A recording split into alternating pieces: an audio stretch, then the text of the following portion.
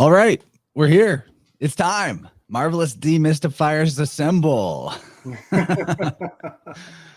I am really excited about this one. It's beyond my ability to plan these things. I mean, I just do what I'm doing and what feels right. And as it turns out, we are going from a conversation about Gnosticism with Howdy McCoskey about, I don't know, 5 days ago is maybe when that premiered. And then on Wednesday, this huge Gnosticism conversation, deciphering the Lumashi of it all on Wednesday. And man, that was incredible. A lot of people were able to check that out. I'm super happy. Both of those were really big episodes. And so we are today going to be discussing, of course, Doctor Strange and the Multiverse of Madness. There's a ridiculous amount of encoding in this film. It is so blatant of a Gnostic allegory for pop culture Gnosticism. That is, it's like, you know, if you know what you're looking at from the mythological level and you're not sort of only introduced to this topic as a simulation theory, the Matrix type system, I mean, this may be as blatant of a Gnostic allegory as the Matrix, but just from a more mythological, magical, spiritual standpoint rather than, you know, a technological. There's a lot to talk about. And I'm just really excited that we were able to, you know, I hadn't watched this film since May when it came out. And we were like, okay, we got to get this Marvel show in at the end of the month. I mean, we got to keep this train rolling. And I had no idea it was going to so perfectly mesh with the last two streams that I put out.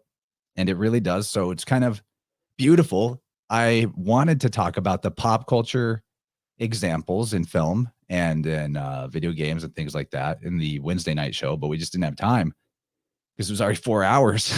I feel like we're going to go long tonight. Oh my gosh, we're already like at a few minutes in, so I better stop introducing and just like kick it over to you guys. Gordy, it's great to share a screen with you. It's been a while. How you doing, buddy? You too, buddy. It's good to be seen.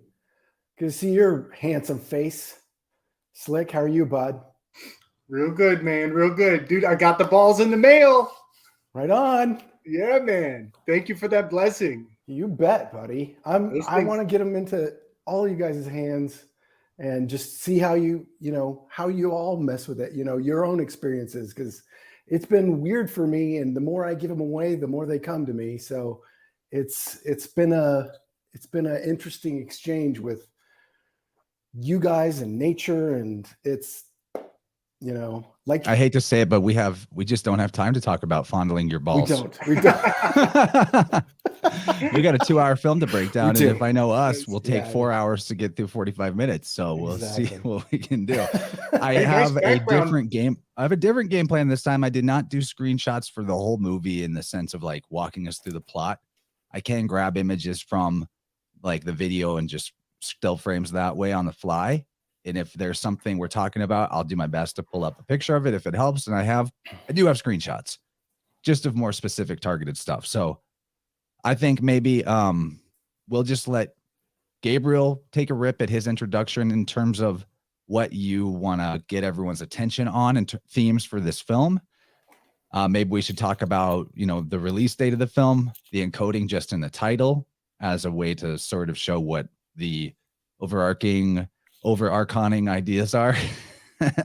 So I'll let you introduce that, and then I'll say my piece after Gordy, and we'll introduce like that, and then we'll start kind of going through the plot and laying it on.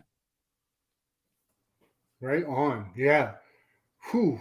There's so much going on, but starting with the start date, the film came out right in the month of Mother's Day, and the title of the film, Doctor Strange in the Multiverse of Madness, is a DSITMOM, are the initials, and that's an acronym for Doctor Strange in the Multiverse of Madness. You rearrange that, and you can get mid-most, or you can get a decent mom, which is... I just keep it simple and say it encodes mom. Multiverse of Madness is probably what a lot of people will call this film. And leave out the beginning section and just call it Multiverse of Madness. And this film is about a crazy bitch mom. Yes. Yep. And it's classic Disney form, totally trashing the mom. Yep. Big time. So Medusa's going to come into play. There's a throne with Medusa. So Medusa is on card number 19, which has everything to do with the 19th Amendment, giving women the right to vote. So they enthroned the mother, the matriarch, with the 19th Amendment. And now they're about to rip her out. They're about to put the mamas through all kinds of hell, and they unleashed it on Mother's Day. Very interesting. So there's going to be that aspect. The divine feminine is going through not so divine experience. Yeah, guys, I saw it back in May too, and we saw it in the theater. And I kind of, the acting was so bad and the script writing is so me. Like, it's a Sam Raimi film. I mean, right, but Sam Raimi is like one of my dudes. Like, I thought his thing was campy. Yeah, one of my favorite movies is Army of Darkness. I mean, that's a masterpiece, right? But I mean, then again, he did do. But it is campy as fuck, right? And we want campy, but there was like, I don't think if you were going to go camp, you lean into it, lean hard, and there were little bits of it, but it was a blend of so many different elements that it does feel a little weird in that way. Yeah. It's got these horror film elements, it's got this fantasy feel, and it's a superhero film, and there's sort of like a romantic subplot. There's like a lot of Gordy's balls juggling in the air here. Yeah, it was, and there was little hints at Ash Williams also. I mean, in all of Sam Raimi's Bruce Campbell makes a cameo. Is Bruce Campbell, yeah. And I honestly, I think they're going to bring him in because he's big. Oh, you froze. All right, we'll wait for him to come back. But Gordy, if you can still hear me, you're frozen. So I'm going to go on and go ahead talking about the big themes that I see in it, and then we'll get into the plot. So first of all, I'm going to make the assumption that you guys are familiar with either the Gnosticism mythology, or you at least saw our big stream from Wednesday night where I covered a lot of that stuff, because I want to point out the cast of characters before we get started. We have, of course, Dr. Strange, the titular character, and he is essentially Pythagoras or Christ or Mercury or Hermes, is maybe a better way of calling him, or Thoth. He is the guy, he's the divine guy. He's the one who takes on the body of the modeled forms of the demiurge. He comes into one of these clay vessels of our realm, and he has the knowledge of heaven in this mortal body. He's the master of the mystic arts, right? Now, I probably don't need to give this disclaimer, but I do not buy the Gnostic mythology as literal history of our realm. So as I'm talking about it, it is to demonstrate that these Hollywood types and wannabe controllers and mental programmers and all kinds of, dark cults that are behind the scenes running the show in our world today, they are either A, they are believers in this mythos as a history, which I think some of them are, or B, they want us to be believers in it because it creates a really perfect master-slave psychological dynamic in its adherence. I mean, it's the ultimate victim mentality. And we'll see that as we go forward. So in terms of the Gnostic mythos, Dr. Strange is the perfect man, the divine one, the savior. I think Pythagoras is probably the most evident aspect of him. He represents Sagittarius. We'll get into that symbolism as we look at imagery from the movie. And then we have probably the second most important character is Wanda, the Scarlet Witch. And I have a lot of evidence for this as we go, but she is the Sophia character. She's the Dark Mother. She's also the Demiurge. And that may be a little confusing to people that aren't in the deep level of symbolic literacy regarding, these trinities, if you will. But she is basically, as the sort of demiurge character, is also the mother. Like in that segment of the Gnostic creation myth I read on Vibrant the other night, where Eve says that she gave birth on her own without the father, but also she is her son. She gave birth to herself, and also she is the father. She's all of the things rolled into one. So we can talk about the examples of like the Trinity nature of her character as we go, but she's definitely the Sophia / demiurge, mother, son type of thing. And a little gray veil ladle on that is that her name is Wanda. And between Sanskrit and Latin, as with a few other languages, I'm sure, the letter M actually inverts and becomes W. When you switch between those languages, they flip. So Wanda is Manda, and Manda means gnosis. I believe it's in an Arabic or Aramaic, Arabic or Aramaic. It's where you get the Mandeans in the Middle East who are a Gnostic sect. So, you know, in case we weren't like, if it wasn't obvious enough, she represents gnosis. She represents Sophia, which means wisdom. And the third important character to introduce is America. And like the rest of this movie, it's just so blatant. Like this character's name is America. So she's the multiverse jumping.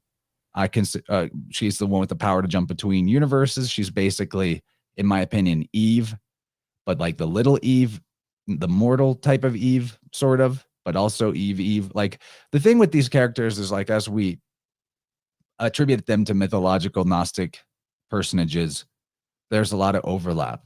And if you go read the Gnostic creation myth, it is a confusing ass mess where you don't even know who's who. And there's like 3 versions of everybody or more. So the fact that there's overlap is to me not a problem. So America is like, it's sort of like the idea of whenever you have one of these Trinity characters like Adam, and then he begets 3 sons.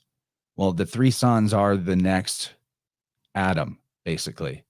And then their descendants go on. And so you have Noah, and he's got the 3 sons, and on it goes. And so like it's the aspect of the Trinity that's the regenerator, where at the end of a cycle, it renovates the world, it recreates itself. So the fact that America is Eve means that she's sort of like Sophia's daughter in a sense. And some context I'd really would have liked to refresh myself on before getting into this convo. And I just wanted to anyway, and I will eventually, and I want to talk to him about it on a show sometime, is Michael Tessarion's work on the Dragon Mother, the Terrible Mother, because he has this elaborate thesis on female psychology regarding how like this battle takes place between the mother and the daughter for dominance, but it's like this passive aggressive battle. Sometimes it gets really out in the open, and the daughter's ability to basically overcome and integrate the shadow that the mother projects at her has everything to do with whether or not she's going to become the archetype of the terrible mother, or if she's going to integrate her masculinity and thus become heroic and complete the female's version of the alchemical wedding, just as the male has to do the same thing, integrating the inner feminine. So anyway, all that being said, she's like the daughter of Sophia, America is, and her terrible mother is, doing all this dragon mother shit at her. And there's a lot of just threw at us, but you guys have anything to add before we maybe get into some of the interpretation of the opening scene? I wanted to reiterate, I saw a lot of what Gabe was pointing out before in Doctor Strange was the Jungian stuff. And that comes back up a lot again. But we can get into it, man. There's plenty of stuff. We should probably start booking. Yeah. One. Oh yeah, you're frozen too. What's up with everyone's internet tonight? He'll come back. One thing I want to put on, I'm having a bit of a choppy connection, so very choppy.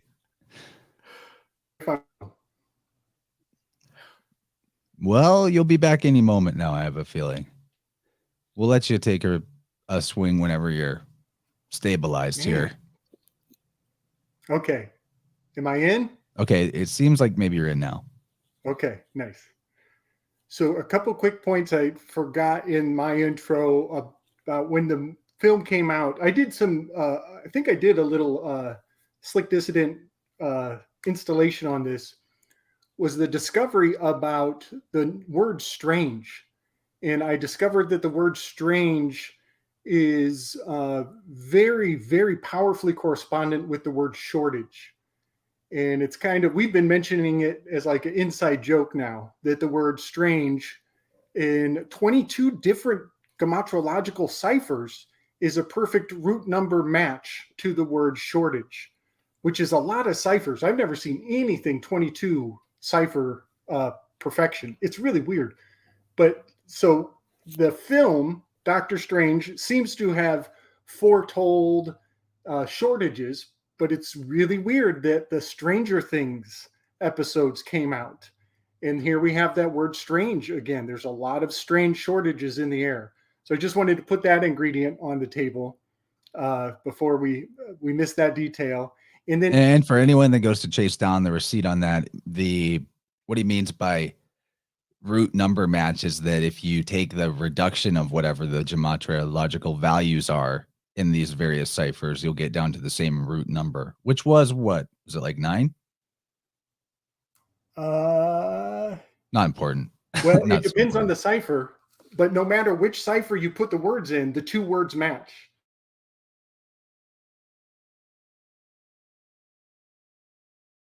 Oh yeah, he just sent me a image of that, so I can pull that up, and we see here what he's talking about. Yeah, there's a lot of matches here. Let me get the screen share. Nice. Guys, quit having bad internet. No. I'm just glad it's not me. It'd be way worse if it was me. Yeah, cool. So there's your strange shortages. Crazy. That they know are they're on to you. Okay, well, I'm gonna walk us into the opening scene here, and we always like to spend a ridiculous amount of analysis on the very first image of what we're shown, right? It seems like a pattern, yeah. But this is first impression time. Yeah. And this is the very first shot, basically. So we're not told what this place is, but we find, at least not at the beginning, but we find out later that we're basically, I think they called it like the junction between universes, something like that. And what I look at it as is the heaven above the heavens, essentially, in the Gnostic cosmology. Maybe like the Ein Sof or the Ein Sof R. Probably that this big light over here would be the Ein. And then you have this empty space, which would be the Ein Sof. And then as you get further away from it, there's more and more like debris and things orbiting it. So maybe like that's the Ein Sof R, which is the 3 spheres, like the first type of trinity in Kabbalistic emanation doctrine. So that would be like above the tree of life and above the multiverse. It is like the point that connects all of the multiversal parallel universes. So that's my take on it. Gabe also found something fascinating that is encoded by this image here too. At least I think it's encoded by that. What was that called? A part of the Kyborium. Yes. There's the one theme. Maybe we should explain what the Kyborium is as well. Yeah. So I've been calling it a Kyborium. I think it's pronounced Cyborium, to be nerdy about it. Oh, like Cybele. Like Cybele. And so your psilocybin mushroom, the cybe of that word is the covering. It's the it's like a awning or it's a covering. It's in Catholicism, cyborium is like a little altar indoors that is often looks like a gazebo or a small manger. And there we go. Yes. And it almost always has 4 posts. That's the key here, is you'll know that it's a cyborium by the 4 posts. And then inside of the cyborium is a little a sanctum, an inner sanctum. You could think of this as an inner sanctum inside of another sanctum. So it has that babushka doll kind of phenomenon. It's also kind of like the cube inside of a sphere. Nice. Since oftentimes it'll be under one of these like arched domed roofs. Yeah. And then the other thing about the cyborium is that there's another object that shares its name, and it's like a cyborium within the cyborium, which is basically like it looks like the Holy Grail from Indiana Jones or something. Like all those cups that Indiana Jones gets to choose from, those are basically cyboriums, and they are vessels to hold the Eucharist. So literally like an urn holding the corpse of Christ, essentially. And I say literally, but like mythologically, I guess, since bread is not literally the blood of and body of anything. But what is kind of trippy is that the psilocybin mushroom is a communion. So the container that the communion is in the church is this cup with a lid, and it's called a cyborium. And it is even kind of mushroom shaped. It has a mushroom shape. And so the whole mushroom ritual is immortalized by the Catholic Church and these signs and symbols. So, but this film is just steeped with cyboriums. So on one hand, it's like the structure of the reality of the fiction. But on the other hand, it's telling us that we're on a mushroom trip and we're going down the rabbit hole. It's like a Wizard of Oz meets Alice in Wonderland on crack to the next level. So it's just kind of trippy that there's, on some linguistical level, they're constantly reminding us of the psychedelic nature of religion, of spiritual experiences in general. That, we're in there for film, but we're having religious revelations during a psychedelic theater experience. Now, this is the Ostenorium, I think is how you say it. Ostenorium. Nice. And that is another object within a cyborium occasionally. Yeah, let's see. There's the title. Ostensorium. Yes, that's right. Ostensorium, and it's a mirror, basically. And it has these rays coming out of it as well. 8. I think the broken mirror and mirror symbolism in this film is pretty much as heavy duty and equal as in the Moon Knight series, because Marvel just can't help, or I should say Disney cannot help continually pummeling us with this Jungian, basically twisted version of Jungianism, all about fueling your powers with your trauma. And how, basically like your trauma is good. Hell, the Scarlet Witch, Wanda, is played by Ashley Olsen, who has been an actress since she was like 4 years old, and her twin sister as well. Her twin sister, who is Mary Kate Olsen, MK Olsentra. Damn. That was a good one. Yeah, man. They're telling us. Thank you. I felt like I was you for a second. That was great. That was awesome. Yeah, man. They're telling us if we don't get our traumas under control, somebody else will. Somebody will come in and start to pull those cords, push those buttons, and hit those pressure points. And that's why knowing thyself is so important. So do you think that this is like symbolically close? This Ein here and this Ostensorium? I kind of think so. I dig that. And it's a 16-petaled flower in that stained glass. It's 16 petals. That's a tower. And this has 16 points as well. They're just different shapes, but like if you look at the actual points around it, there's 16. Oh, right, because it's 8 times 2. Nice. So 16 is the tower card. The opening scene, all this debris broken up and floating around as they're leaping from one spot to the next. It's the tower card. We're looking at the tower card in a very interesting way. And there's 13 rays on this particular one. There's 13 degrees between each ray. I thought that was interesting too. Oh, that is weird. Interesting. So another point on that opening scene with the stained glass art is rooted in Malta. Malta they were the Bufu gurus of all stained glass art. And so that is symbolically centering the initiation of the film. I just pulled this out of my deck. I just cut the deck randomly. If you go back and scrub the video, I did not look at what I did. I just picked up this deck. Whoa. That is the Chariot card. And that is the one card in the deck that has the Cyborium depicted. I did not just pull that. I pulled that out of my ass, but I did not even mean to do that. Wow. So good one, anyway, that's cool. Sorry for the interruption. That just kind of happened accidentally. All is well. All is well. Yeah. So when we see this 16-petal flower, we're thinking of the tower. Obviously, there's debris and these broken columns flying all over the place. But then also our two characters. We have the two human characters jumping and leaping. In a standard tower card, there are two priests falling out of the tower.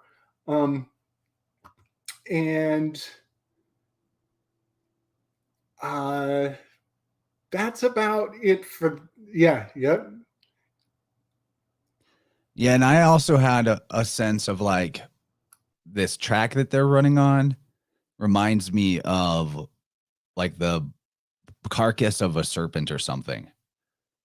That they're running around on the Ouroboros.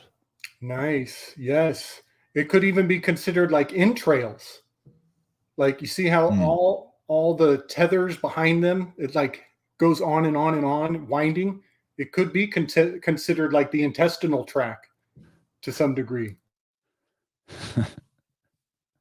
I'm just laughing because I just grabbed a couple other tarot cards, and one of them was one that I specifically intended to show later on. So I guess I've already got it ready.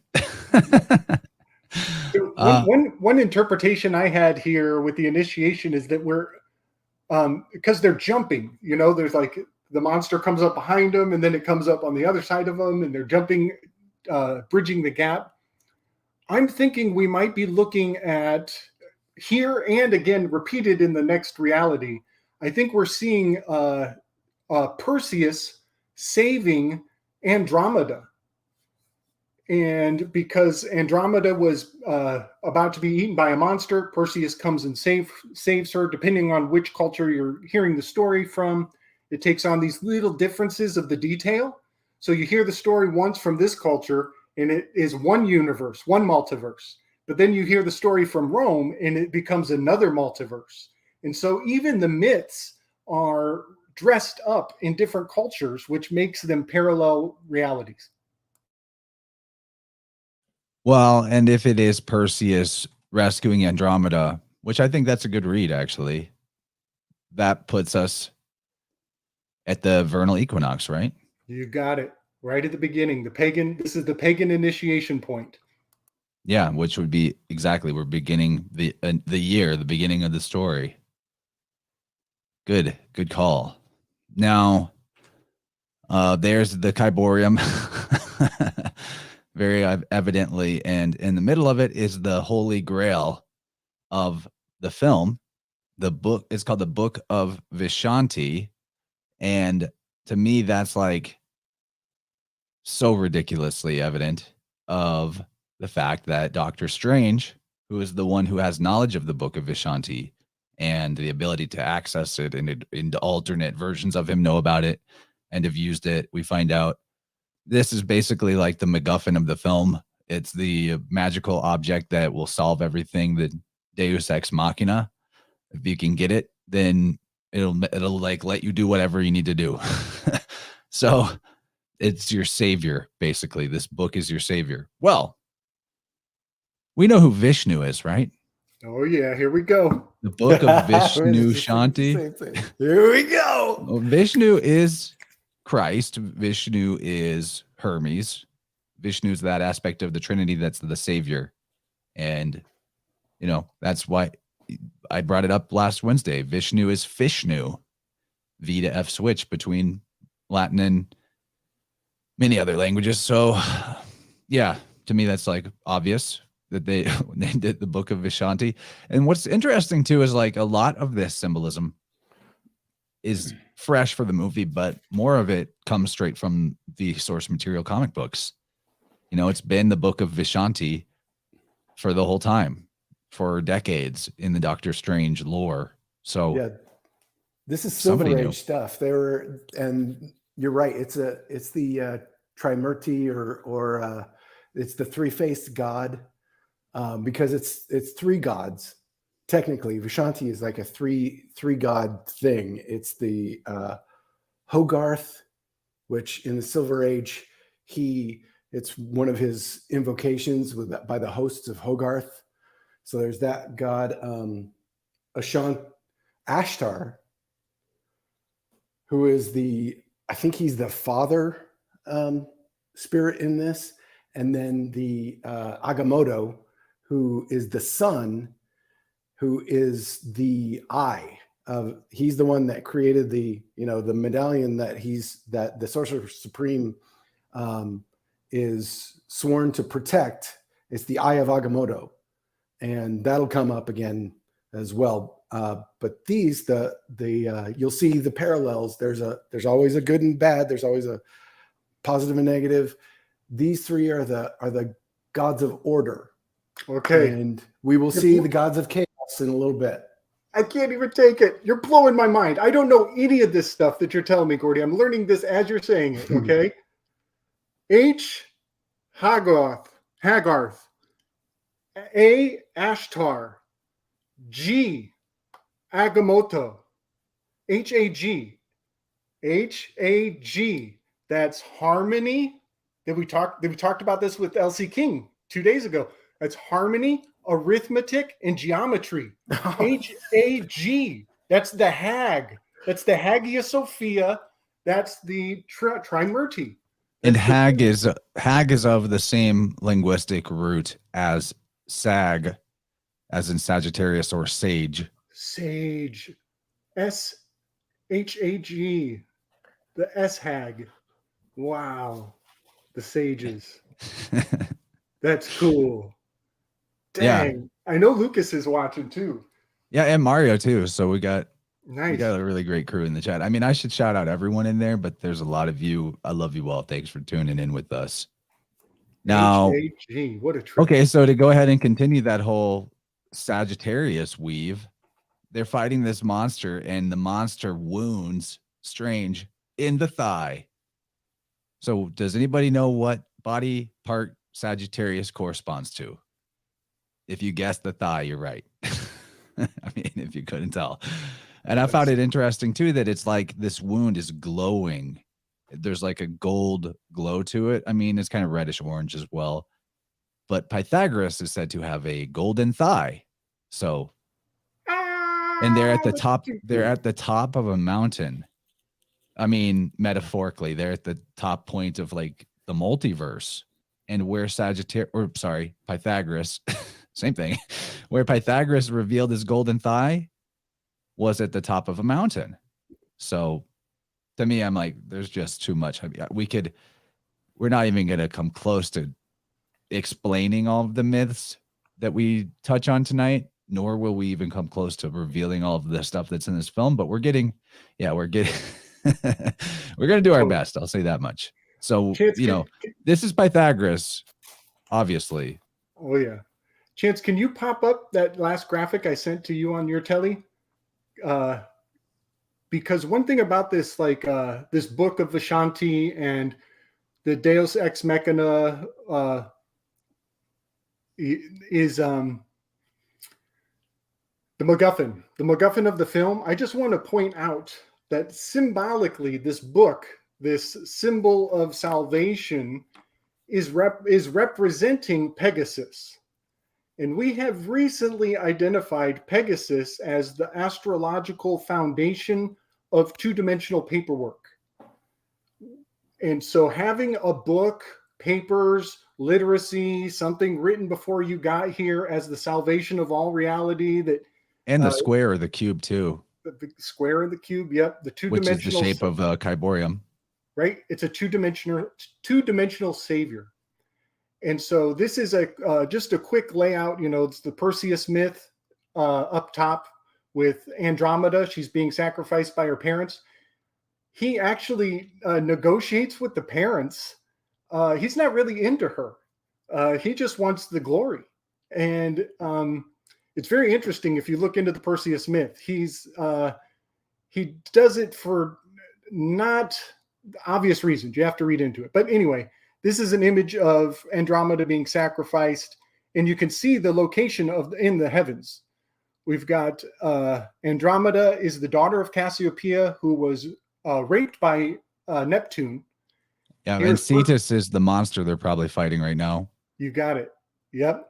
In some depictions, Perseus is running with his winged shoes, and in other cultures, he's riding on Pegasus. So the Pegasus is the page. It also is symbolic of the Garden of Eden. It's symbolic of many, many things, but it's like so prolific that it is clearly important to the priest class. So right, and where it relates to the Garden of Eden is that it's this square right here. It's also the Ark. It's Noah's Ark as well. Right, and it's white. That's another thing. You're dealing with it because of its white purity. It's basically like an island that is in the midst of the watery half of the zodiac. So the flood or winter or chaos or the primordial waters that the land is risen up out of. And then if we go back to our picture of the Kyborium here,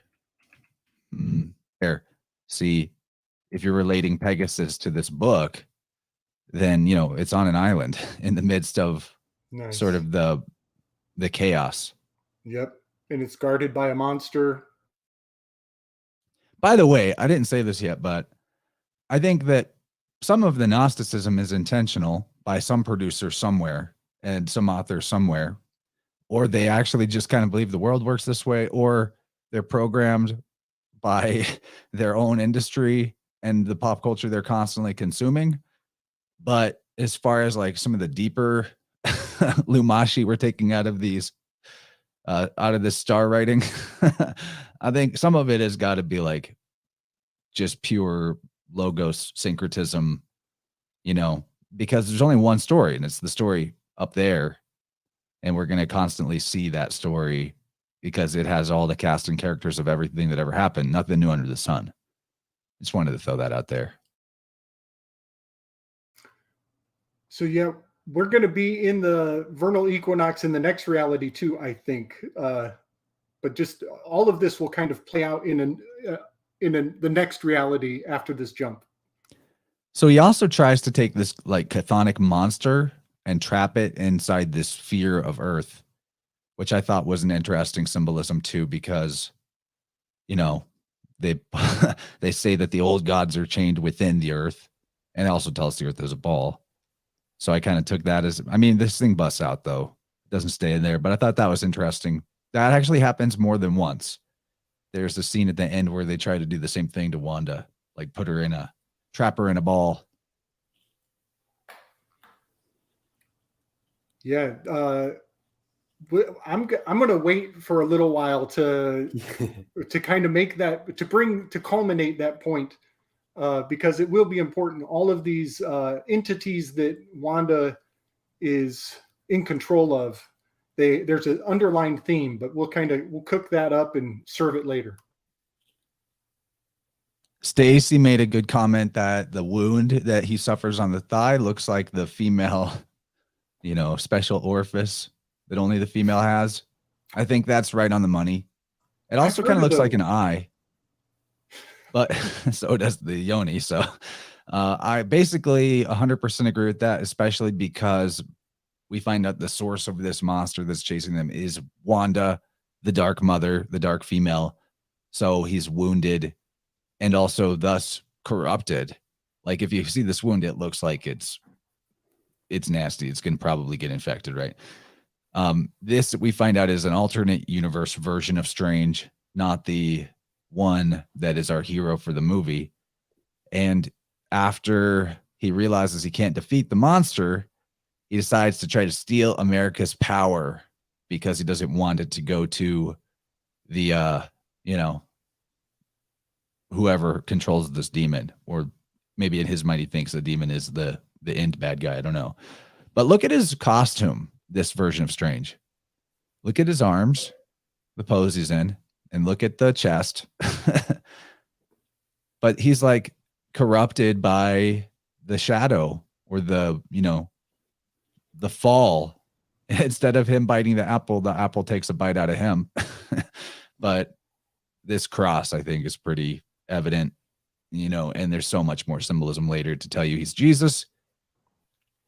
But he's like a Jesus that doesn't make it. He doesn't ascend. He kind of falls.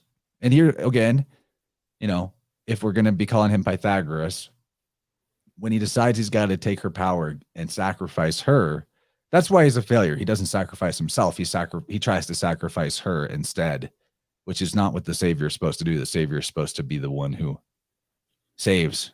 Right.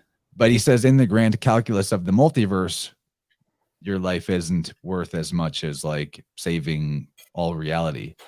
But who talks like that? Probably Pythagoras did. The grand calculus, in my opinion, allegedly. And then he takes it right through the heart, which is also important symbolism. I mean, we see Jesus with the flaming heart symbol in a lot of religious iconography. I mean, that's basically it right there. And also being that he's corrupted by the feminine, sort of, as in he's like emasculated, he gets skewered. He becomes the hole for the pole. He gets gender flipped, and that's part of why he's ineffective in his role. That kind of looks like a bat on his chest. Didn't you guys think it looked a little like a bat? Are we seeing the beginning of COVID? Are we looking at a bat dropping in a Vishnu market? I found out today too that in your sacrifices to the old gods, whenever you're trying to summon chthonic demons to do your bidding, that one of the type of animals that you needed to burn to ashes and then prostrate yourself in the ashes of was a bat. You needed like 14 bats or something. 14 bats and 14 rats. Yeah. And when you put those together, you get rabbits. Rabbits. Good one. Nice. So then she, here we are still in the first scene, 45 minutes in. Oh God. Par for the course, man. Let's play through. Yeah, we're getting there. So America uses her powers to escape from this situation by chopping a 5-pointed star-shaped hole in the fabric of reality, which is a portal through the multiverse. I mean, I'm calling her Eve, so the 5-pointed star symbolism hopefully isn't lost on anybody, right?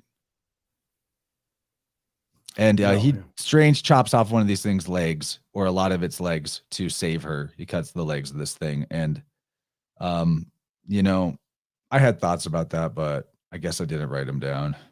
Okay, I think I've gone over all my notes for this segment. He wakes up. I found it interesting that he wakes up from this nightmare, and you see the back of his bed frame here. Do you guys know what it looks like behind the Pope's throne?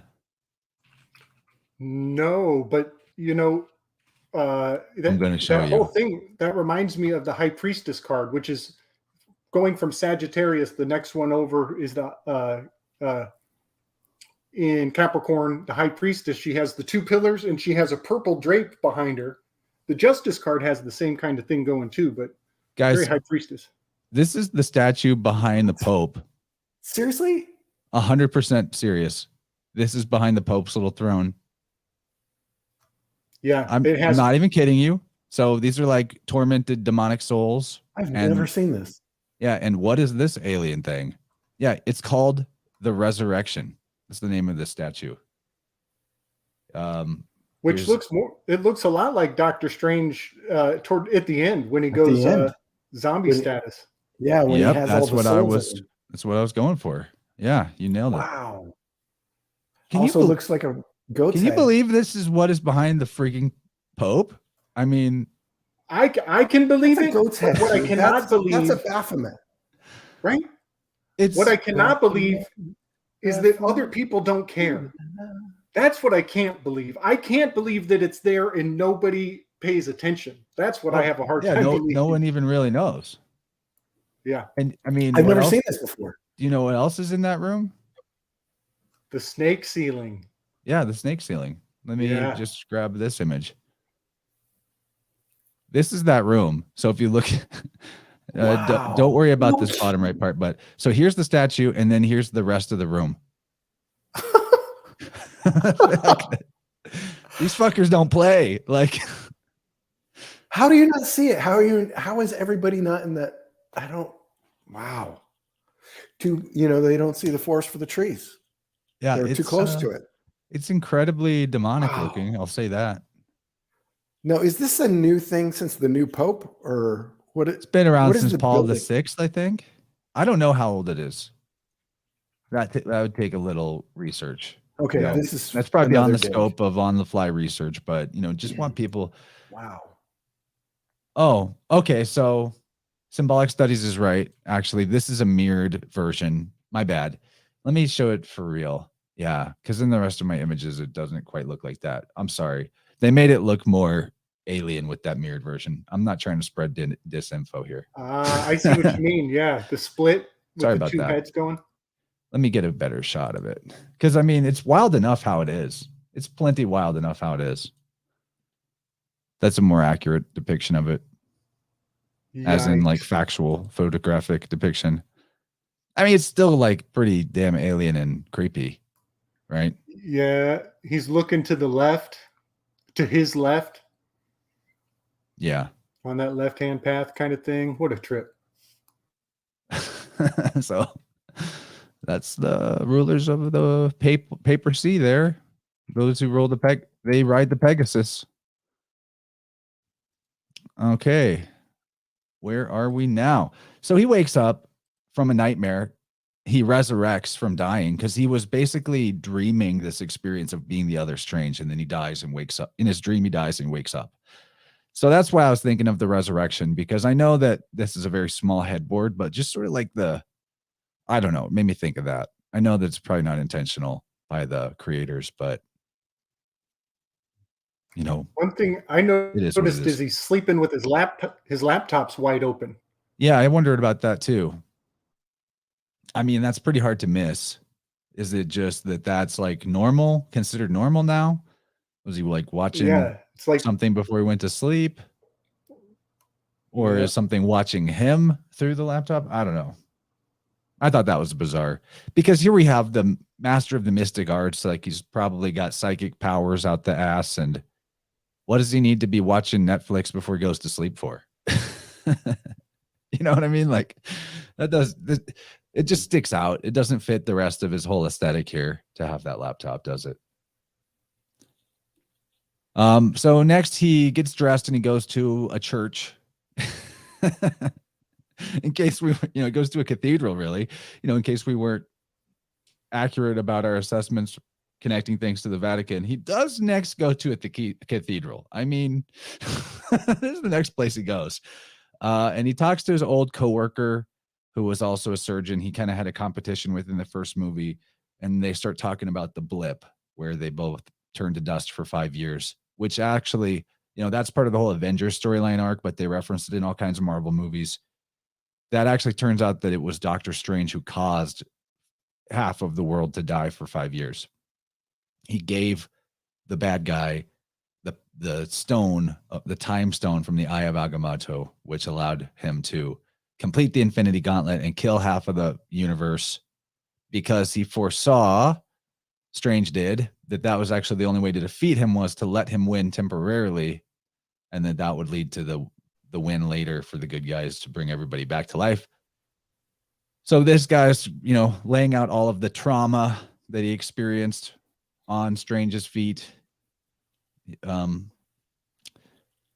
blaming his savior, blaming his Messiah for all of his hardships. and asks, did it have to happen that way? And I grabbed the screen capture because that's a huge theme of this film. And if we're looking at it as a big Gnostic allegory, whenever this guy says, did it have to happen that way? The larger question is, did our spirits have to become trapped, as they would believe us to be, in matter? Did we have to suffer the fall? Do we have to be imprisoned in our flesh suits? That is the question the film is asking us. And then our Savior, our perfect man with knowledge of heaven, his answer is no, it did not have to be that way. I chose for it to be that way. So that's a philosophical question we should all ask ourselves when we're looking at this material, is like, is this all fate, destiny, necessity? Is it something that we chose? And I believe that it takes a negative tone here when they're saying, no, it didn't have to happen that way. And I believe that the adherence to this Gnostic mythos as a history of creation, I believe that they think they can jailbreak the construct, sort of like the Wanda character is attempting to do. And there's more to say about that, but yeah.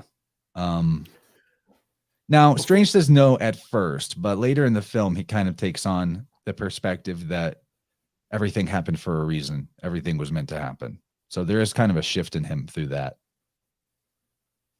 Before we get off this scene, I just want to, I think a lot of us have been seeing a lot of the actors kind of all starting to look the same. Like there's only four archetypal actors that we've got now. And then they keep making them look like the new ones will pop up looking just like the last one. I don't know any of their names, but all the women look alike. And this guy looks just like Joaquin Phoenix to me. I don't know his name. He plays Dr. West, who is the rival here, but I don't know. I'm just saying that guy could fit in, if there was a Crow situation where we were doing another Joker movie or whatever, and this guy had to fill in, I wouldn't have any clue. That guy could be Joaquin Phoenix for all I know. Good call. He does. He looks a lot like him. Interesting that his name is West. I think we talked about this. His name is West, and his watch was ticking during the procedure. Oh, and yeah. Strange was like, cover your watch, Dr. West. And West is the, where things go to die, the end of life. Yeah, and the direction that's sort of revered by the mystery cults as well. Oh, you know what else? There's a theme that's planted here by Dr. West. Because Dr. West is a fellow initiate, but of a lower degree. Right. The theme that's being seeded in this little conversation is hypocrisy. And West is asking him, aren't you a hypocrite? And he's saying, no, I'm not a hypocrite. I'm not a hypocrite. And it turns out, in a roundabout way, that's like saying, I didn't take the Hippocratic Oath. That's disclosure that our doctors are not doctors. They do not consider themselves Hippocratic. They haven't taken that oath. And they don't consider themselves hypocrites for giving poison when they are claiming to practice medicine. Yeah. Right. Because if they didn't take the Hippocratic Oath, then they never were a hypocrite about it. That's right. And hypocrite means actor, doesn't it? Yeah. Boom. Boom. Yep. It's very meta. It's so meta. There's a couple of very meta moments in this movie where it feels like they're talking to us, like us here, the three of us. The fourth wall of the cyborium gets collapsed. Actually, that moment is really coming up in just a second. So he goes to the bar after the wedding is over, I presume. You don't really see the bride and groom do their vows or whatever, but the bride, who is his old flame, Christine, she comes over to him and asks for a wine from the bartender. She asks for some blood of Christine, some red wine, and Strange turns her glass of water into red wine. And then he turns, almost looking at the camera at the angle that the shot turns to. And he says, was that a little on the nose? Yeah, that's them talking to us. Well, she's making fun of his Messiah complex too. Like in the first movie, they made a lot of reference to, I mean, this is an archetype that surgeons have, this Messiah complex, which in the comic, Doctor Strange clearly does. And, but in this, I think they're really missing an opportunity of Strange going into his addiction issues also and getting over those. But that's neither here nor there. That's like, I disagreeing with the writing, but they're definitely making that Christ comparison immediately. It's right away. And she mentions a couple of different things too. Yeah, she says you have to always be the one holding the knife. That's why they couldn't work out. Yeah, interesting that she doesn't say the one being in control, the one holding the knife. It's not a controlling thing. It's like she had to be second fiddle. And holding the knife is like, waving your phallus around. Like a Magi card. And so if he's got to be the one controlling, that is representative of like the fact that this marriage is being shown, right? And he's not with the girl. He doesn't have the girl. And he's not happy. They imply that pretty directly. Would basically tells me that Strange has not yet completed the Hyros Gamos. He hasn't integrated his shadow. He hasn't balanced his yin and yang energy. Nice. And so as a male, balancing your yang energy with your yin energy means you need to be as receptive as you are controlling. And so he's like pure yang in the sense that he won't ever relinquish control and allow things to come to him or allow things to develop naturally or allow somebody else that he trusts to do it for him, and the knife symbolism is, in terms of his Messiah complex, quite also that she says you have to be the one holding the knife. Well, to me, that's a pretty direct symbolic thing as well. I mean, other than the fact it's meta, it's multiple layers because of course he was a surgeon, but in Egypt, the knife hieroglyph symbolized protection. And he wants to be like, the protector. There were many knives in the hands of deities that guard the gates of the underworld. And also, occasionally, the crescent moon of Thoth or Khonsu would also be depicted as a knife or sort of conflated with a knife. So, Thoth Khonshu is your Hermes Mercury as well, or guarding the underworld. That's the psychopomp. That's Hermes as well, or Anubis, right? Christ goes down into the underworld to free the lost souls or the, ones in hell beneath the earth. So there's a lot of that symbolism to think about with him holding the knife because he does have this Messiah protector complex. I didn't think about that, Gordy. Maybe I've got a complex in my ego because I thought they were making fun of us decoders when he says, is that a little on the nose? But I mean, you're right. It's a very appropriate thing for her to criticize him about is his Messiah complex. So it fits within the frame of the film without maybe being so fourth wall breaking. Nice. Could be both. But whenever I heard him say that, I was like, oh my God. Yeah, the Jesus metaphor is a little on the nose in this movie. Big time. Yeah, he does you notice his hand signal he uses is the bull sign. Yep. Does the bull sign. And the next cut scene, there's a character standing right behind her with a red feather in their cap, dressed. It's an old lady dressed in blue with this red feather in her cap. And it's, to me, I see a red Mercury. That's an indicator of red Mercury going on. In the scene of transmutation, there's a red Mercury hiding in the background. Very interesting. And there's also a golden bucket and a silver bucket just behind her that's kind of portrayed. And that's just interesting to me too. The, elements, we're dealing with the transmutation of the elements. Very interesting. And then she asks him, are you happy? And he lies. He says, yeah.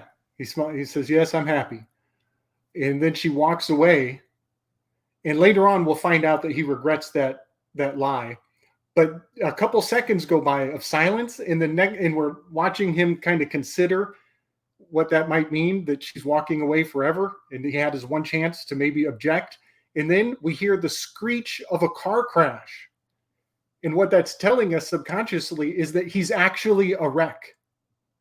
The truth of it all is that he's a wreck. And the funny thing is that the sound comes from behind him. His attention is drawn to the external. He leaves his internal and goes walking out on the balcony to see what that sound was. But I just think it's very interesting that the audience has just enough time to think, you're not happy, you're a fucking wreck, bro. And then we hear, yeah, good call. And then Gabriel. Who else holds a knife in mythology that we've already talked about? Kybel. Perseus, dude. Oh, Perseus. Nice. Perseus is the one holding the knife. He uses a knife to decapitate Medusa. Just thought that was an interesting point. Yep. Yep. And he does it he's instructed to. His muses, he has. Oh, he slick, you stuck. So I have a question. Is Mercury and Perseus? Okay, he's back. Wait, maybe not. Okay, is Perseus the only one in the stars in the constellations with a knife with a sword? As far as I know, but I'm not maybe the one to ask. There's like 88 constellations. I know, like, also Mr. it depends Mario. on whose constellations you're looking at also. But like Hercules has got a club. Right. He's not holding a knife or a sword. There might be somebody else with a sword, but he might be the only one with a knife. Yeah, there's a lot of constellation with almost all of them have an implement. Yeah.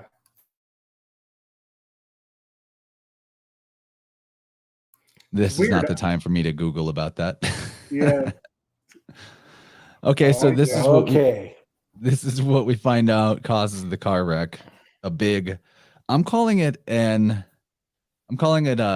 cyclocto leg. Cyclocta legs. Because it's got like octopus legs, but it's a cyclops. I mean, its legs are serpentine. It's got snakes for legs. We're talking about a watcher. One big eyeball. It's a seraphim. It's an archon. It's sent by Sophia, aka Wanda, aka Manda. This is why I consider her also the demiurge. She is sending archonic beings to attack our heroes who are incarnate in the modeled forms of, the limitation of their one reality that they cannot escape, other than our America character, who we have more to say about. But I wanted to point out an important thing here about the cycloptolegs thing. Let me find.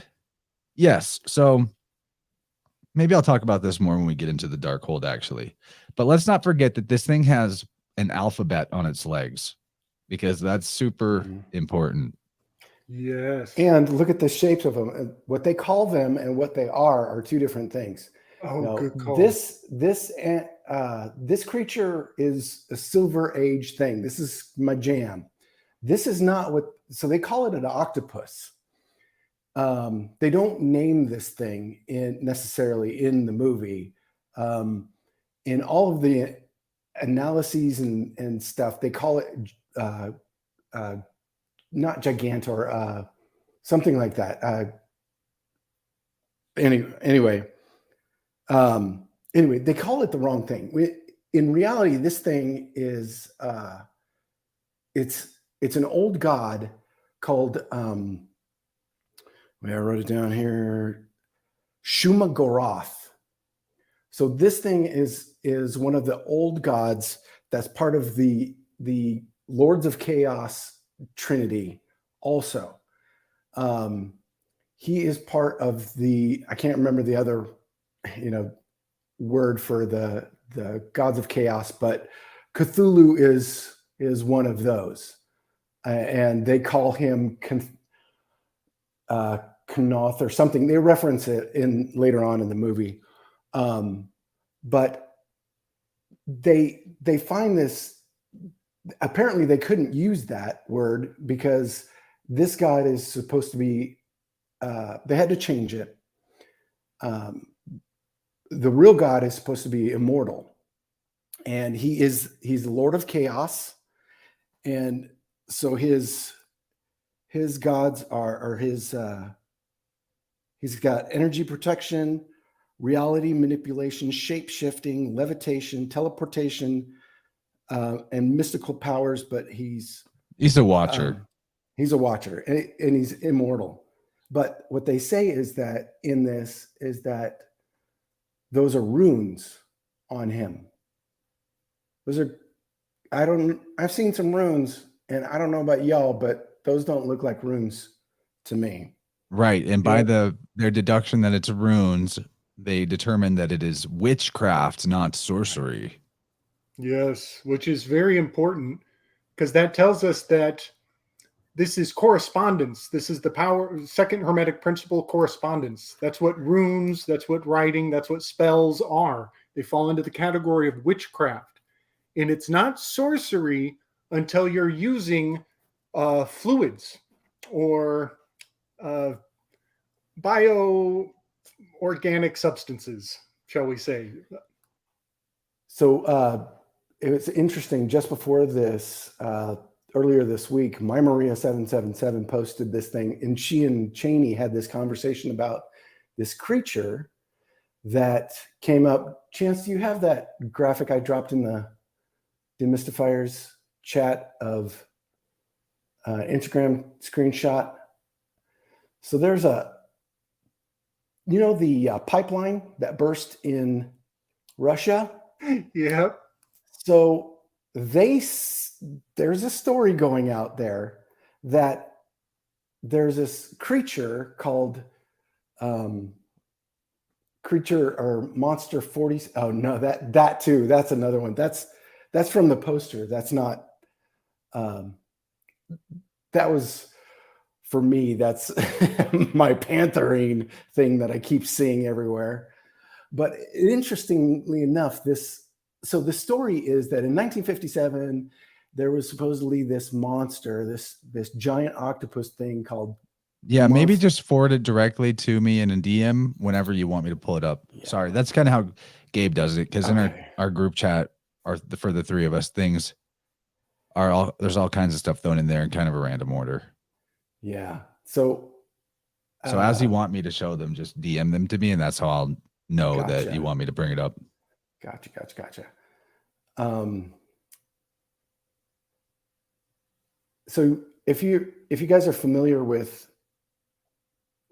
My Maria 777, she has a obsession with 47. She sees 47 everywhere. And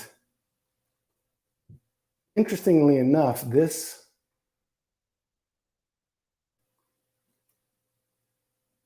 thing is organism 48B, not 47, 48B. It's this giant 33-foot octopus, 14-tentacled squid thing that lived in Lake Vostok. According to cryptid researchers. Yeah. So it's also, likely mythology, 33 feet, Illuminati confirmed. Right. Anyway, it's there. It's a thing that is put out there. But supposedly this thing tore out the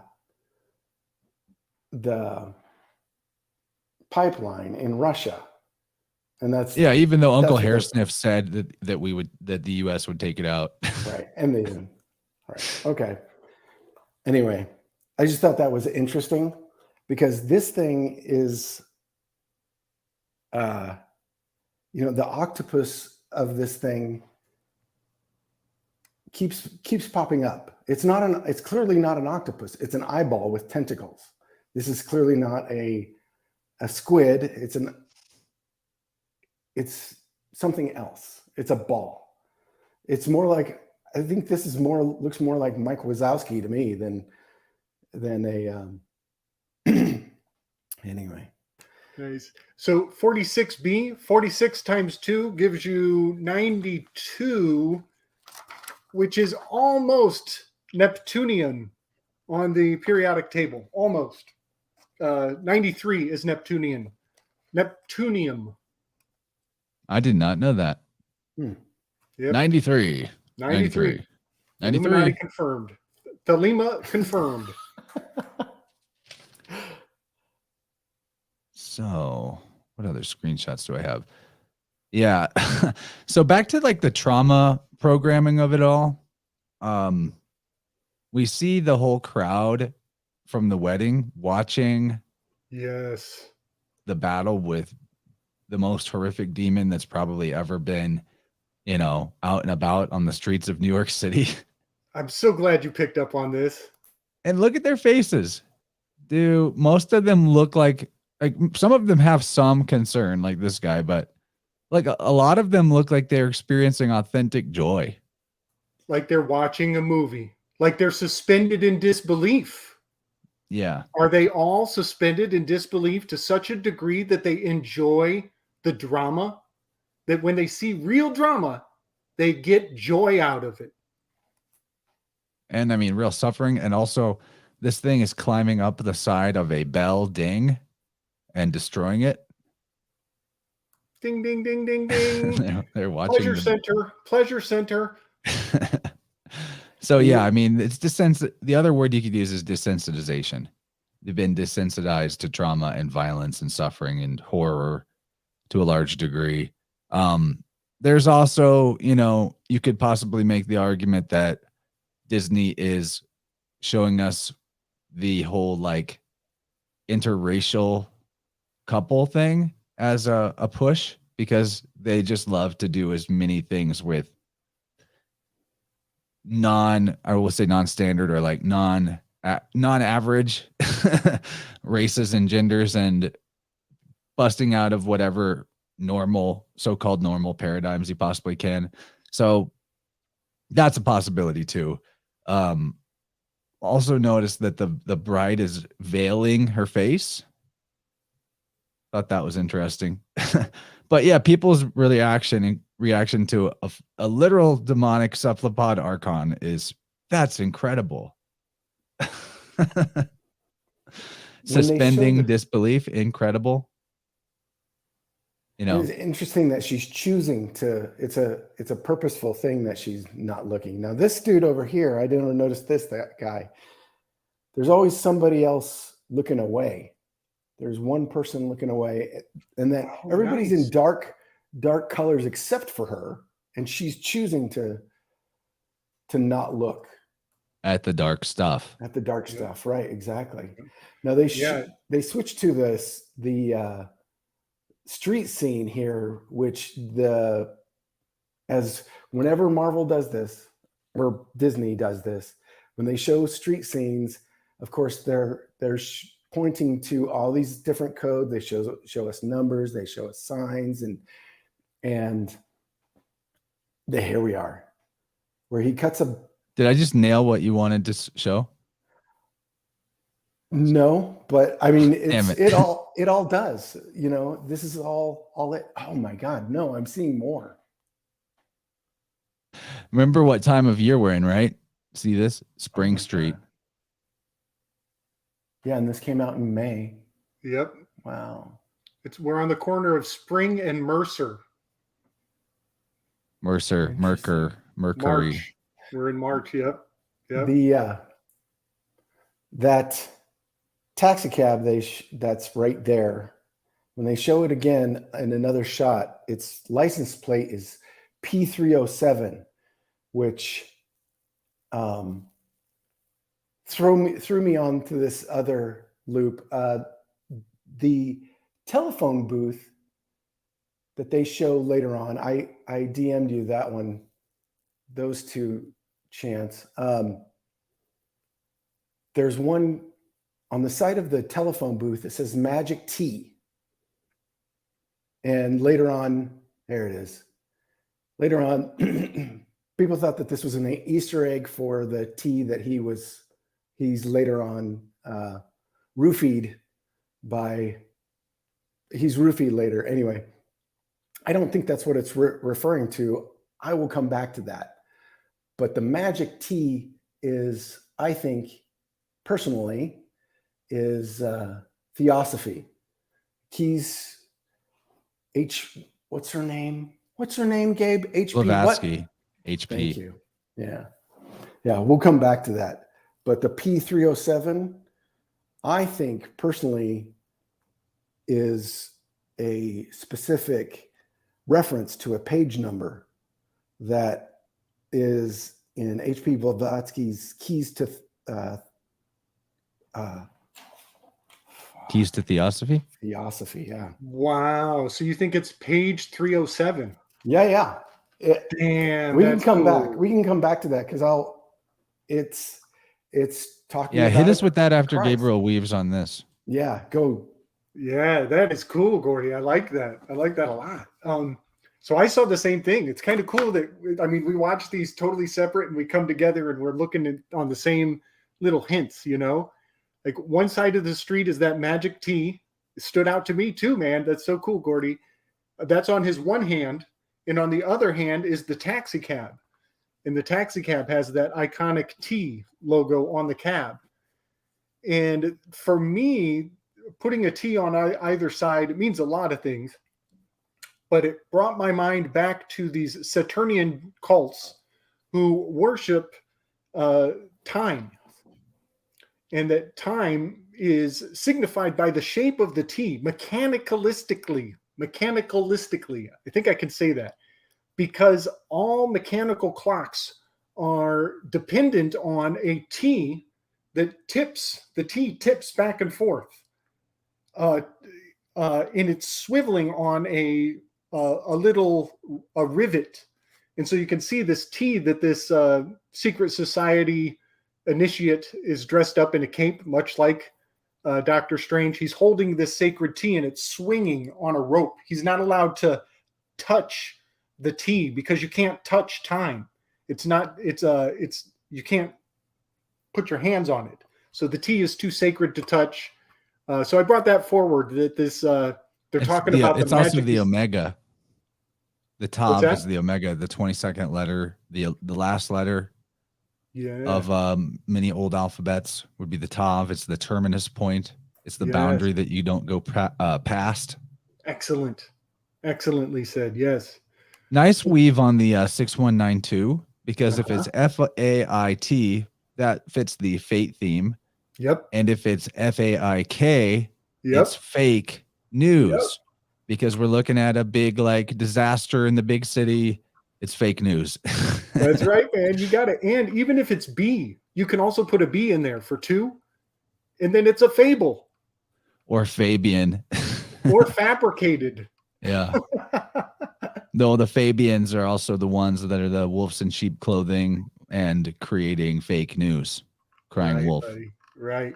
Now, one thing that is really important here that I do not want to miss, and this is actually integral to the whole thing, is the fact that the music that they selected at this exact moment was a really heavy horn sound.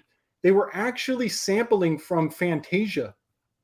Oh, interesting. The music that they play in this moment comes from Fantasia, and it is specifically from the scene on Mount Brocken. And here, Chance, I'm shooting you this. Oh, the Brocken Spectre strikes again, guys. You guys have heard me go on and on about this before, but in Fantasia, there's a scene where this scary monster appears, and he starts to menace over the city below, and he starts to send his little minions to infiltrate the city to scare them into this orgasmic display of terror. And it's all dancing, it's all to music. Well, they are literally sampling the music from this scene as the city is getting terrified by this monster. So you look into the Brocken Spectre, you look into the history of that actual location in Germany. That is the mountain that they put the broadcasting tower to broadcast the Olympics. The very first, the initiation, the beginning, we are now initiated into the first massive live broadcast. Dude. Right. Okay. So that piece of music. That's a great freeze frame for Gabriel. Will someone screenshot that, please? That's what it looks like when Gabriel blows his own mind. Okay. Since he froze, that piece of music is called Night on Bald Mountain. It's by a Russian composer named Mussorgsky. The name of that, so the Shumagorath, that monster god thing, is named for, so in, is it German? Man, they're on to tonight, guys. They're on to us for sure. Oh yeah, dude, because we're pulling it apart, man. Yeah. Finish your thought, dude. I'll go back. Okay. All right. So what is really trippy about this, guys? This is so trippy. I mean, we could just do a show on this topic. In fact, maybe we should put a pin in that for another thing, because there's so much to dig out. Mount Brocken's the first place they broadcast the Olympics. It's the beginning of the fiat broadcasting illusion.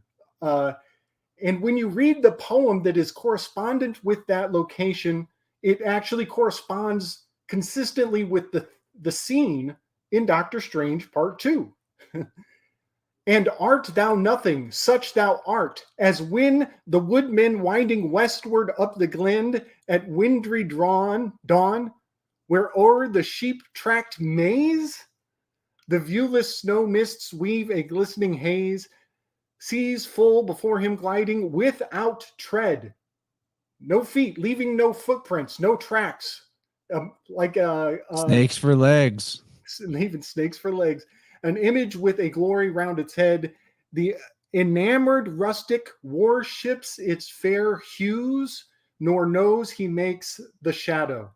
It's the shadow in the cave. It's an allegory in the cave encapsulated here.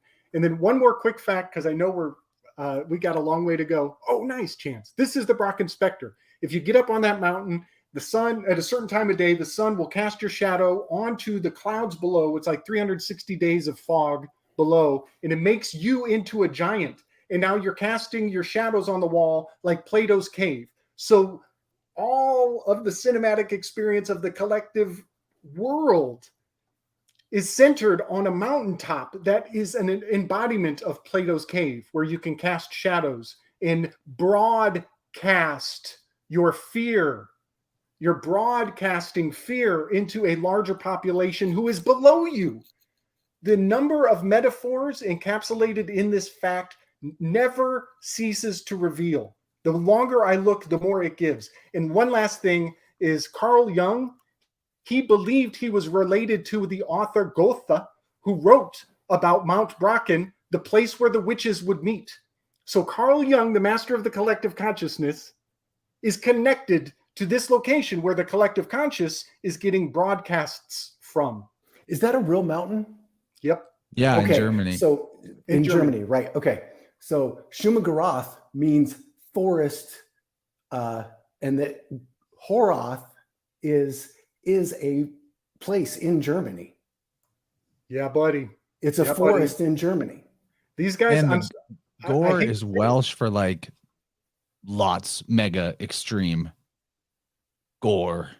And then we all know what gore means in English. Right. Yeah, man. It's so profound. It's so profound. So yeah, there's a lot of consistency in the fact that they chose to play the soundtrack to Fantasia as the monster is terrorizing the people, which goes all the way back to Mount Brocken, where the very first Olympics was broadcast during the World War II. It was during World War II that they broadcast it. And I want to point out that just this week, our buddy Jim Maiden was doing a sculpture of that exact character, that monster demon that's on in the Fantasia. He was doing a whole series. Go back and look at Flow, because he's doing those just this week. Wow. So Jim Maiden, jump in there, buddy. And so if I don't know if I thought it was interesting that the monster has a fish eye perspective. I did too. To me, it makes me think of how like what we get broadcast about our world from the monster's perspective is, you know, fisheye lens. In the, just look at all these things that are claimed to be like shots from high up or near orbit or in orbit, and they're using fisheye lens all the time. I remember once a YouTuber who like sent something up in a balloon or whatever with a GoPro on it, and he claimed that I'm not using a fisheye lens, and in the video something jars the camera and it like flips upside down, and at that point it's completely evident that it was a fisheye lens because it inverts. And I'm like, this is a trick that NASA does all the time, is show us the horizon that is actually flat and balanced as a curve through fisheye photography. So I mean, that's kind of what it made me think of. Maybe there's more, or maybe they just thought this would be a cool like horror movie effect. But that's what I thought of. One quick point while that's still up, Chance. I want to point out that we've got that there was a car being thrown at a woman with a baby. In Doctor Strange, he summons a giant demonic lion's head out of the earth, and it jumps up and catches the car and pushes it out of the way so it doesn't smash this lady and her baby. The color of the car is significant. It's like some kind of Ford Focus. Maybe I think it's a Ford Focus, which is funny. Focused. It's blue. And as she's running, there's a blue car in front of her she's going to run into. And then you can see it right here. These two cars, they're blue. And I'm just going to start doing a blue car count, because at the end, I'm going to serve up something nice, indicating that, you know, blue cars are part of the program all of a sudden now. But here we have 2 hazardous blue cars. There will be more to come. Okay. I know where you're getting at. That's funny. Yeah, that'll be a good one when we get there.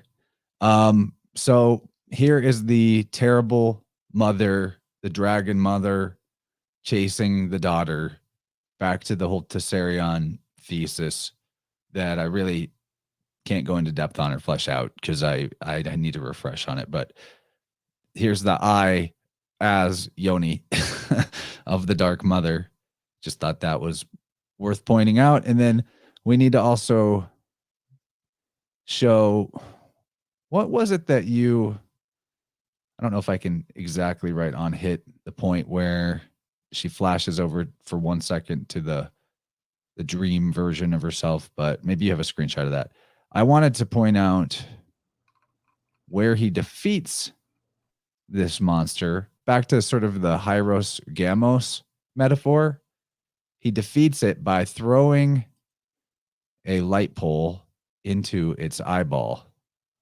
This is where it's unfortunate that I don't have screenshots saved, because scanning around is tough. But basically, he puts the pole in the hole.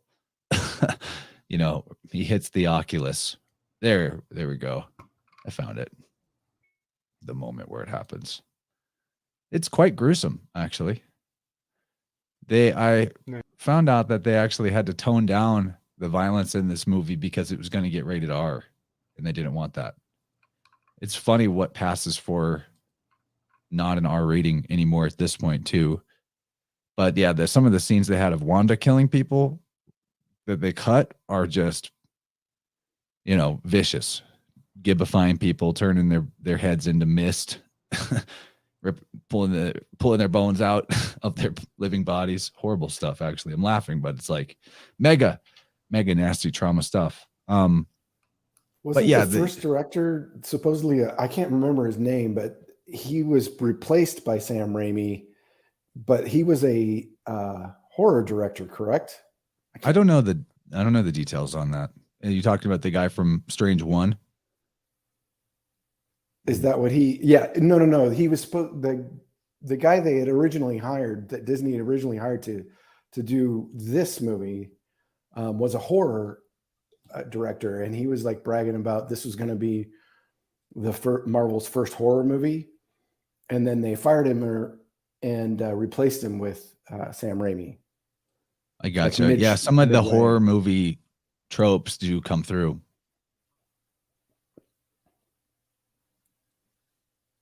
But I don't know who the original director was. I actually, overall as a film, I think I like the first Doctor Strange more though. And for sure. At least it had some spiritual components to it that you could point at and be like, this is an accurate metaphor for waking up from the lie of materialism. They had that going on in the first Doctor Strange. This movie is just like it's the materialism of simulation theory now, in the form of the Gnostic allegory. So It's kind of taken a regression in terms of philosophical validity, in my opinion. Oh, and yeah, Wanda being like Carrie. That's a good point. Yeah, she's very Carrie-esque. Scary Carrie. I think, would you guys say that the first Doctor Strange was less Disneyfied? Oh, for sure. I think so. I mean, when did Disney take over? Take over Marvel? Yeah. 2012, 2019? No, it was earlier than that. Yeah, I think they bought it and probably around 2010, 2009. No. Yeah, 2012. I don't know. Not important, but it was a slow burn of them taking things over. I remember they had acquired it, but they hadn't really started corrupting the comic books too bad until about 2016, and then they became unreadable. That was the point where I jumped off of being a comics reader. That was the year where like everybody became either the opposite gender or the opposite skin color. Right. Every character. What year? Across the board. It was all at once. What year was that? 2016, I think. Okay, the tower. 216. 6 times 6 times 6. That's a trip. Yeah, it was all probably related to the big polarization scheme of Orange Man and getting everybody firmly entrenched on their lane of right or left. Yep. Now, I think we can kind of skip over the scene where they're in the diner and America's eating pizza, but because of the fact that she's eating pizza throughout the film multiple times, we do have to just make note of the nod towards Pizzagate, I think, because she's the youth. She's the one that is traumatized by the evil Gnostic elite that is part of this film. So there is like a Pizzagate nod in that to me. There's a couple of Easter eggs here. One, and they're not important, but they are interesting. And they're just maybe something to give people if they choose to go watch the movie after this. One is that they're constantly flashing police in the background at very key moments in the narrative, in the dialogue. So just pay attention to the movement of authority in the background and what it means psychologically, subconsciously to the viewer in the conversation. So think of what the conversation is about, which direction the cops are going in the background, because they're moving authority. Yeah, I think I know what you're saying before you froze. Basically, they're getting you to watch the drama. They're getting you to focus on the drama while the authority is making moves in the background. You got it, buddy. Yep. And then the other Easter egg here is that she folds her pizza to eat it. I think that's a regional thing. It kind of tells you where she's from. She's a city kid, but it also goes back to the lead officer of S.H.I.E.L.D. Samuel Jackson's character. He has a phobia of eating folded pizza. And so there's this weird running joke in the Marvel universe about folding pizza, and it'll come up later. It's just like this random trivia that plays into. Really? Yeah. Nick Fury has a phobia of folded pizza. Yeah. It's a weird I've thing. never noticed that. Is that in the Captain Marvel ones? I think it's in the Avengers Endgame when they go to Hawkeye's farmhouse and they're like recuperating and getting their plan together. I think it's in Hawkeye's farmhouse where they meet up with Nick Fury, and he tells him something about folded pizza is the only thing that I'm afraid of in this fucking universe, something like that. Interesting. Yeah, but those are just some weird Easter eggs. But yeah, Chance, that's about all there is in here. Yeah, and great point, Jenny B. On her jacket, on America's jacket, it says "Love is love." Right. I mean, it's ridiculous to call the character America and put her in a stars and stripes, red, white, and blue denim jacket. I mean, that is ridiculous. Yeah. And but because she's from a parallel universe where she has two moms that speak Spanish, but she's called America and wears the stars and stripes. Like, I don't get it. I'm not saying that there aren't Spanish speaking Americans, obviously. And Lord knows there's plenty of same-sex couples portrayed in our mass media at this point, but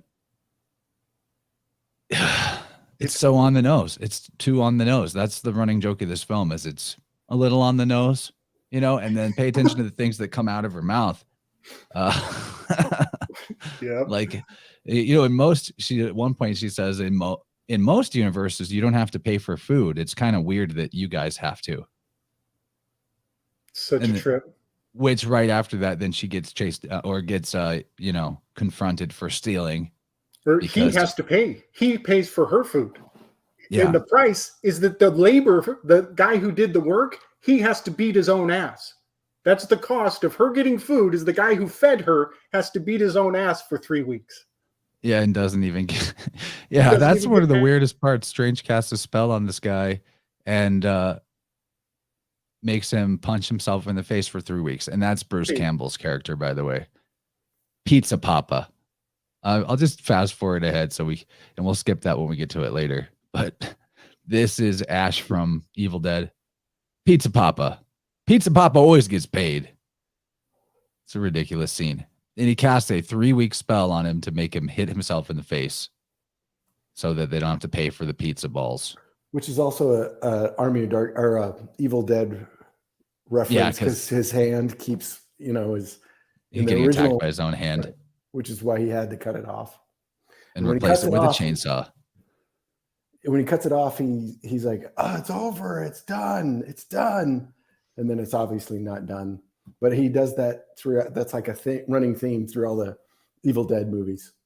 And actually, if you wait till the very end after the full credits, Pizza Papa is there again, Bruce Campbell, and he finally punches himself in the face for the last time, and he realizes it's over, and he goes, "It's done," or "It's over," or something. Basically the exact same reference that you're talking about for Evil Dead fans, which is actually a pretty fun film series. So we'll skip to, in this conversation then they next find out that she came here with the other Doctor Strange's corpse. And so we see that, the Bizarro Strange, or actually they call him Defender Strange because he's wearing his Defender's outfit from the Marvel series, The Defenders. Probably can jump forward some more from here. I don't think we need to say much about that, other than that Strange says, "I've buried worse," when he buries his own corpse. Uh-huh. There is one point here that's kind of educational to the audience. The two source or magi, they look at each other knowingly as they say, "It occurs to me that we haven't learned your name yet." And then the two magi, they give each other the knowing look. And that is because in order to command something, you must know its name. The power of compulsion. And this is also kind of a Lazarus reference in terms of him being Jesus, because here's a dead guy and he's raising a dead guy up into the air. And then, more on that later. More on that later. Then we're taken to Wanda. We meet Wanda because they realize that the runes on the so-called runes on the monster indicate witchcraft.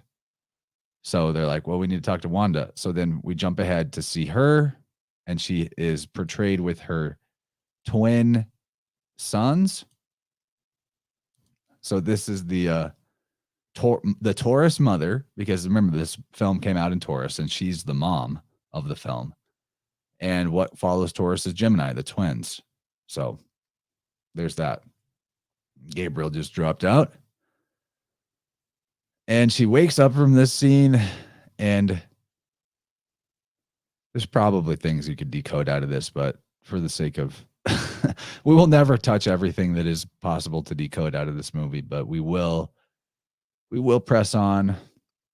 I hope Gabriel pops back in soon, because I do want his input on this particular scene right here. May have some screenshots from it as well. What do you think, Gordy, about the whole because I think that you have a lot of exploration into this as a subject matter, but one of the things that this film asserts is that when you dream, you are accessing an alternate or parallel universe self. Yeah, that definitely comes up, and it's I don't know if it's dreaming so much as actually integrating different characterizations of yourself. Like each time somebody sees you, like somebody knows you as one thing, somebody else knows you as another thing, somebody else knows, and when people see us just in here, we know each other as one specific thing. It may not be the thing that we think we are, but it's your version of who we think we are. And I think a lot of this is just like Strange. He's got all these versions. We're seeing all these different versions, these dark versions of him. I think in the end, it's just him. It's all just him. Kind of like with her, she's the mother, she's the protector, but she's also the Scarlet Woman. She's the witch. She's the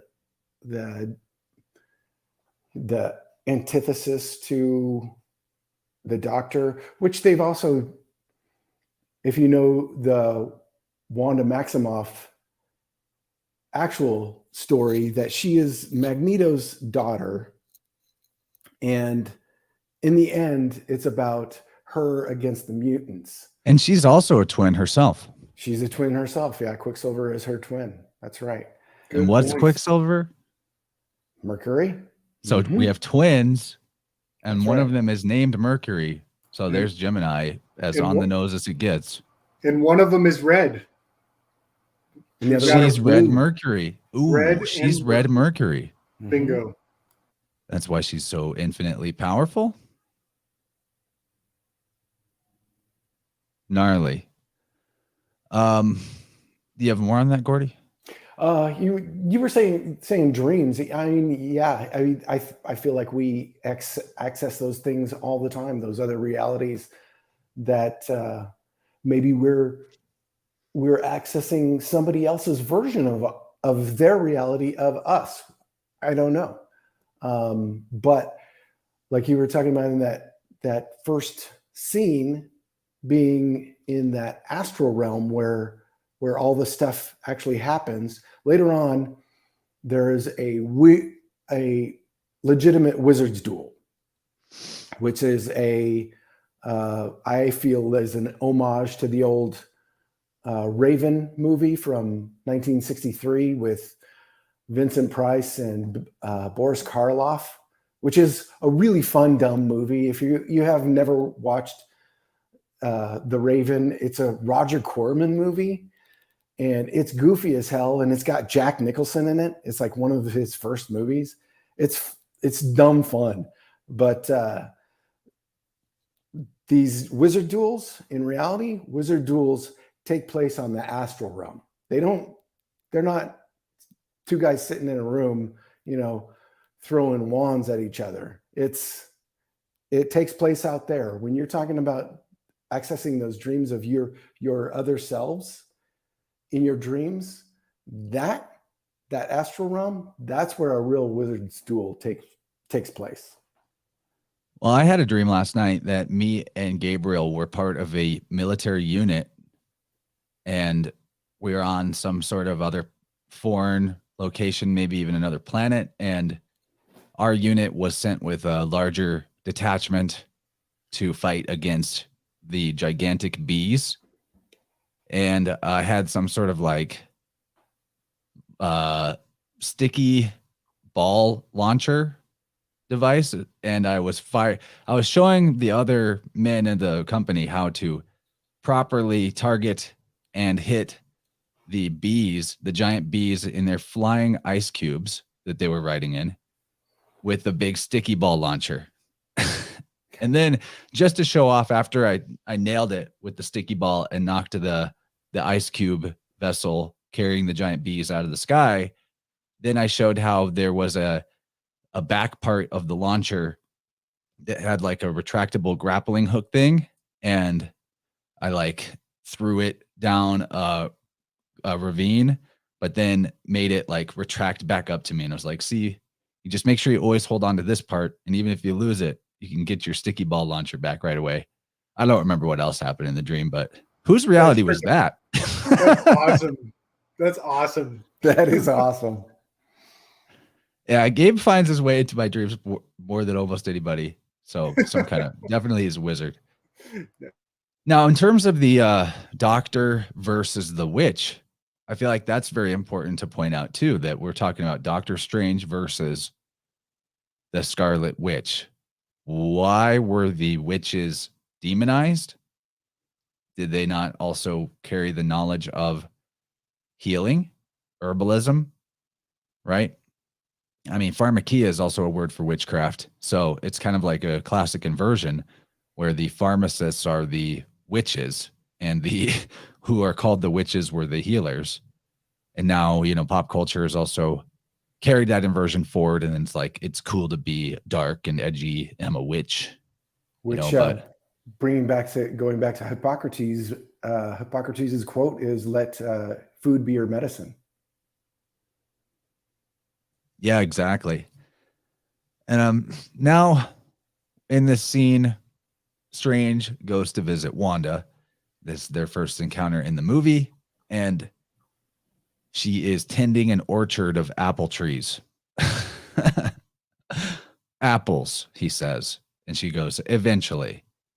They forget the part where you're supposed to say, it's a little on the nose. Nice. And if you see behind her, you have sheep, because we're in the sign of Aries. We're in the March. We're in the beginning of the year. We have been this whole time.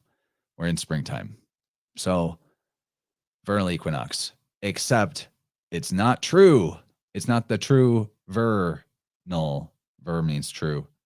And we see that in a moment when she reveals that actually this is a land of like death and decay and darkness. But I wanted to point out, in terms of the Eve symbolism, obviously the apple pertains to Eve, and she's kind of more like Lilith, in my opinion. And America is more like Eve, at least in the Gnostic allegory, where Eve is kind of the good guy. Eve even creates Adam, not the other way around in the Gnostic creation myth. And part of what happens with Eve is that to like get away from the archons and the demiurge, Eve actually goes into the tree of knowledge or the tree of life, depending on maybe how you look at it. She actually goes into the tree, hides herself within the tree. So the tree is the tree of life. Ultimately, we're talking Kabbalism. the tree of reality with the various spheres of reality, or Sephiroth, or emanations. And the fact that America can go into the 5-pointed star, which is the apple, which is the apple tree of life, and she knows, she has the knowledge of good and evil, in that she knows the good versions and the evil versions of multiple characters, right? And she can go between the spheres, between the Sephiroth, between different emanations or parallel realities. So to me, that's the Gnostic Eve. She goes into the tree, and she's still being pursued by the Demiurge through that, which is what happens in the Gnostic creation text as well. So that's some analysis of that. And I wondered if there was any reason to like think twice about the box where she's dropping these flower trimmings, because it says Volkers on it, which makes me think of like, I don't know, Volters, like looshing. She's looshing these trees. I don't know. That's maybe a stretch. However, the other thing I want to point out that is relevant is that these flowers are being put in the box, as in the cube, you know, keeping she's the demiurge. She's putting the blooms off the tree of life into a box, cutting them off from the tree. That is metaphorical to the, you know, trapping of the souls into the dense matter. And on top of that, just the fact that they're using flower symbolism here, and that she's both Sophia and the demiurge. Well, Sophia is pistis, Sophia, like the pistil of a flower. And there's a lot of flower symbolism going on in the movie, especially in the background. A lot of flowers in the background in different scenes. Anybody got something on that? Well, I kind of said a lot. Yeah, well, I heard one of those Easter egg breakdowns. They said that this scene was changed, probably in part of that attempt to make it more less rated R. They had to change the scene because in the original writing of the scene, she comes off really aggressive and like shows him the head of Mordo. And she's not hiding the fact that she's evil. And they're in the original one, there was this crazy conflict right out of the gates. And she flashes the head of Mordo. And I think she pulls it out of like the box. And so they decided not to do that and to shoot it this way instead, with this soft revelation, as opposed to like throwing headless black men at you in the beginning. So that word on the box, they said in the breakdown that that's actually a character from the Marvel universe who was known for traveling in time and rearranging the past to influence the future. And so they put his name on that box because they went and edited the scene. They went back and changed the whole scene, and then put that name on the box as like maybe a nod and a wink to the fact that this is not how it was before and things have been altered. You know, it's appropriate that Mordo's head would be there, because Mor is like Mord. It's the root of mort, dead. That's fun. So, yeah, this is what the place really looks like. Totally desolate. This is her real form, and she's the dark mom. She's the Taurus symbolism. Got the horns of Taurus, pretty on the nose, and the devil as well. And she's talking about her book of the damned, the Darkhold. Well, I thought that was interesting, because this black book, and black book is also cube, right? We've brought that up plenty of times. She is in a woodland, first of all, and she is using runes to attack the everybody else, using language to control the demons, essentially. Where's my notes about this? So I want to make sure I get all of my notes laid out. I had so many. You guys can say something while I look for this. I have like 5 pages. Okay. Same with me, man. My notes were all over the place with this thing. They're in order, at least. Snake says, that woman's a terrible actor. That's too bad because she's been doing it since she was 4. Maybe she was never an actor. Maybe she's more of like a mind control puppet. You know, I mean, they started her pretty young. Mm-hmm. That's the other interesting thing. She portrays a twin who has twins, and she is a twin. MK, her twin sister, MK Ultrason. It's Mary Kate twin turtles Ultrason. all the way down. Mm-hmm. Oh, turtles come up later on too. Well, okay, so she's got the Dark Hold. That's the name of the black book, the black cube, with the runes of magic that allow her to control the 2-dimensional realm, the papacy. And to me, like, Dark Hold just makes me think of the holm oak, which is the tree that Odin hangs himself upon. And the Hanged Man is a Scorpio thing. She's basically the embodiment of death. I mean, she just turned this entire orchard of living apple trees into a dead, desolate wold. I mean, a wold is a wooded area or a forested area, right? Wold is the word because the trees held the leaves, and the leaves were the letters. And the tree is the father, the Liber Pater, the free father, Bacchus, who was also worshipped as a serpent named Eve, because the mother is the son, and the son is the mother's lover, and the mother's lover is the father of the mother's son, because they're 3 in 1. So she's basically she's the feminine aspect of Wode or Woden, in my opinion. The dark side or the destroyer side. The destroyer side is also the regenerator, because the destroyer makes the space, just like the Ein, and then the Ein Sophia is the space that the Ein creates so that it has the ability to generate the third part within the space, which is a womb. So the mother is the destroyer and the regenerator in terms of the Trinity and the Trinity symbolism. And so she's that.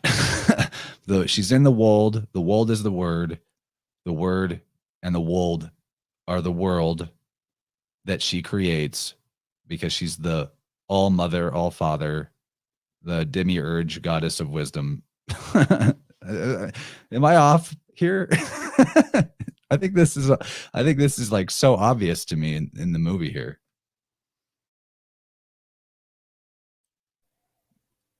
I think there's a lot of themes. I think they're all true. Good point. And, you know, we talk about these writers, whether they're doing it or consciously or unconsciously, it comes out either way.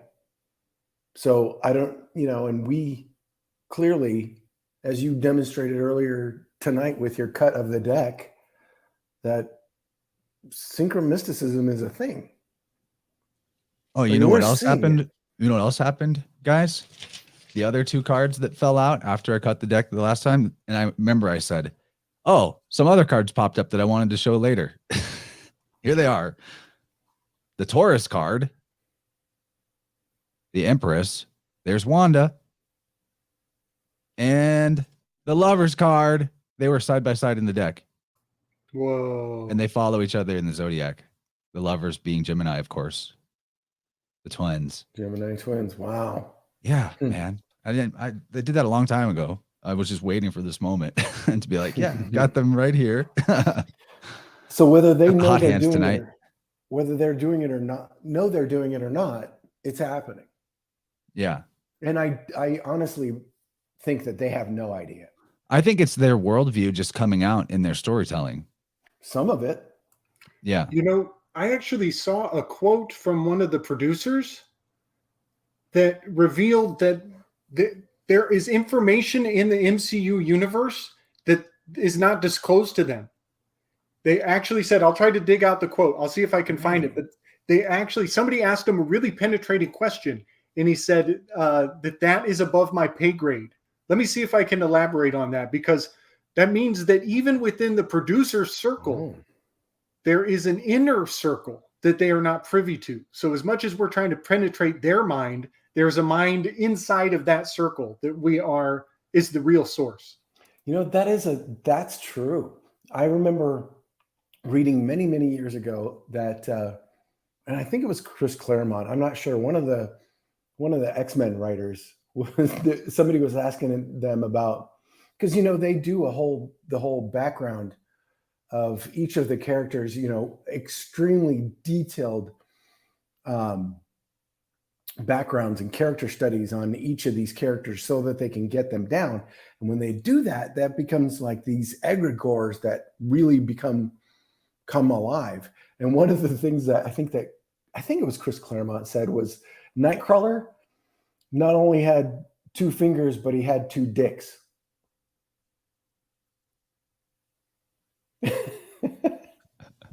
You don't get to say that sentence very often. No. So thank you for giving me the opportunity. Nightcrawler is a great character. He's Catholic as fuck. That's right. Okay, so the other thing to point out, remember this title of the film is Multiverse of Madness. Mom, M-O-M. Well, mad is the root of madre. And backwards it's dom or dam or dame, which is another word pertaining to the feminine. So even, and this just goes right over people's head, even the very phrase damned, as in, you know, you've been damned by your sin, the apple that Eve bites, according to the Christian Genesis story, damns humanity. Well, the dam is the mom. The dam is the madre. The dam is the mad. And damned is a anagram for maddened. So this worldview has been inculcated in humanity, especially in Western civilization, of, you know, blaming Eve for the fall forever, but blaming Eve is blaming the mother and blaming basically the goddess for it'd be like being inside. I mean, I say it would be like, I mean, I think it basically is. Imagine being a baby inside of your mother's womb and being super pissed off about being in the womb and all the growth and all the nutrients she's providing you. And you're like, you've damned me. I'm trapped in this matrix. Matrix means womb, by the way. I mean, that's basically the worldview that has been foisted upon humanity.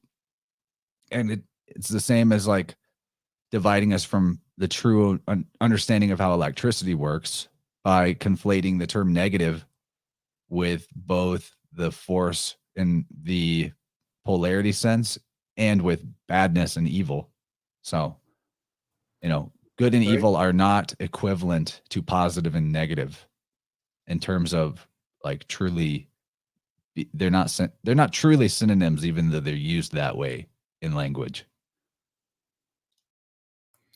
Yeah, it's like channeling any kind of self-responsibility onto your maker, the person who made you. And it's like, you know, if you don't have the wherewithal to fucking own up to your situation, it's inevitable you're going to pawn it off on the person who brought you here. And that's a very old program. Inculcated is a great word for it too, Chance. Great word choice.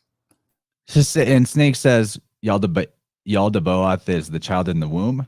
That kind of fits with the idea that the mother is the son, or the son is the mother, because when the baby is still connected and in the womb, they are one entity in that sense. They are 2 in 1. And then she also says something interesting, that the hex was the easy part, the lying not so much. Yeah, good. And maybe that's what, maybe that's like a little subtle nod or wink from the cosmos about how, you know, they easily hex us all day long through their media, which has the same root as magic, and it has the same root as medic, pharmakia. But they don't really lie that much to us. The lying is actually, you know, when they do lie, it's really obvious that there's a lie going on.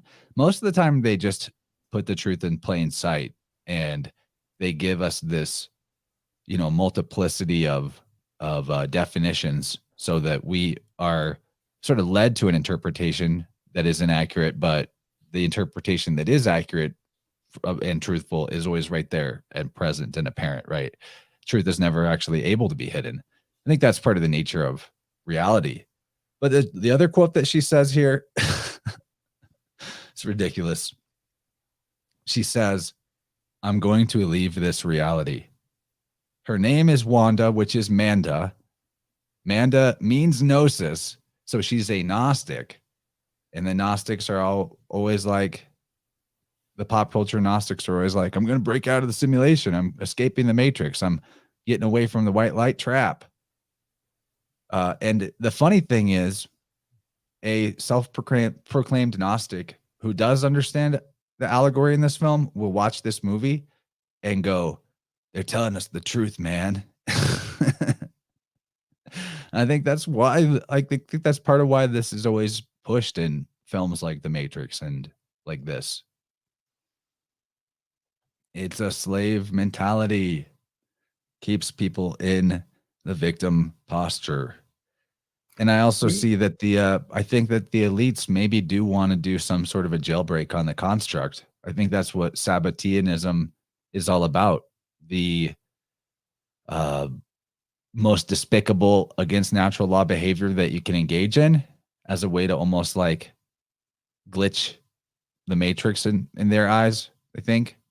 I mean, it doesn't obviously work. I don't think you can ever break natural law. That's sort of what makes it law. Right. So some of my thoughts on this is like bringing it over from our show on the Gnosticism on Wednesday to this is like, you know, you and I have been talking about the idea that the word Homer may translate to hostage. And there's a lot more to blow up on that idea, but let's kind of bring that into this conversation real quick.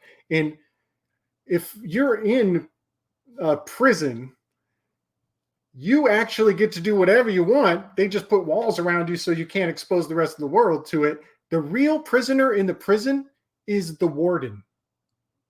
The warden and is the guards too. Yeah. Is the true prisoner. They're carrying their prison with them. They go out to the bar, they go home that night, they go wherever they go. They're still a warden. They're still trapped inside so many rules that they can't even keep track of them all. Same thing goes for the producers in Hollywood.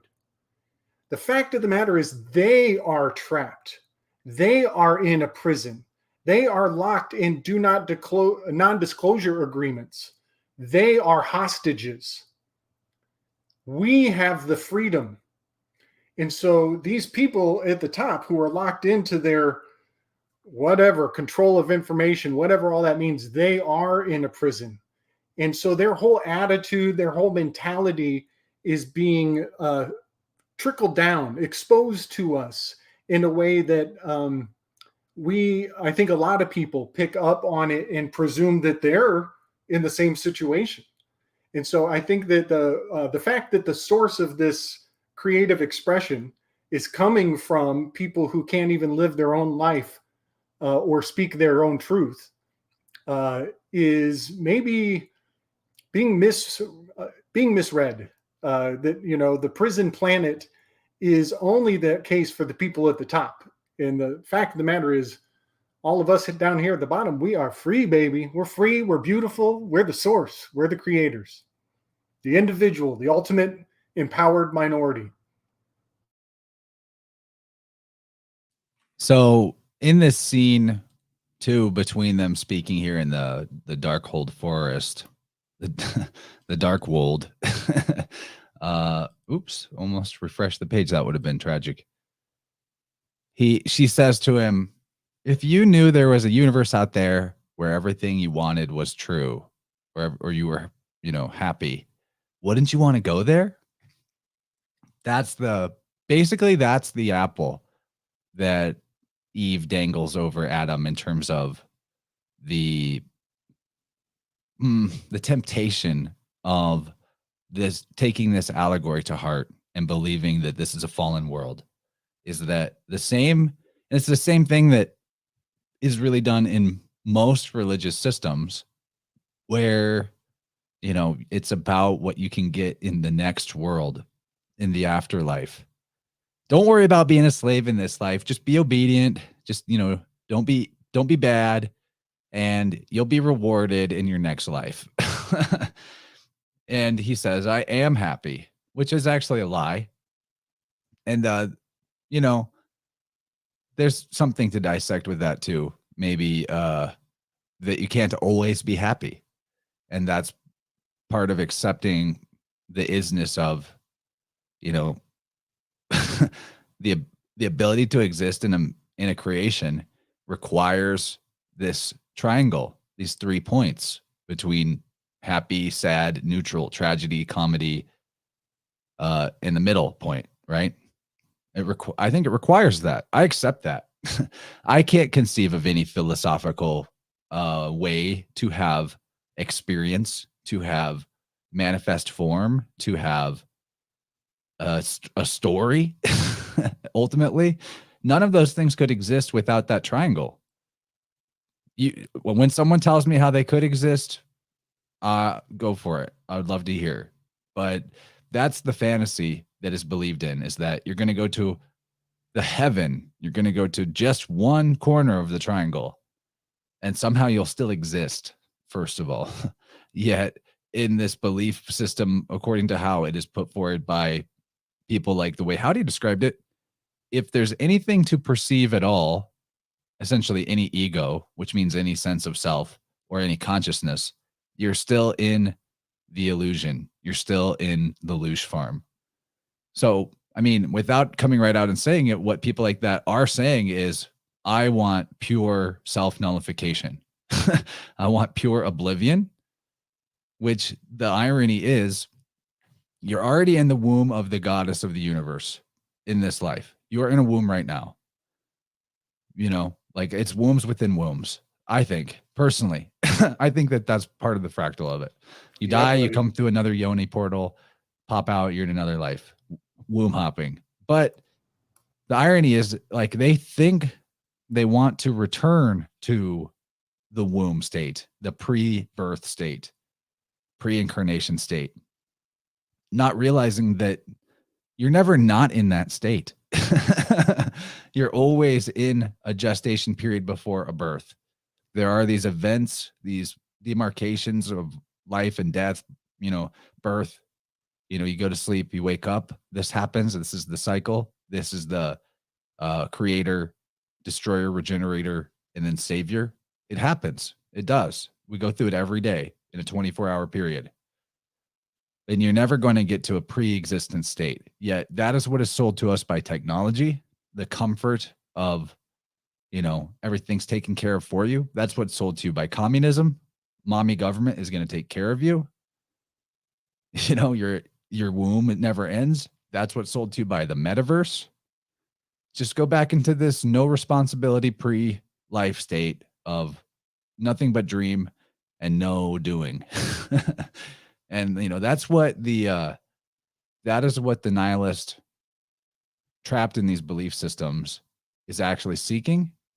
And the irony of it is, on some level, they are seeking what is right in front of their nose, believing that they don't have what it is that they want. What they want is some kind of peace, but to achieve peace, you do have to have, in the I Ching, the hexagram piece is the yin over the yang. It's called a yin yang. And that's representative of the masculine force, the yang, supporting the yin, not the other way around, and not, not destroying the yin, not attacking the yin, not hating the yin, supporting the yin. Also, though, not the other way around in the sense of not the yin supporting the yang, not that way. That creates the dynamic of standstill. Actually, according to the I Ching, I know the I Ching isn't gospel or whatever, but it's an awesome philosophy.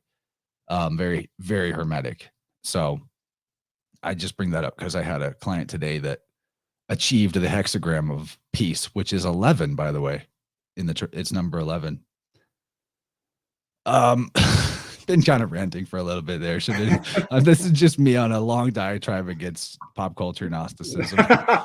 True Gnosis would be recognizing where you're at is where you've always ever been, which is the present moment, the now. And there's never ever been anything else. There's nowhere else to go. Suicide is impossible because you can never get away from yourself, because yourself is where you are. That's your home. You're always there. There's nowhere else to go. You're stuck with you no matter what. And that's why you was the name of the god in the old days. Yep. So one thing from this scene that stands out to me is he gets confronted on hypocrisy one more time. And when she says that to him, he goes into these excuses that you can almost tell by the way he delivers them that they're worn out. He's said these things before, and he doesn't even believe them himself anymore, just by the way he delivers it. But he says, we were in war, and I did what I had to do. And it just is really profound considering our current state of reality with the lockdowns and the fact that emergency powers grant them the ability to absolutely circumvent everything you thought you knew about right and wrong, which you thought hypocrites were bad when it's not in wartime. When it becomes wartime under emergency powers, upside down world, basically. There's another reference to Westview in that scene, which is from the show WandaVision, which I never watched. But as far as what I ascertain about it is that it's a 6-part series where Wanda's the main character, and she's created like a fictional reality. More Gnostic metaphor, more Sophia. She's created a false reality and trapped like other people in it. Yeah. Maybe. And maybe it's like where she learns witchcraft or something, how to turn her powers into real witchcraft. I don't exactly know, but I find it interesting that they call it Westview, like they're asserting a reference to Westworld, which is one of the other things I haven't seen, but that many pop culture Gnostics point at and go, look, this is the truth. We're robots in Westworld. I'm like, if you think you're a robot, go for it. That's fine. I'm not a robot. I do pick what I have for breakfast. Sometimes I don't even have breakfast. So one thing that's kind of trippy about the name, that West View, it's the W and the V. Well, it's Wanda Vision is the show also. And the V's we've talked about this, are interchangeable with F's. And so interchangeable with U. Oh, yeah, in Latin, right? So it's like double U, like triple U. Triple Trinity. U. Nice. I like that. Well, it made me think of Wheel of Fortune, because V in Roman is a 5. So you got the W and the V is a 6 and the 5, which we've talked about a lot. The W's and the F's, Wheel of Fortune, Ferris wheel, having a lot to do with the card number 10. It's the Wheel of Fortune card. There's a lot of things with the W's and the F's. 5 plus 6 giving you 11, being the pillars initiating you into the temple, going into the private right there at the fall equinox. What you got, Gordy? Oh, I was just going to say that I watched WandaVision. It's weird as hell. Yep. There's all sorts of weird Disney things where it's, showing everything's fake. They're using all the, they use nostalgia as a weapon now. As one of the things, her power is essentially mind control. The way she gets in, like later on, Honestly, I lost track of where we are in the movie, but we're basically at the part where she's about to attack Karmatage. Okay. Well, like 30 minutes into the movie. Right. Okay. Then this is perfect then. Okay. So in WandaVision, the whole Westview thing is an illusion. The whole neighborhood that she lives in with her family, we know that the boys are illusion. She's made up her twins and they don't actually exist. One of the reason she's able to break into Karmatage is not because she uses brute force or beats them at their shielding. She chooses one guy and she goes, run, and creates fear in the one guy. That guy bolts, creating a hole in their wall, and she's in. Piece of cake, right? The phalanx falls, yeah. That's right. And this is how she gets advantage every time is by controlling somebody's mind. Okay, Gordy, you set it up. I've got to take it there. Can I back you up? Can I back up real quick in terms of plot? Yeah. We move very too fast, very quick little thing. Well, a couple of things. Here we go. Who are the sorcerer leaders that come to meet with the Sorcerer Supreme Wong to defend Karmatage? We have Chinese or Japanese people. I can't always tell the difference. So the Eastern mysticism and an Irishman, because it's the same system. Ogham is the secret language in the Irish mystical tradition. Ogham is Agam, which in Hindi or Sanskrit, Agam means secret. It's the same thing, Og, same thing. Provably so. Dylan proves it quite conclusively. Like that Agamotto? Like Agamotto, 100%. I actually thought that earlier. So they bow before the Sorcerer Supreme, right? He's the head sorcerer. Well, when you bow something, as in what you do when you bow, curve it, the word for that in Greek is arche or arche, like arch, something's arching. And that is also the Latin word referring to a actual bow that you shoot things with. And so on the arches of this fortress, there are archers with bows, and they're told to bow before the arche or archie, if you will, the archon of the sorcerers, the head. So anyway, there's just like a whole bunch of things pertaining to that one word that I went in depth on the vibrant arche, which is one of the epithets of the goddess Maya Arche. So I thought that was neat. But I also thought it was, we'll just go right over people's heads, the symbolic showing you the link between the Irish system and the Eastern religions being basically the same thing. That Odin is the teacher of Ogham, and Ogham is Agam, and Odin is Vishnu. It goes on. So what were you going to bring up, Gabriel? I said it was just going to be real quick, and then I just went crazy with all kinds of stuff.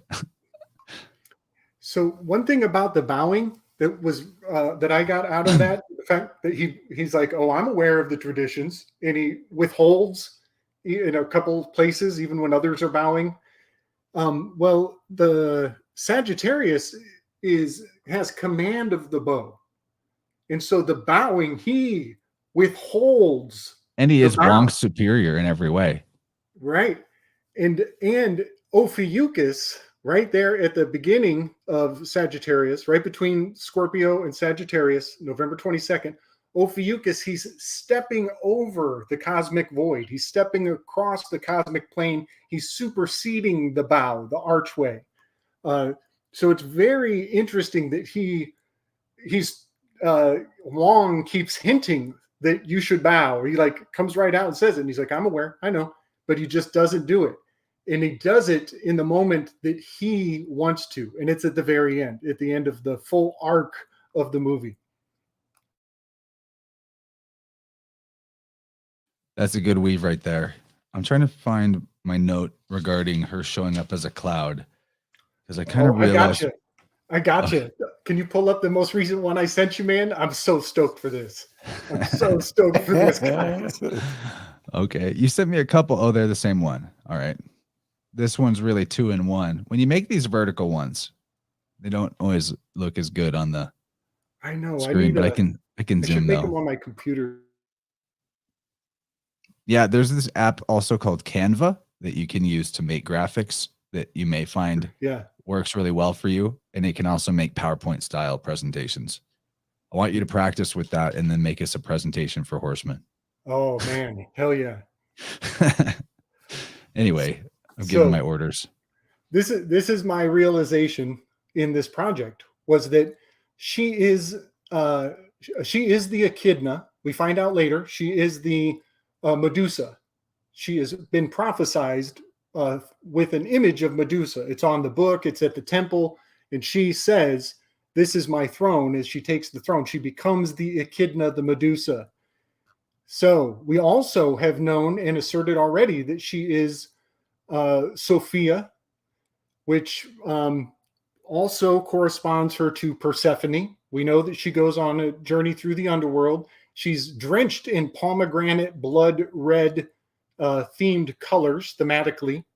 She uses clouds, smoke, and camouflage as her tactical signature. So we look up the word cephalopod. Cephalopod literally translates. This is another name for squid, octopus, who use fog, clouds of ink for camouflaging. They cannot be contained. Remember when Doctor Strange was trying to capture that monster and it kept breaking out 3 different ways? The tentacles were breaking out. That's what octopi do. They escape. They're escape artists.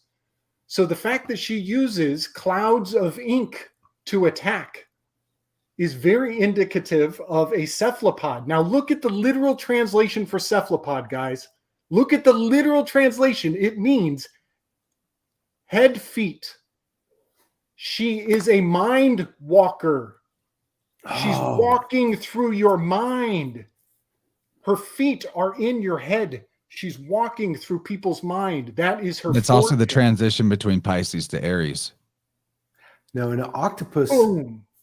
Octopus, their brain is actually in their tentacles. They're in their legs. What? So the suckers of an octopus have they can smell, they can taste, it does everything. The brain isn't in the head of the octopus. The brain, the head of what we think of as the head of the octopus is just the organs and the propellant. Like it's where it sucks it in, and it's like its lungs. The brain of an octopus is in its tentacles. So it's literally in its feet.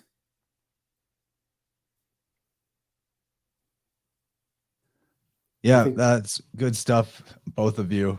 I knew there was going to be some Medusa stuff here. Oh, man. That is so wild, guys. Headwalker. Wow. She's the headwalker. And then guess what? She breaks the 4th wall in the film. She looks into the camera. She goes into the spectator's head. She's going facing you straight on. She's walking. Nice freeze. We need to get you a new computer, some headphones. Into your third eye. I think it's the computer, not your internet, buddy.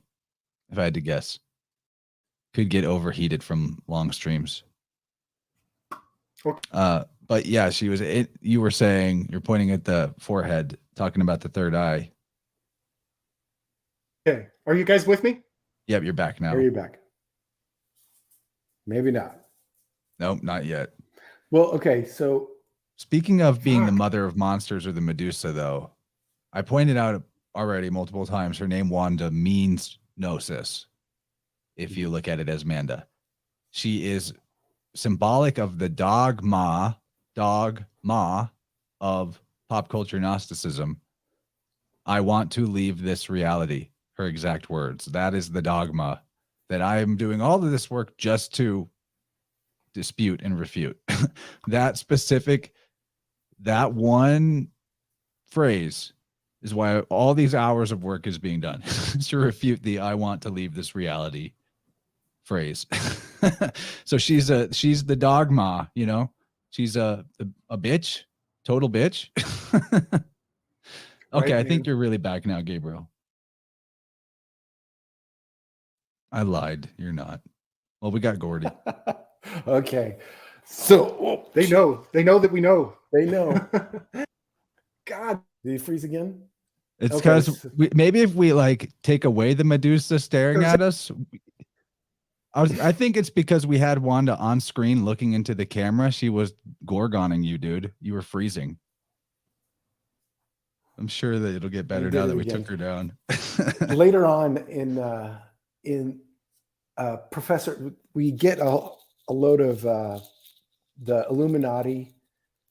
They introduce Professor X finally to the MCU, and there is a point where she uses that the ink to attack Professor X, to come out of the ink, out of the smoke, to attack him. So yeah, it's definitely a cephalopod thing.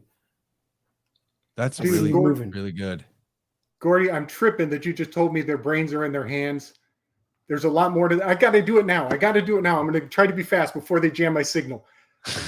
Well, I took her down. She's not gorgoning you anymore. Okay, good. So Doctor Strange, when he learns the sling ring maneuver, when he learns that maneuver, his brain is in his hands. And the only way that he can do the first sling ring is to put him in the Himalayas where his hands go numb. He's no longer thinking of his hands. So now he's like that other master. And he starts doing the sling ring with no hands. So there's something about the brain being in the hand, thinking that you are your hand, that is holding you back. And by not being just your hand, you become... And look at the hands on the head. Right? Oh my God. Oh my God, I can't take it, y'all. Okay, we are really onto something. We are really onto all the real magic books say the magic is in the hands, not the butt. The Aleister Crowley thing is bullshit. Magic is in your hands. That's why they're doing movements, man. That's why mudras are. That's why mudras work. Absolutely. Magic is here. That's why we use toilet paper. To not get the shit on our hands. Yeah, man. Wow. So thank you, Gordy. I feel like I had something profound related to her being a cloud, but if I find it in my notes later, we'll just go for it then. I do want to go back into the plot here, where the next thing is after she shows up in the cloud, Strange attempts to have diplomatic conversation with her and, you know, hold his ground against her craziness. And basically she says to him, because he's mustered the full might of all the sorcerers of the world against her, right? And she says to him, all this for a child you met yesterday. Okay, so she is wanting to sacrifice America to steal her power. Basically vampire her.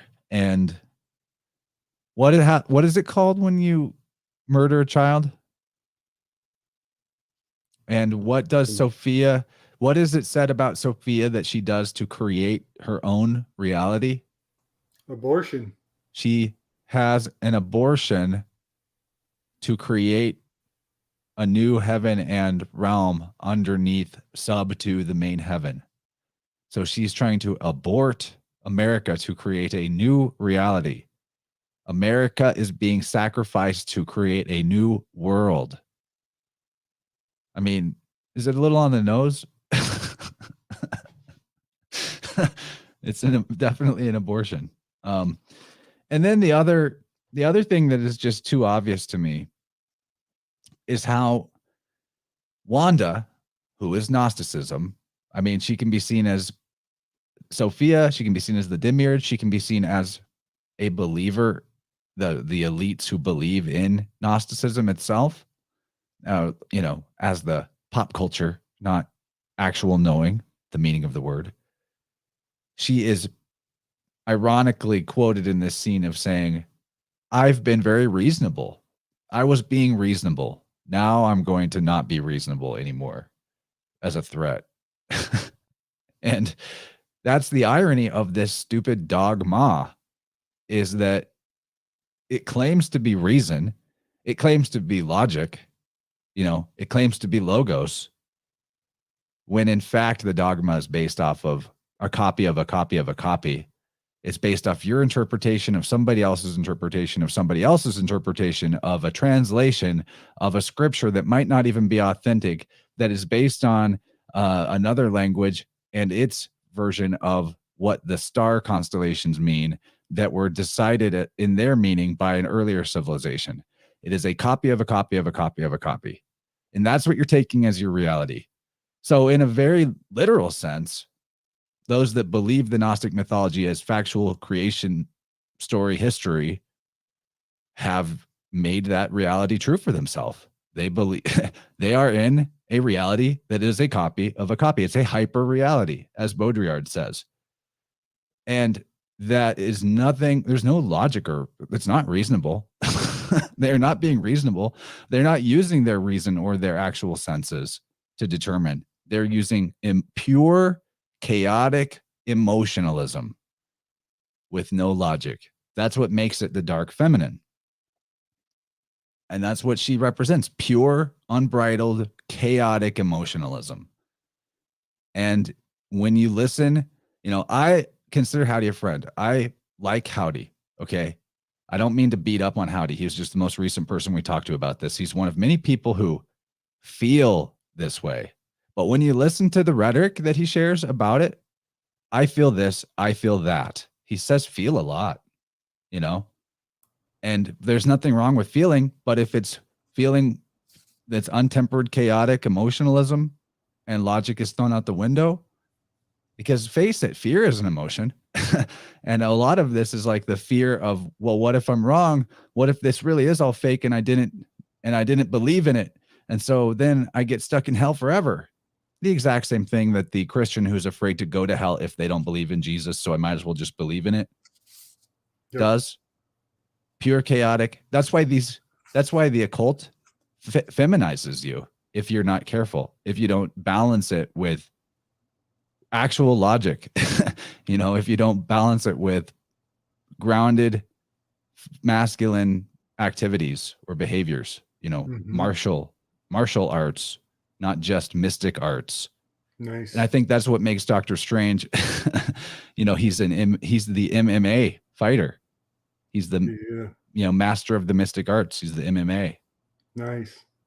He's logical. He's not. That's why he's like standing against the dark feminine. He is unbalanced towards the side of the logic or the masculine, and has to integrate. But he does integrate the feminine side because he's mixed martial arts. His cape, which is red, the masculine, actually by the end of the film has a blue spot in it. In its center. The yin enters into his yang. The black dot in the middle of the white.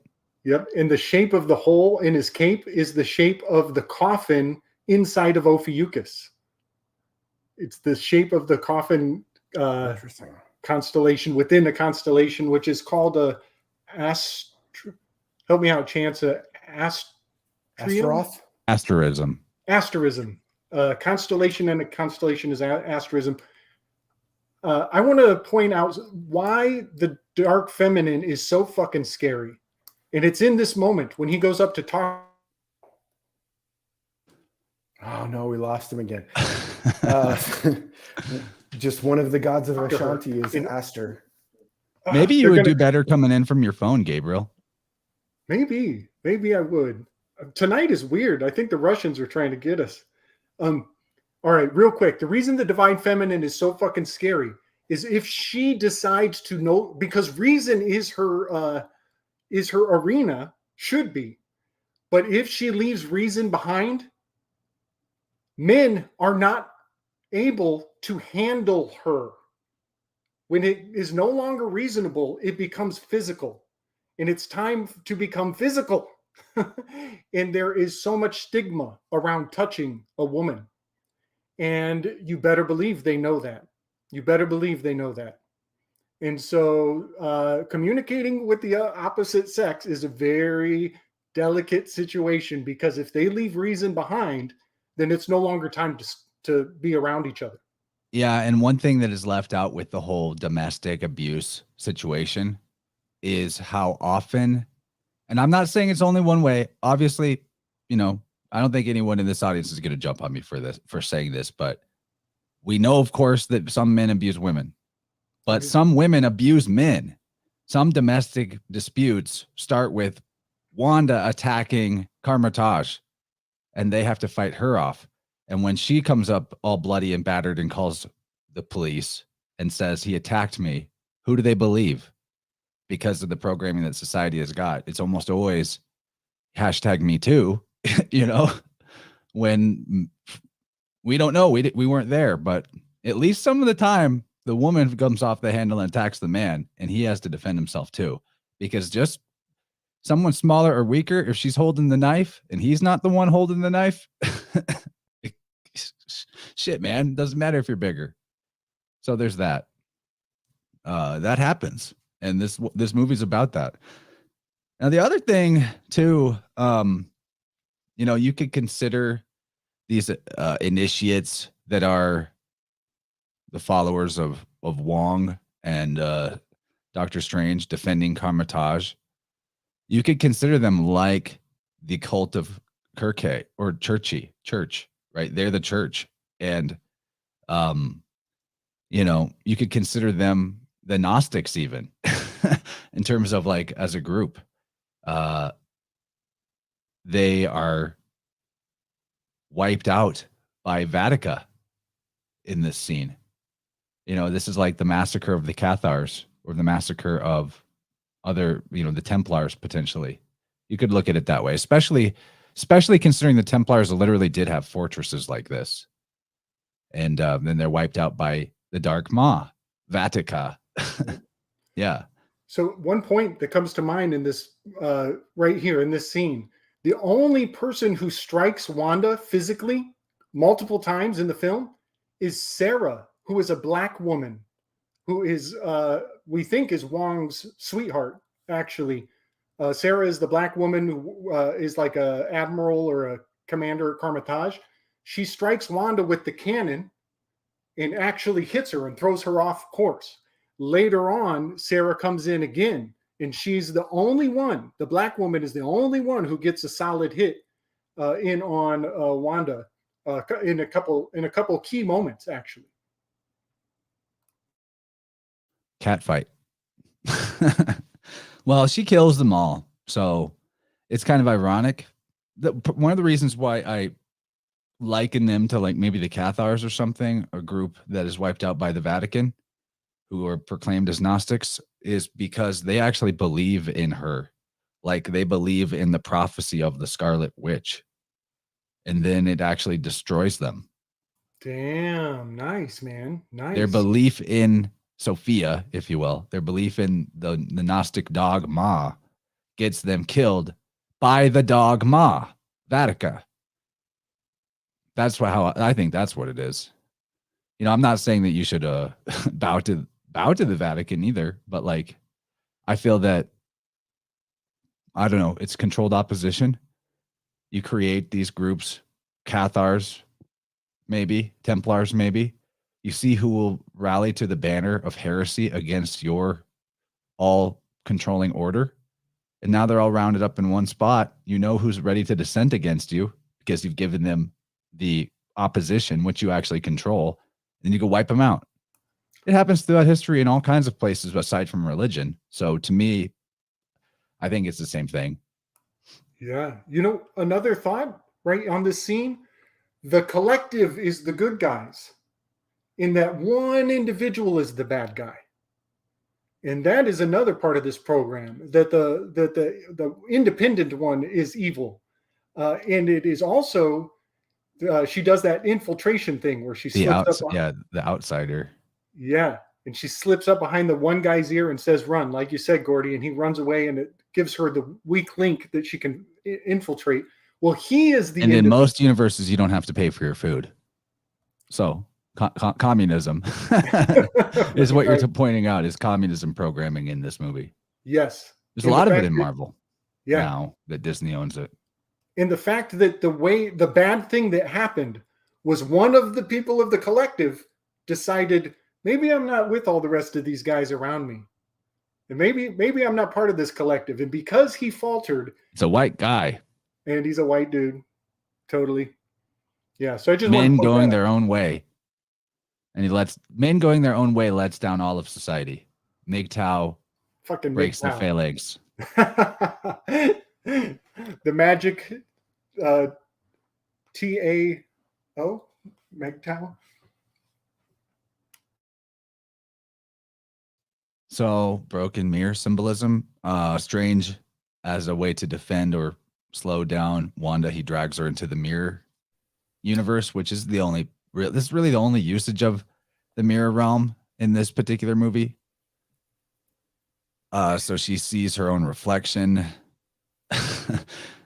She basically, this is interesting because Wanda is frightened by the mirror world, right? Well, one of the names of the mother is Mira, or Mirror, the mother of Adonis. And Mary, Maya, Mira, these are all plays off of each other because water, is reflective. So she's frightened by the mirror. She's frightened by the mother. And this is, to me, indicative of how, now that she's become the dark Ma, the dog Ma, her own mother created this trauma in her, the dragon fight, as Tessarion calls it. If the female fails the dragon fight, essentially overcoming the competition that their own mother puts them in against herself, then they become the next iteration of the dragon mother, basically. But so when she sees herself in the mirror, she sees the dragon mother, it scares her because that's the thing she's been afraid of this whole time. That's where she was initially dominated and traumatized, at least in my reading of the psychology of the, dark female psychology, not integrated females or healthy females, but like the way that the dark occultists who know psychology, because occult knowledge is basically just knowledge of psychology. Because when we're talking about the natural laws of the universe operates as a big holistic psyche, right? That's why it's a mirror. Your psyche operates one way, universe operates the same way. It's all psyche. That's all there is. So the dark occultists, if you will, know this, and that dynamic of the way the dragon mother, the dragon fight, it's essentially what I'm trying to describe is how through media in particular, women are turned into a doomsday weapon against themselves and thus all of society. This isn't to lay all blame of society's problems on women, but actually I'm making an argument of the real power of the mother, in the sense that she not only dictates the way the daughter behaves, who becomes the next mother, or not necessarily dictates, but influences through this dragon fight dynamic, but also raises the male too. Men are raised by women. Both sexes are raised by women, typically more than they're raised by the male. So if you were going to target one of the pillars to corrupt and destroy a society, to infiltrate and undermine institutions as communism does, you would probably target the female. And then weak males would result from that without the males even needing to be targeted that much. That's my 2 cents. Go for the heart of the family. This is, Yeah. There's precedence for exactly these spells that they're showing here. For mirrors have been used for containing people, as in containing spirits, as in like the psychomantium kind of thing, which is what he's doing to her right here. But here's the converse, is that she uses these mirrors to get out. Because the mirrors are portals, she uses that to target the guards outside of it through their reflection in something else. So she targets the guards, and that's how she escapes, is using the mirror as a portal to get them in. She's like an octopus, master infiltrator. Mm-hmm. Shapeshifter. Right. And one more point here is her love of her life is named Vision. And so the moment of hesitation is when she's confronted with her own visage, and she has to become still and reach forward and touch it. And that is how she transcends the trap. But I just think it's very interesting that we're talking about the trauma and locking her in place. So she's confronted with her own trauma with the mirror, which is encoding her one love that she lost. And she becomes still and reaches forward and engages it. And that's how she gets through. And even her costume has a V on the chest. So when she sees herself, she's seeing her own homage to Vision in a way. Yeah. They said her costume, that little neck spot, the nape, is actually shaped intentionally in the same shape as Vision's crystal. The diamond? Yeah. So they've got it down there on her thyroid. His third eye is her thyroid. So there's some weird flip-flopping, yin-yanging going on. Yeah, you can see it there. And before she walks in, there's just a little nod to the gatos at the gate here. Yes, sir. 2 lions at the gate. She eclipses one of them. The camera moves such that she eclipses one of the lions. This is a lunar standstill encode. They are resetting the lunar standstill cycle with this scene, and it would be very interesting to find out what happens 18.6 years after the film was released. Just a quick, my 2 cents on that. Another thing too about the vision aspect he brought up makes me think of how in Valhalla, underworld in a sense, or at least Vision would go there as a warrior, right? Metaphorically, they are served liquor called Sera Vicia. It's got the vis root, and that root refers to strength, visus in Latin, which is also like a real near phonetically, visus is to Jesus, I thought. Yeah. But this Sere is seed, and Vicia, that's like a seed of strength is buried in the underworld. So in a sense, like this entire, like maybe that was a corruption of its day to teach people, go die in battle and you'll be united with the God. But really what's happening is all of the society's strength is being buried underground like a seed. Seri Vicia. Nice. Because the strongest men are the ones that'll go fight in the war, and then they'll be dead. So it's another way of knocking down the masculine pillar, which is, I think, what this movie is talking about as well. The attempt to knock down the masculine pillar. It's like tipping over the feminine pillar into the masculine pillar, knocking them both down. Right. Which is what Samson did. Samson collapsed the 2 pillars.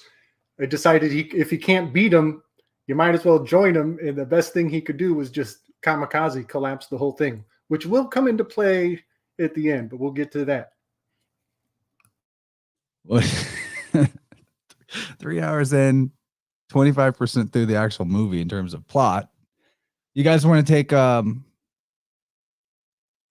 a short intermission, play the intro music or whatever, come back in a few. Idea. I think we should. Yeah, because I kind of want to do it in one go. I don't know if we would really get it all if we tried to. Anyway, I think I can go for at least another hour, but I want to take an intermission. Yeah, let's do that. If we could get to the halfway point, we could convene again soon, like very soon, because I like that idea. We could do it. Yeah. Like So Sunday that might be the move. Because it gets hot. I'm going to premiere an InnerVerse on Sunday. So there's that. But maybe like Monday soon. Mondays. So no, Monday is Gordy's thing. Maybe like Tuesday soon. Okay. So not too long. Okay. Or maybe the InnerVerse on Tuesday. Either way, let's take an intermission. We'll be back in about 3.5. I might let it play partially through a second time. Give us a little longer. Anyway, we'll be back shortly though. So don't go anywhere, folks. Go get more popcorn. Get a drink. Use the bathroom. See you in a few.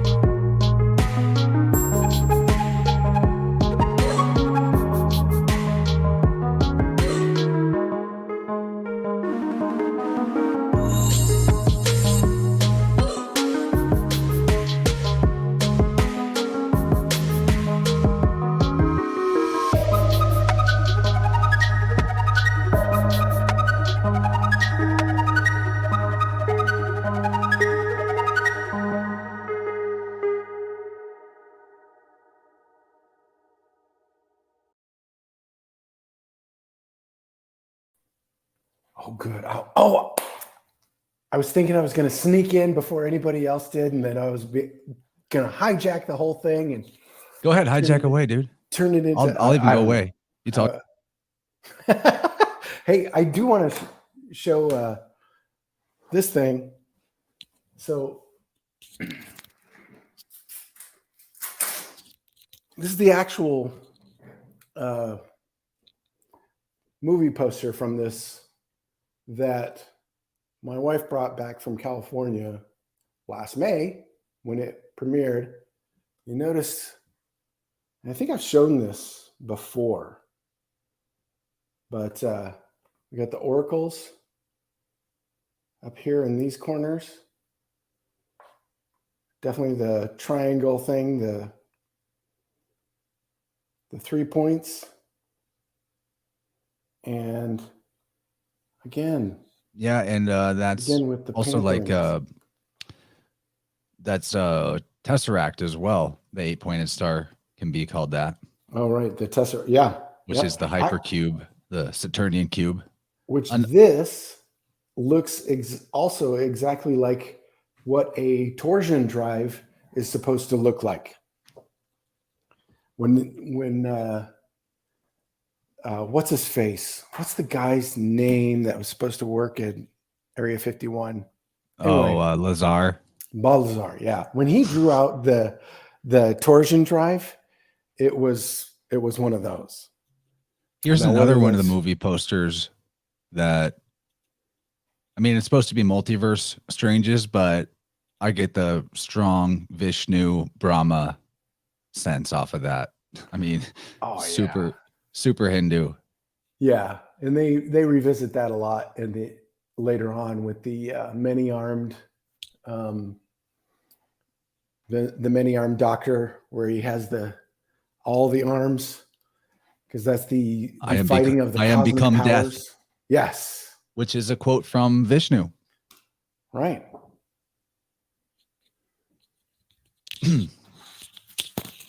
Oh yeah.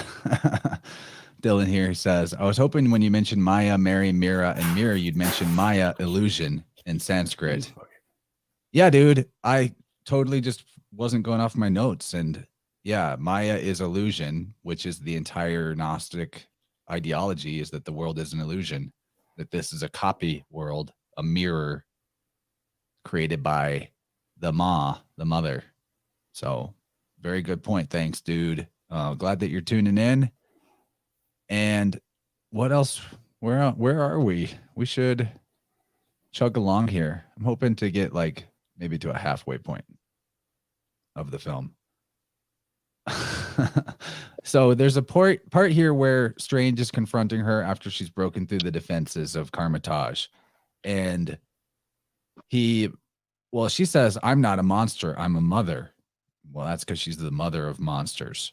And I realized as well that with that WM switch, mother, wather, it's kind of like weather, and she attacks as a storm cloud. You know, she's an unnatural disaster, bad star, evil star, god star. Dis is also a god name, and then monster, mother and monster. If you do the WM switch, monster is one star.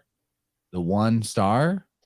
The pole star, Pallas star, Aster star, Pallas star, Pallister, pole star, the one star. I don't know. I feel like that's very possible. I mean, I was going into that on the Wednesday night show that Pallas and Archie referring to head and wisdom, pole star, the mother, father, that it's both. Lone Star. Yeah, it's a good one too. We have the Lone Star from the Eve character, Little Eve, America. Now, this part where he confronts her though about her plan, he realizes that what about the other yous? If you're going to go to an alternate reality where you have children, so you can be with your children, what happens to the you in that universe? And basically she's like, yeah, I'm going to kill my other self. She's going to kill herself. So crazy. So that's like the other Wandas are basically like the Eve metaphor too, in the sense of the archonic force is trying to kill or destroy the good Eve, the real mother. And interestingly, I would need to scan around a little bit to find a direct screen capture. But when he attacks her to defend, the other Wandas, the good Eves, I think I've got it right here. He casts a spell to basically attack her with serpents. So that's like in the garden where the beast in the Gnostic creation story, not the garden or not the Genesis, the beast is the serpent is called the beast, and it is the one that actually helps Eve. It's the good guy in their story. So, you know, Ophis is serpent, wisdom. It's the Sophia, the good Sophia, if you will. So he attacks her with the serpents. I think that's like, could we have more Pythagoras imagery that he's Pythagoras or a Pythian Apollo? I don't think so. And then the last thing to say about that, well, someone else pop in. Well, yeah, we'll get back to it. One thing I noticed is that when he does the serpent magic on her, the color that is used to animate the serpents is her color. It's in her her spectrum, so to say. So it's like he's fighting fire with fire, or using her own element against her. I had something really good and it fell out of my brain, so I need to let it go so it'll come back. That's a great quote, Jenny B, that you brought up too. Both of them have deaths in this. Wanda and the Doctor. Yeah, they're both doing the grand calculus of the multiverse to try to achieve what they think is right or what they want. Right. Which is why they're both accusing each other of being hypocritical. Oh, I remember what it was. This is from Dylan's book, actually. I learned this from Dylan's book. So she wants to kill herself. That's crazy. She wants to kill her other self. She wants to kill herself. Well, Dylan points out in the Fourth Spirit World book that the early Christians, the Greeks called them biothanatoi, which means self-murderers. And actually, yeah. And this is because the early monks, who were just a total pestilence on the land, they paid no taxes. They made everyone give them their 10% or more. They were dirty. They didn't wear shoes or clothes. Oftentimes they were actually naked. Not that you have to wear shoes, but the no shoes thing comes up later in terms of symbolism. So they're like just wretched, nasty, brutish, uneducated, and they, just complete dogmatists. And they pretty much were, in terms of them being monks, they were probably closer to this whole pop culture Gnosticism idea than to what we consider Christian, even though they were, the early Christian monks. Why I say that is because, like monks in other religions, like Buddhism, their whole thing is sitting in their cell and cutting themselves off from the world, because the world is the evil thing, or the world is the Maya, the illusion that they need to escape, or the world is the devil's place. Same thing as believing that the world is the demiurge's creation. And they would often, the reason they were called biothanatoi is because they would often end their career as a monk by committing suicide. They would tear open their own abdomens, entrails falling out, and jump off of cliffs or set themselves on fire. That's so crazy. That is so crazy. They're self-murderers. And that's what Wanda is. Wanda is Manda, Gnostic. Wow. She's self-murderer. That's a hell of a gift, man. Thank you for sharing that. That is beautiful. No, it's disgusting. Biothanatoi. Yeah. I'm gonna get a lot of mileage out of that. We'll return to that later too. That's quite the gem. That Thanatos idea is important. So I think we can jump forward to the next universe jump. What do you say? Yep. The scene where they jump universes is pretty psychedelic and wacky. Well, that's the part where he takes the shot in the back. He dives into Andromeda, America. Oh, right. They go into the star, and just as he's diving in, he gets hit in the back. Nice. Yep. And so his cape is damaged. Oh yeah, his cape takes the hit. as they escape. The cape is always encoded. Actually, to be technical, it's a cowl. But even though it's a cowl and not a cape, it is still constantly encoding the word escape. Like earlier in the opening scene, it gets trapped on a escape ladder. It picks up America and swoops her away, and then the monster throws a motorcycle and pins the cape to an escape ladder on a balcony. So while the cape is helping her escape, it gets trapped on an escape ladder and can't itself escape. Right. So it's constantly being self-referential in the movie. On all the escape scenes, the cape is getting pinned or highlighted or pointed out. Well, how's this for something, Gabriel? He corrects the pizza papa by saying it's a cloak. It's not a cape. It's a cloak, because he touches it. He's like, oh, that feels authentic. He's like, it's a cloak, not a cape. So think about cape. S, that's hey resh. That's Hebrew word for fire. And the cape is hit with a firebolt while he's trying to escape.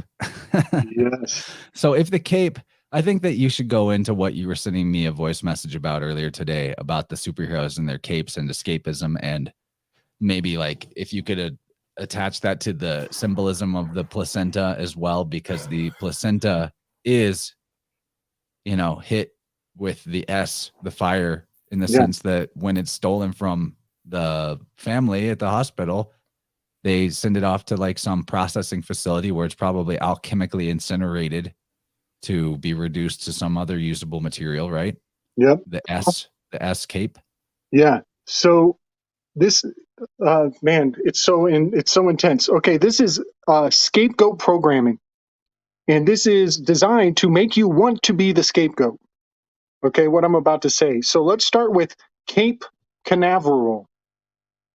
Cape Canaveral is the stage, the theater that they will inspire you to believe that if you just sacrifice enough, then maybe you'll be the one who gets sent up to get fucking killed on the altar. Cape. To escape from Cape Canaveral, the construct or the dome or the firmament, because you can go to space, which you can't go to and no one's been to. That's right. So if you sacrifice yourself enough, then maybe you'll be the one who can fly. Maybe enough sacrifice will give you the ability to fly. And then you find out, guess what? You're just a fucking goat getting thrown over the cliff. But that's so what I was putting in the messages earlier today is the fact that all of this escapism is encoded with these caped crusaders. And there it is, crusaders. They're telling you that this is the Knights Templar. It's the Knights Templar giving you the scapegoat mind programming. Dude, scape is an anagram for space. How did we miss that? Jenny, that's oh my fire. God, I can't see that on my little phone. Jenny, you genius. Scape space. Wow. Space God, and so scape. Obvious. Why haven't we not seen that? Jenny B, you badass. Yeah, y'all. Okay, so now here's another thing. What is a blank page? A blank page is a scape. It's a landscape. It's a space. It's literally space when it's in one direction, it's called landscape. It's infinite potential. It's tabula rasa.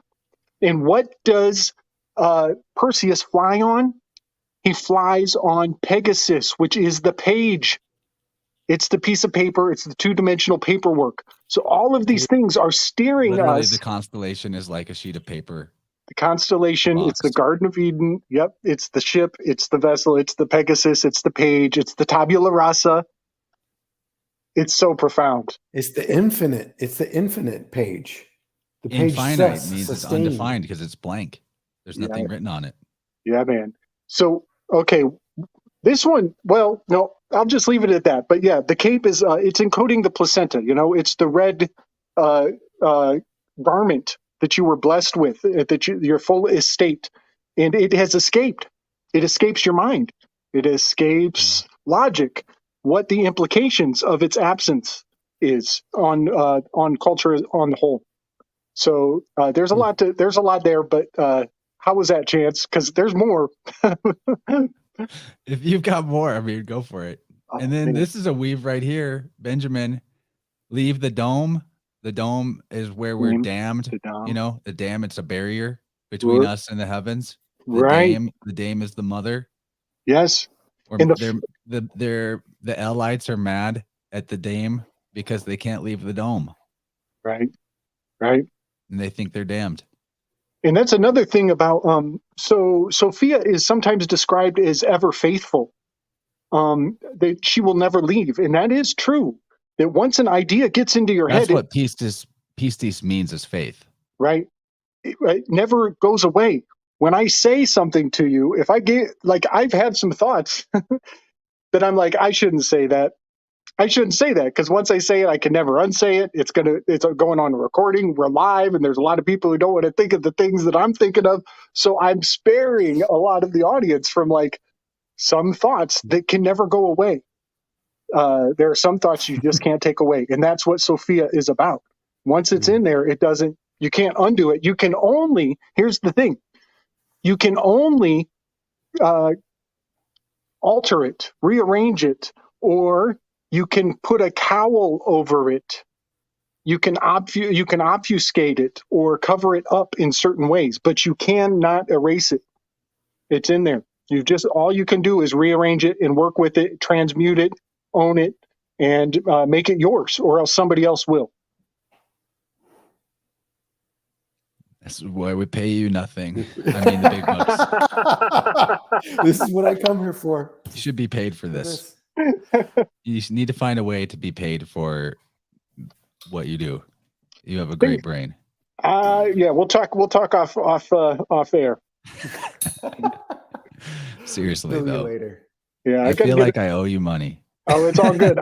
I think I'm going to get a Patreon so people can maybe hook me up. I wouldn't mind.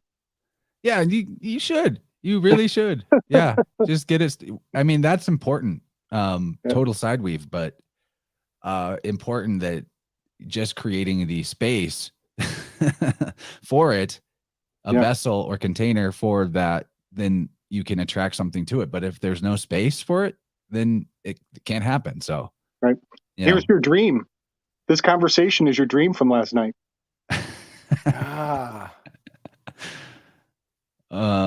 Okay, we need to move on. So this is fun. They find themselves in the universe controlled by the Illuminati.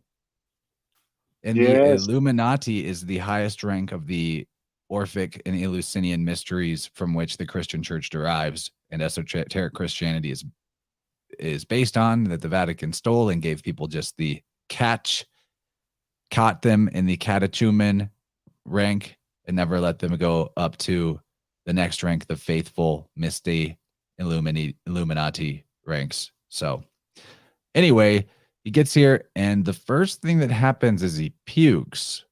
So he's never jumped into a new universe before, and apparently that makes you puke. What do you think about that symbolically? Is that just sort of like a little just for fun gag that he pukes, or do you think that there's something in that? I'm still trying to unpack this. I've got something going with something about the top is always disturbing to Stephen. Because when he wakes up from his dream, he's got his laptop and he's disturbed. And right now he's on a rooftop. And the last time he was on a rooftop, he saw his own corpse. And So there's something about the top that Stephen can't handle. He can't take the top. And I'm not fully done with that. I think this is the facing of his trauma. From this high perspective. Yeah. Well. Because he fell off a cliff. Yeah. Right. Remember, earlier, they talk about him throwing him off a cliff or dropping him from a height. Right in the beginning, they mention it, and I'll have to go back and look at it. And I didn't make a note of it, but I remember seeing they were talking about it, and I'm like, tower card. Nice. But this will come back around at the end, because this is all about in my notes is, and I don't think I would have seen it had you not pointed it out, Gabe, is that his Jungian symbol that he is. I mean, he this whole thing is his journey of addressing his trauma. Even later on, Christine tells him, she's like, you have to face your fears, Stephen. And that's when he finally like, oh, right.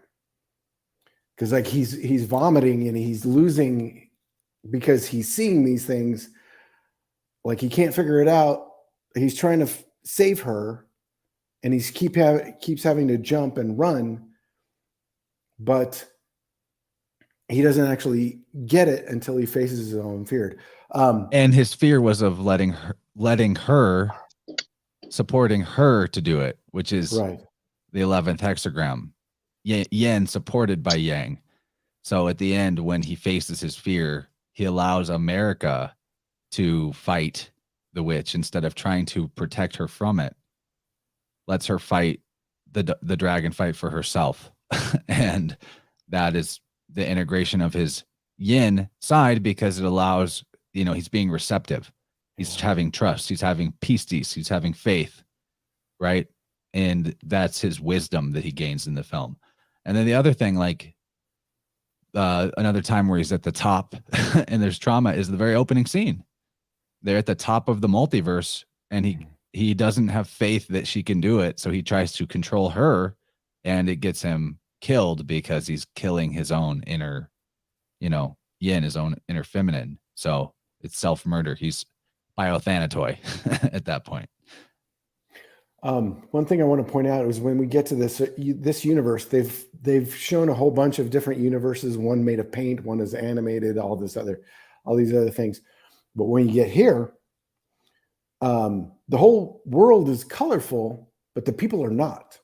Everybody in this universe, except for the Illuminati, are all dressed in gray tones. They're all black and white tones. And even most of the Illuminati too. Mm-hmm. It's very dark.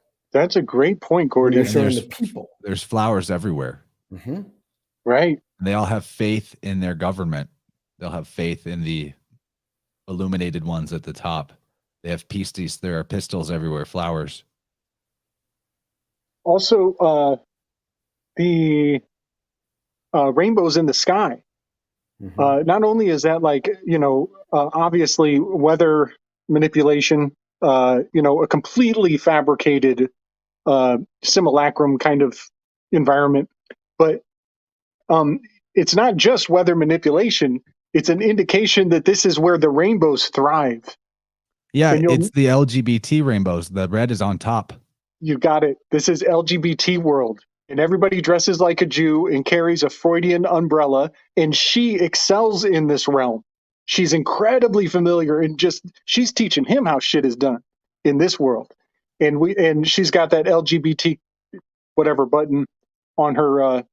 And by the way, the LGB plus, that's a Disney Plus. That's Netflix Plus, Amazon Plus. That's InnerVerse Plus. InnerVerse Plus. It means that there's subtext. There's more script somewhere else. You have to go and read the full terms of the agreement. When it comes to Disney, you look at that plus and you find out, oh, it means that they got Mambla included in the LGBT list, and furries and all of these things that you did not know you were getting involved in.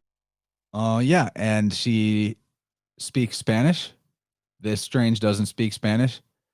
I heard that I think it was like a prime minister or somebody big in Spain coming out in defense of a child's right to choose who they want to love, as long as it's consensual, no matter how old they are. Right. It's happening. It's one step at a time, but they're walking pretty quickly. That's right. It's a parallel reality, and they're bringing it in. It's about to have an incursion into our reality, and it doesn't always go well.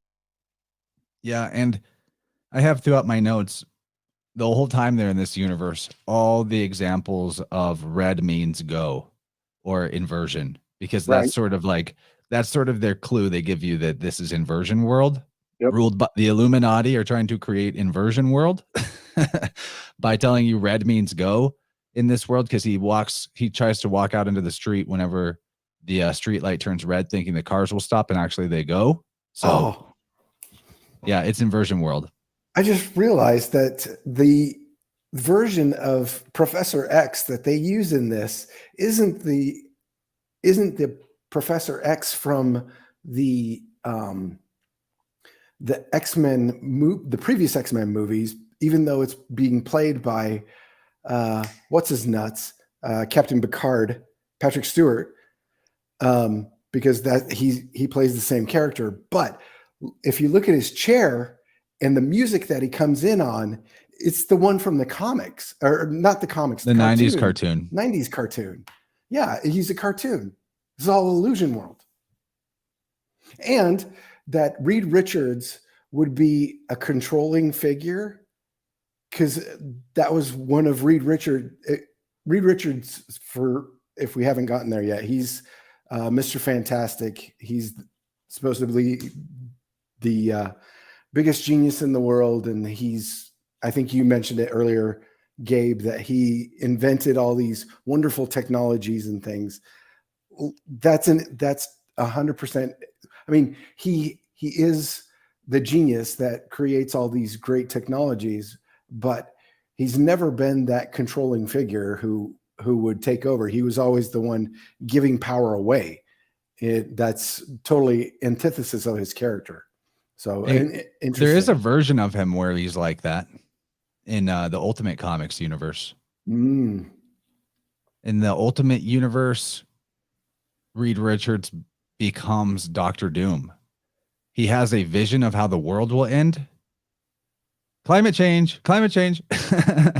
And so he basically goes full supervillain and justifies all his behavior to take control of everybody by the fact that he's saving their universe from an imminent destruction that only he knows about. And you want to know what's interesting? In the event that causes him to find out about the imminent destruction, his face gets scarred, and he essentially joins the Black Eye Club permanently. Oh. And then he wears a mask over the top half of his face. Thus, he's the new Doctor Doom, because in the Ultimate Universe, the original Doctor Doom gets killed. Huh. Now, it's pretty sweet in the comics. Like, he makes a really good Doctor Doom. Now, those are years that I completely missed. But wasn't Franklin his son? He mentions it in the movie that he was a father too. You know, that he understands. Yeah. Yeah, he's a father too. He has a boy and a girl, Franklin and Valera. They go, guys. His kids go on to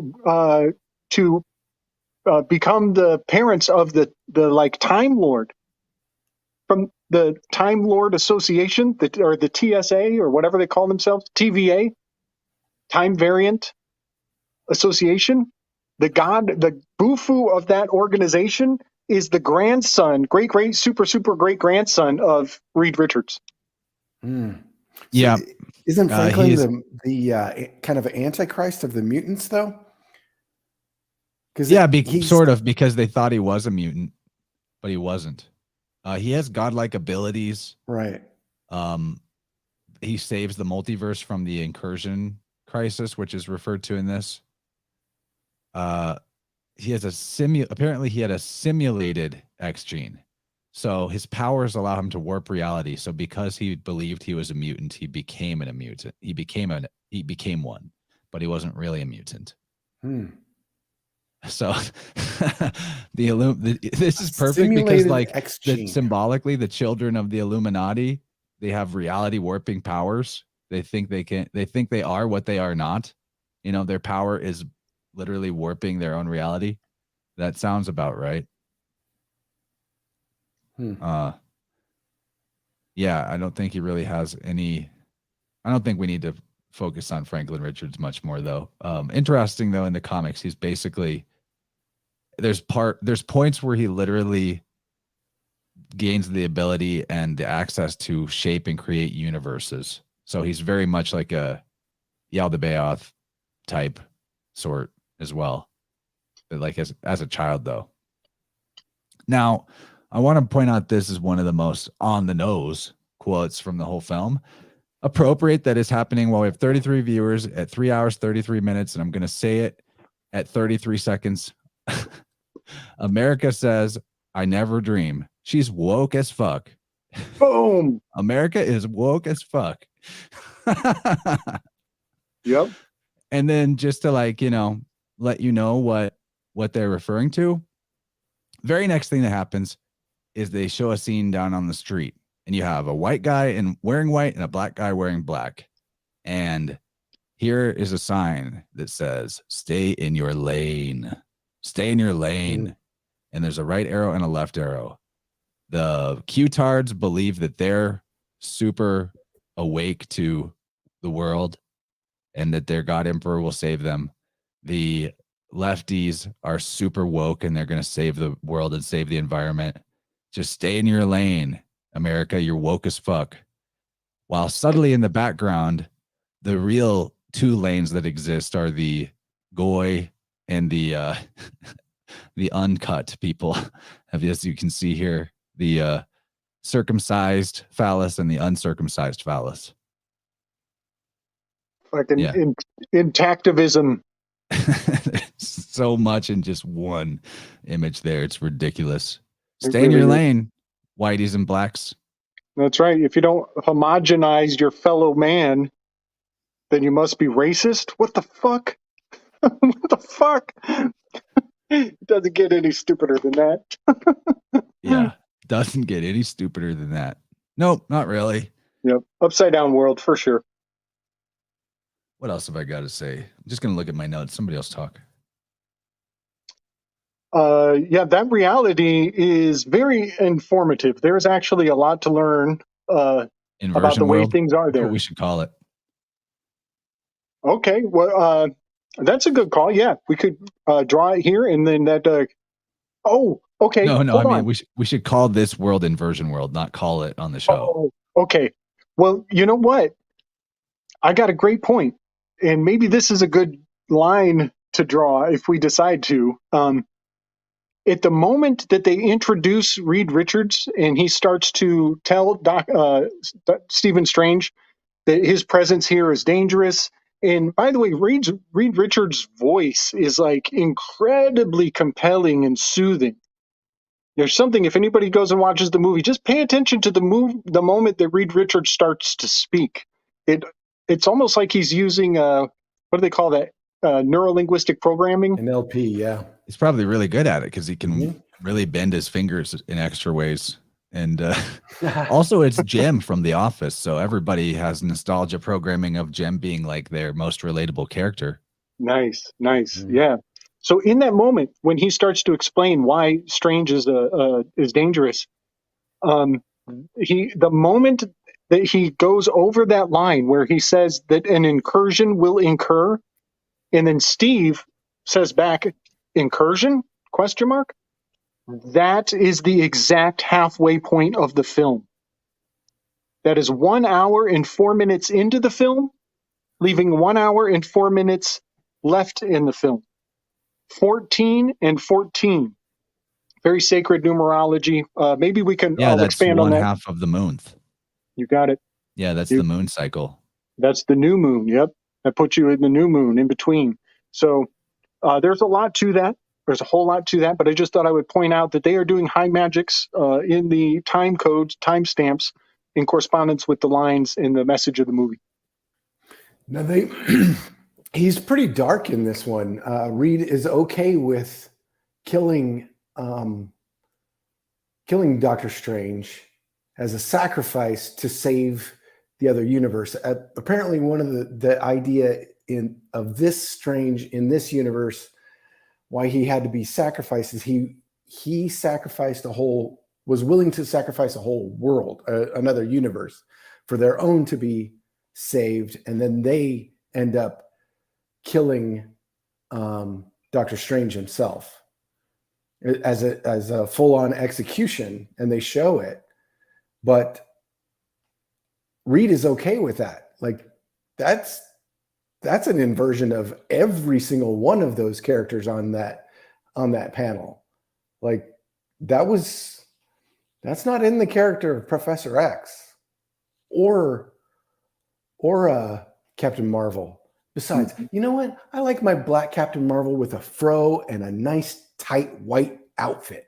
70s, man. Missed opportunity.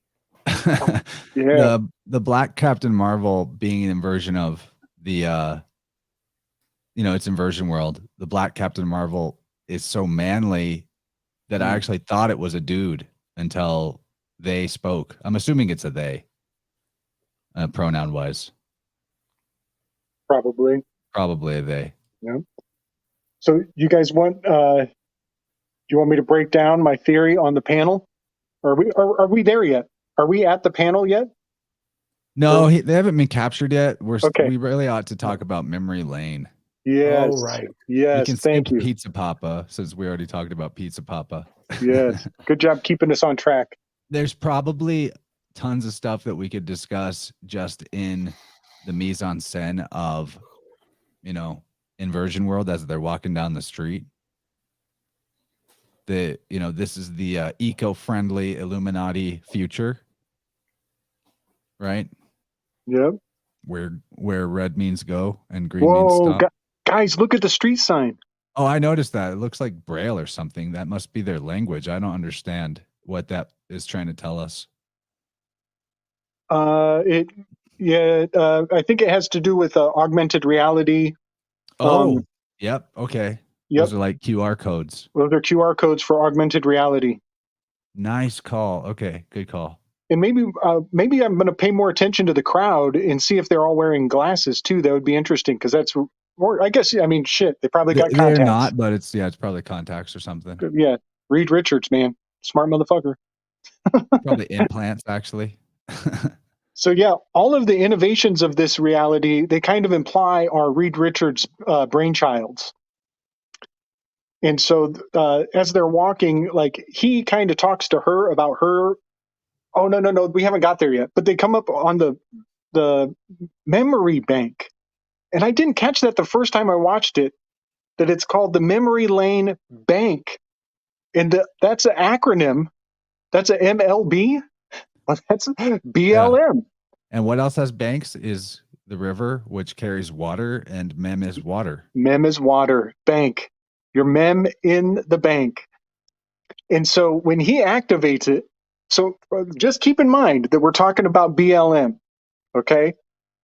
He activates it, and his all of a sudden his personal trauma becomes, oh, nice, Jen, nice. So when he puts his feet in that circle, which is gate recognition, it's in prison. It's the Stamp Act. That's your tender foot. When he puts his tender feet in the circle, all of a sudden his trauma is broadcasted publicly. His most painful, sacred personal memories are out in a public walkway for everybody to witness. So this is like the next level of social media.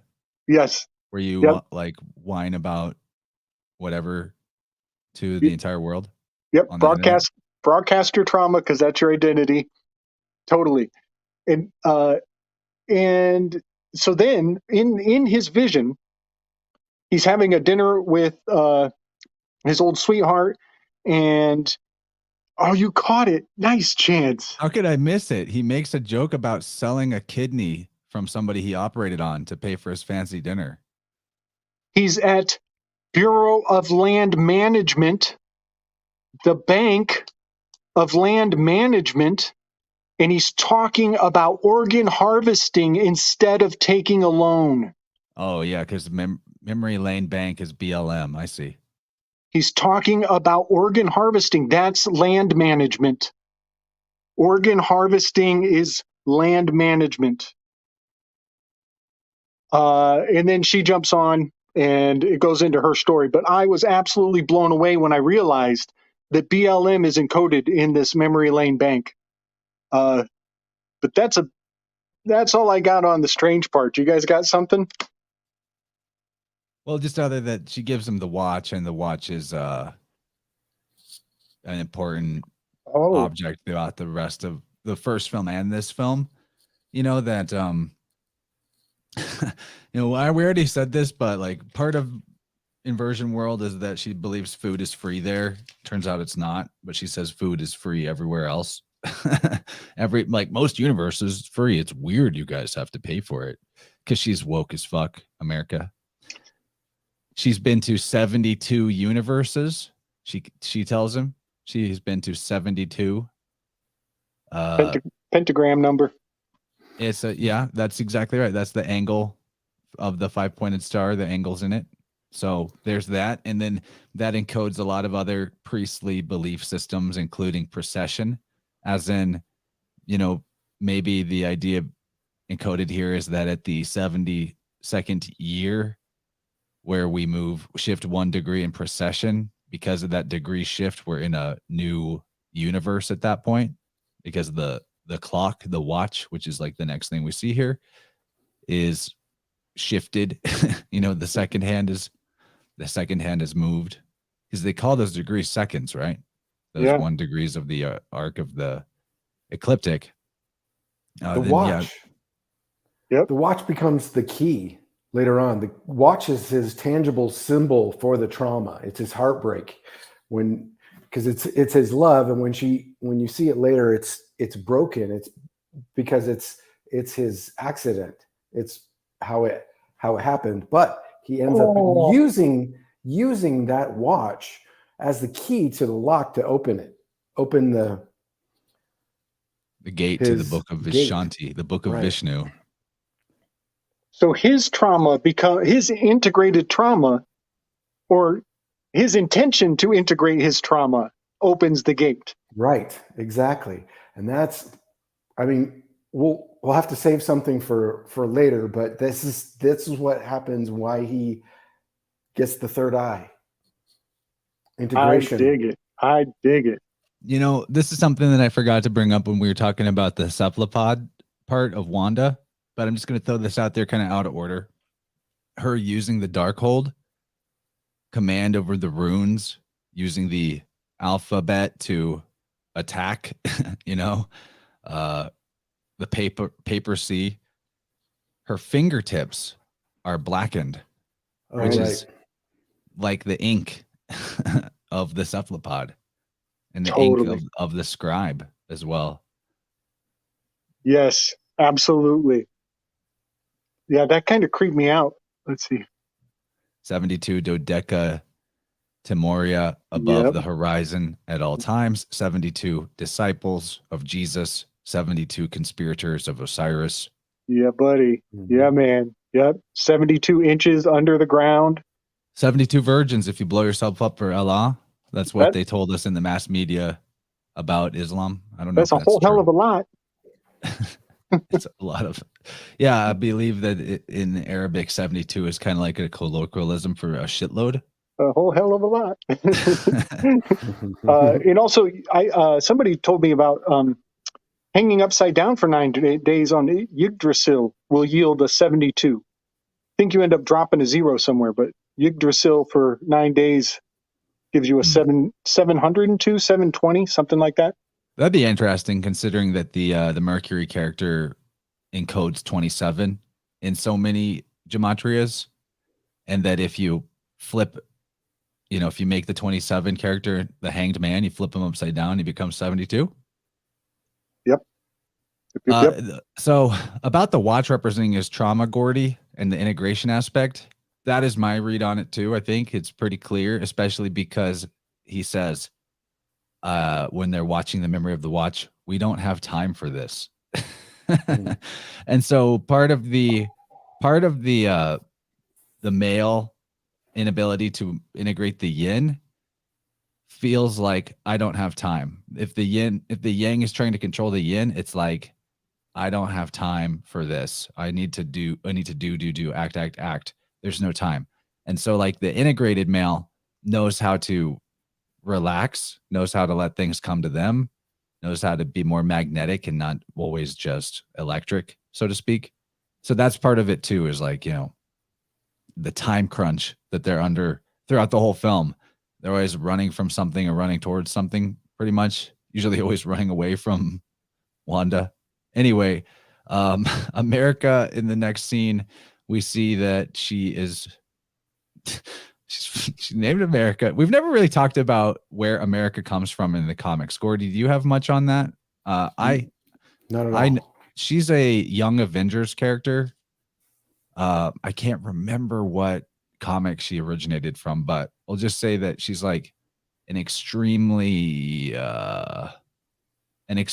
obscure and fairly recent Marvel character, so that her choice as the vehicle for all this multiverse hopping to come through is very,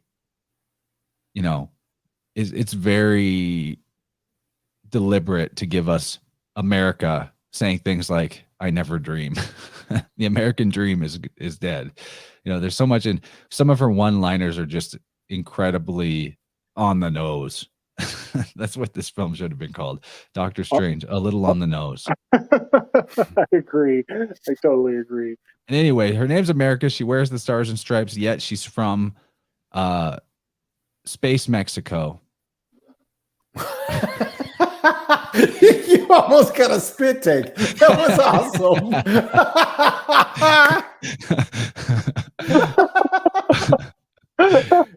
And True.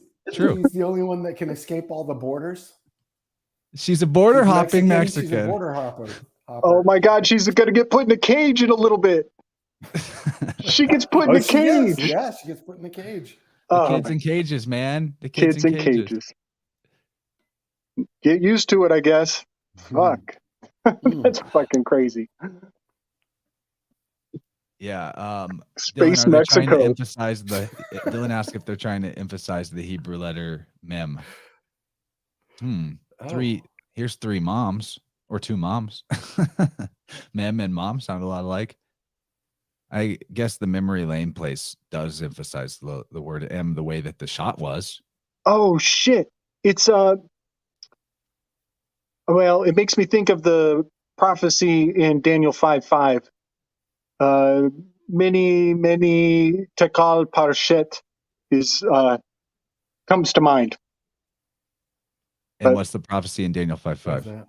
It's really fascinating. The king's Nebuchadnezzar, he sees a disembodied hand writing a message on the wall. Writing on the wall. Gotcha.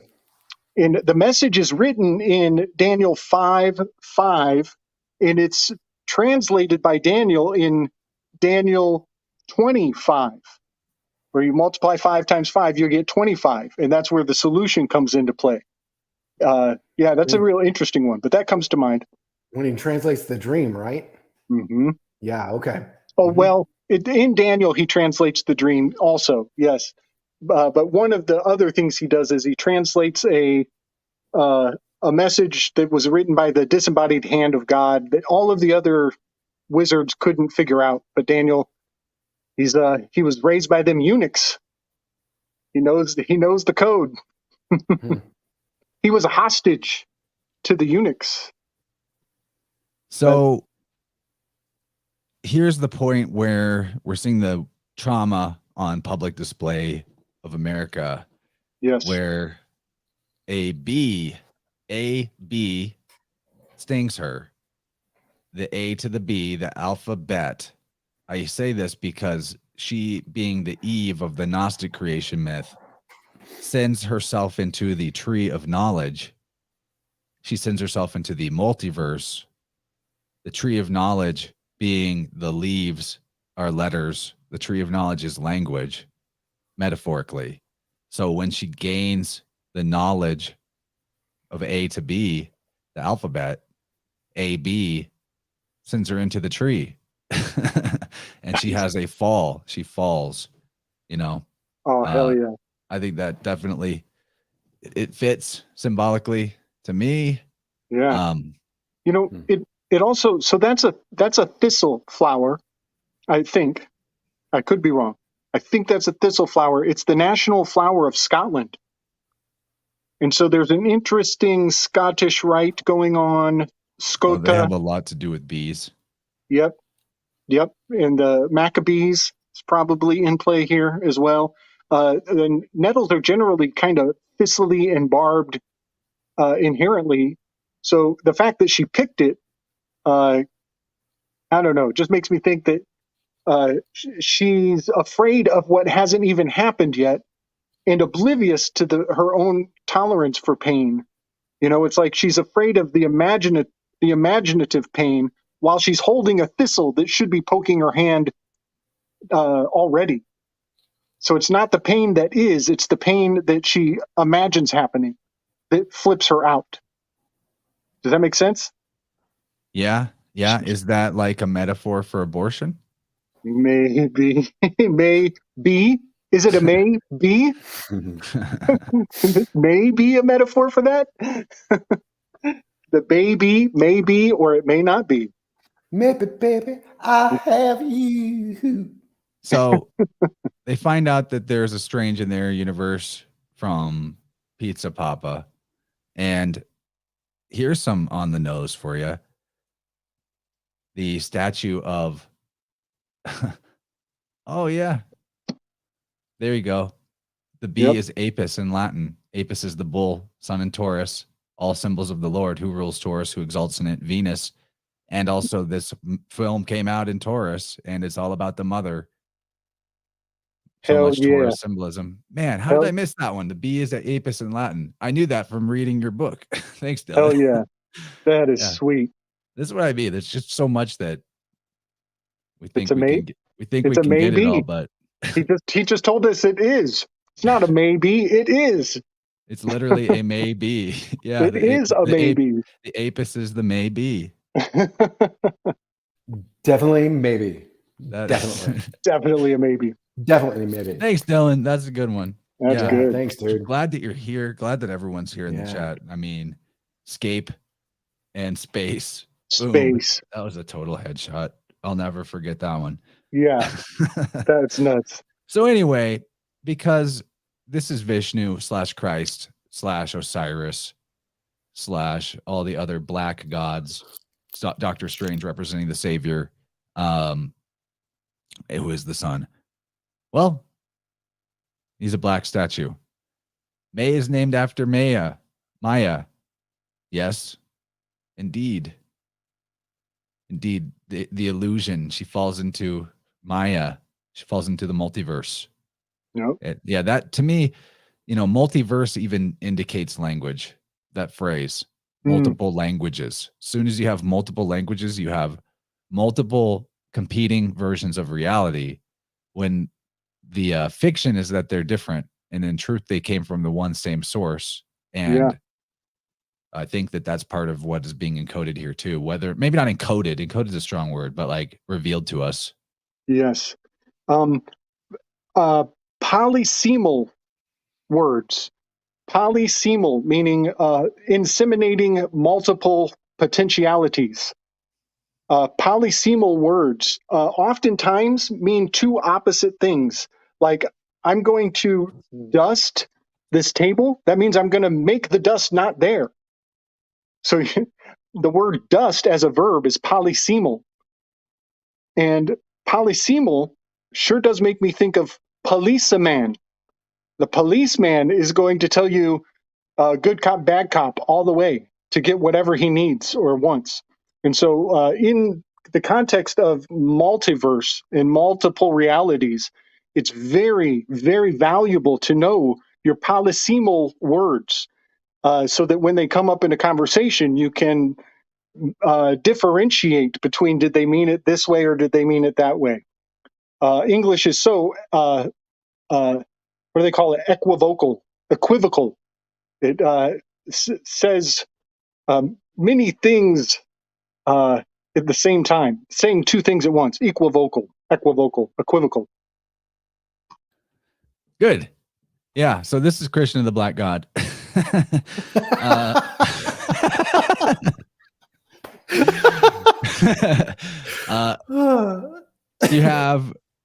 You see, in case we weren't sure that the Black God is the sun, then the sun comes out and obscures it with the light. So just, it's kind of on the nose.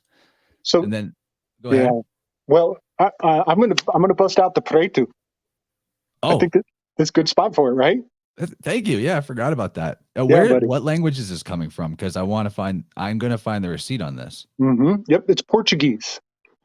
And in Portuguese, in the Capoeira, we sing a song venerating the black beetle. And the black beetle's name is Besouro Preto. And Besouro Preto can disappear and escape from the cops at any given second. He's a shapeshifter. And so you'll hear about Terra Preta. Terra Preta is the blackened earth. And it's kind of pretty mind-splitting where they're finding Terra Preta and what it might be actually made out of. So Preta means black or blackened. And so when somebody tells you to pray to your God, they're telling you to blacken your God. Makes me think of a burnt offering.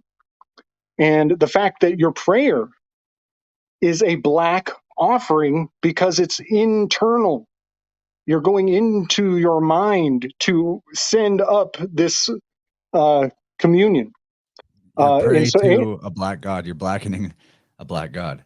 You blacken the God. So if you want to venerate Stephen Strange for his service to this reality, you would come to this statue to pray to Dr. Strange. It's at the blackened Dr. Strange. It's where you bring your offerings and give thanks. So yeah, and it's perfect because the Illuminati murdered this universe's Doctor Strange and then deified him, made him the world hero, the world savior, right? And then made a black statue out of him. Totally. It's exactly what the Illuminati did in the real world. Maybe black statues don't get toppled in this reality. Maybe black statues matter. The irony is that it's a black statue of a white guy. Totally. Inversion world. So the other thing too, and I bet Dylan can give us more etymology on this. I'm not going to take a moment to look this up, but he does in book 4, a Godsaker, point out some inscription-based evidence, like physical, real-world archaeological evidence that that points to Eros being Christ as well. Eros. So here, Dr. Stephen Strange, aka Eros, gave his life defeating Thanos, aka Thanatos. Eros and Thanatos, comedy tragedy. Right? Wow. Nice. Dang, nice. And wait, what is he? We express eternal gratitude to Earth's mightiest hero. Who's the mightiest hero in the Sky Clock? Who's the mighty one? The hunter? Hercules. The hunter is the mighty hunter. Oh, yeah. Orion. There's multiple copies of him in the Sky Clock. Yeah, totally. It's the same archetype, but in terms of zodiacally, it would be Sagittarius, the sage. Okay. This is Strange is encoded. Strange the sage with his wounded thigh. Pythagoras is encoded multiple times in this film. Yes, Orion too. Orion / Osiris is also a black god. Hercules, the sun, he's a mighty hunter as well with a club. But yeah, there's multiple versions of it. One interesting thought, the what's her name? Yeah. Even the word hero is arrow. Yeah, is arrow. Yeah, nice, because the Greeks don't aspirate the H. Yeah. So America, she has a button or a little patch on her jacket that says "Love is love," and that's so sweet, so cute, so redundant. What it's actually saying is "Yov is love." Oh, nice. Yov is love. Yep. God is love. So one thing that's interesting to me is the fact that the Greeks had at least 3 different names for love. There was Eros, there was, it's describing the different types of love. They're very specific, and it's important. It's very important. There was Eros was erotic love, and then there is agape. Agape. Thank you, Gordy. Yep, agape is the other one.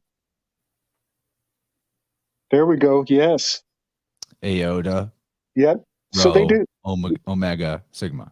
Yeah. And they have other names for other types of love. They're very specific. So it's just interesting that there's so much truth in learning the culture of Greek that it almost seems to me that the modern day agenda is to pave over and forget about those truths because they're very rewarding to know. Yeah, and what's fun is how they even corrupted and got wrong more in better systems that they were driving their culture from. So like back to this idea of Gnosticism as an allegory, you know, our culture is, so you had the Greeks who were a copy of another culture, but a poor copy. And then the Romans were a poor copy of the Greeks. And then America, United States is a poor copy of the Romans. There's probably more copies along the way, right? But copy of a copy of a copy, that is definitely a thing. And next scene is, you probably want to talk about Baron Mordo, I would bet. Oh, yeah. But I think maybe trying to decide where I want to call it, because I think that we don't have to go to the halfway point of the film to have a good point to call it, because a lot of the action scenes of the film we can move quickly through.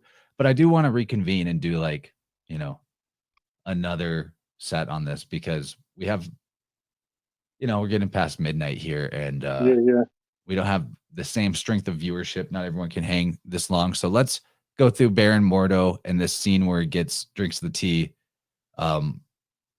A little on the nose right here.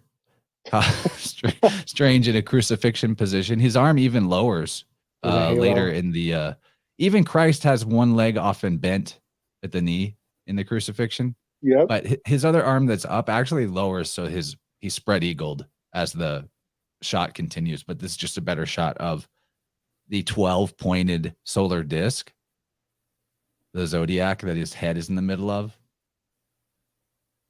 They really can't help themselves. So, Chance, I'm going to send you a little graphic here. I just sent you 3 of them. Let's go with this most recent one, with the corresponding with Strange on the ground there. And you're right, it is a 12-pointed star there he's laying on top of.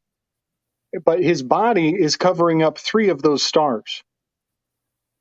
And if you look very closely, it's an Enneagram, because he's subtracted, his cape is covering up. It's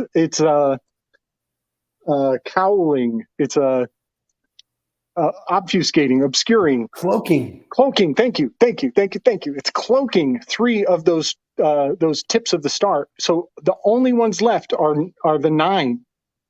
And so he is laying out in the Enneagram position. And there's a whole lot more going on with this. There's so much more going on. I just wanted to point it out. It's going to be pretty important. But Mordo is walking over his head up above, walking away.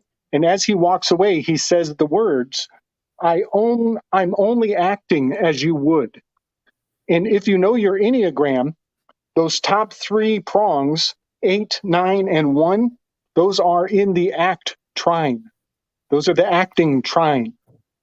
And so the fact that Mordo is walking over those 3 trines with 3 steps saying, I'm only acting as you would, is indicating that the Enneagram can be used to know your decision-making even better than you do. And I know a lot of people are into different personality matrix kind of things, and nobody wants another one to have to go and relearn and start over again. But I'm here to tell you the Enneagram is time-tested and true. And I think it's much older than anybody ever would admit. This is incredibly ancient technology. So I just thought I'd throw that out there, that the Enneagram is absolutely in play. It always has been. It's so profound. So I'd just throw that in the mix. Yeah, maybe it's been in play for as long as there's been a 9-month calendar before we got a 12. Bada boom. Bada boom. Putting together a 9-month calendar would rearrange the fabric of reality. Yeah, it's definitely a markation of the reset. So we want to say anything else about this scene where he gets roofied?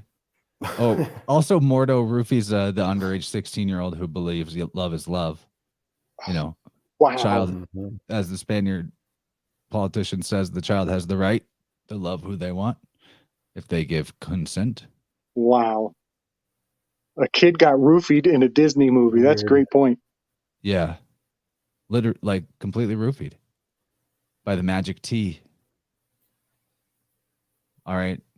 What do you think of Gordy? You seem to have a lot of steam, Gabriel. If you want to Dude, if you want to finish up on the Mordo thing, I just wanted to circle back to the keys of theosophy maybe at the end, because it kind of encapsulates your idea, Chance, I think, about the Gnostic.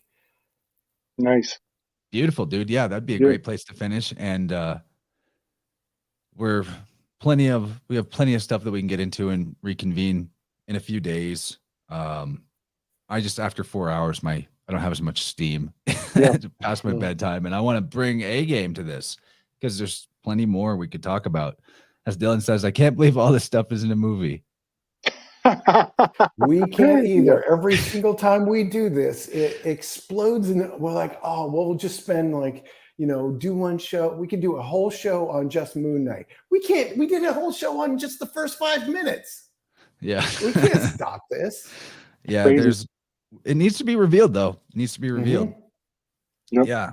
So go through our Baron, Karl, Marx, Mordo, and then we'll have Gordy talk about the keys to theosophy, and then we'll wrap up. And then when we come back, we'll start with the entry into the Illuminati's, the tower, before the tower is struck with lightning. Right on. So yeah, in this reality, we find out that Mordo, Baron Mordo, is named Karl. And it's not really clear if I think what they're telling us is that Doctor Strange never knew his first name ever in any of the realities. And he had to come to Opposite World to find out that his actual first name is frickin' Karl. Karl Mordo, which is just quite profound. And absolutely, in the way it's presented in the film, it very much seems to indicate a nod and a wink to Karl Marx. And so I just put this Karl Marx. I mean, they are in the communist utopia. We're in communist utopia. Now, the food still isn't free. You still got to pay Pizza Papa for your pizza balls. Totally. That's right. So what is kind of interesting here is that Mordo made Strange. Mordo sired Strange. He is his sponsor. He sired Doctor Strange. But Doctor Strange never knew his first name. He had that degree of intimacy that he let another man bring him up to his status in his stature, and basically, he never initiated him, is what you're saying. He was initiated by Mordo, and he never knew his first name. And that's kind of profound, kind of interesting. But if you flip to the next one, Chance, yes, this one was a real trippy realization for me. There are these very rare dyes that are harvested from the Merx, Murex.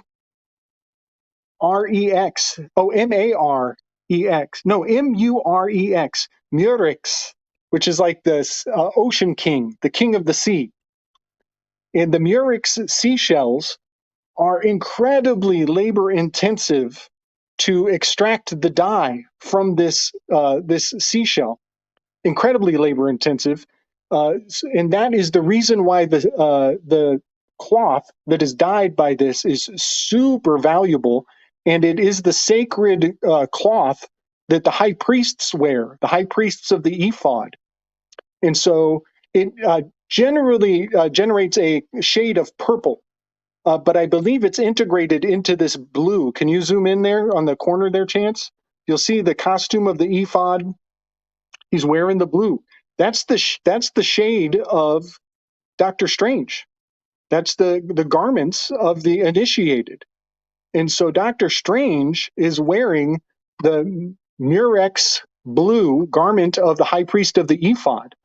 And then I put that little image in the top corner because you'll see how prolific that particular color is in the elite circles.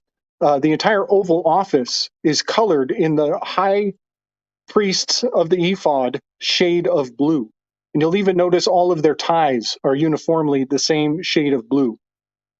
So I'm just pointing out that Which is also the feminization and communization. Yes, this is the he of blue. He who wears blue is of the priesthood of the ephod. So this is, Hebrew. The high priests, those who came from the ocean, the kings of the sea, the Phoenicians. She's the one wearing red and purple. She is the one wearing red and purple. And notice the blood color is at the bottom. Mm-hmm. It's blood red at the bottom. What's that? Exit. Pomegranates and bells on a priest's garments. Yes. Yes. When you also, Gabriel, just for all your echidna porcupine fun stuff, like this Murex does have that spiny porcupiney vibe to it too. Yeah. It's got some echidna feels to it. Big time. So I want to while you're here, Gabe, I just want to point out for other people that are listening that may have gotten confused before about the echidna. The echidna itself, the literal echidna, is an animal that is it's called a spiny anteater. It is only found in New Zealand, and this is how it's related to both mammals and reptiles. The spiny anteater the echidna is a monotrim, which is the same family as platypus, right? So they have a beak. They're the weird ass thing that they're the only mammal that lays eggs, but they also give a milk, but they don't have nipples, so there's not a breast. So they're the freakiest little thing, but they're adorable because they have a little snorkel. But tell people about their cock. Oh yeah, they have weird cocks, right? What is the thing with the cock? The males, they excrete and give birth out of their cock hole.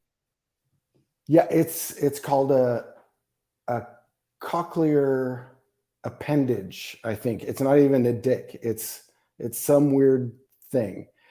And they also I don't know. But at any rate, they are like a porcupine, and they're like a porcupine and a lizard and an anteater and a duck, and they're just this amalgamation of freak animals. But it's a real thing. Go look at it. And it's related to porcupine too.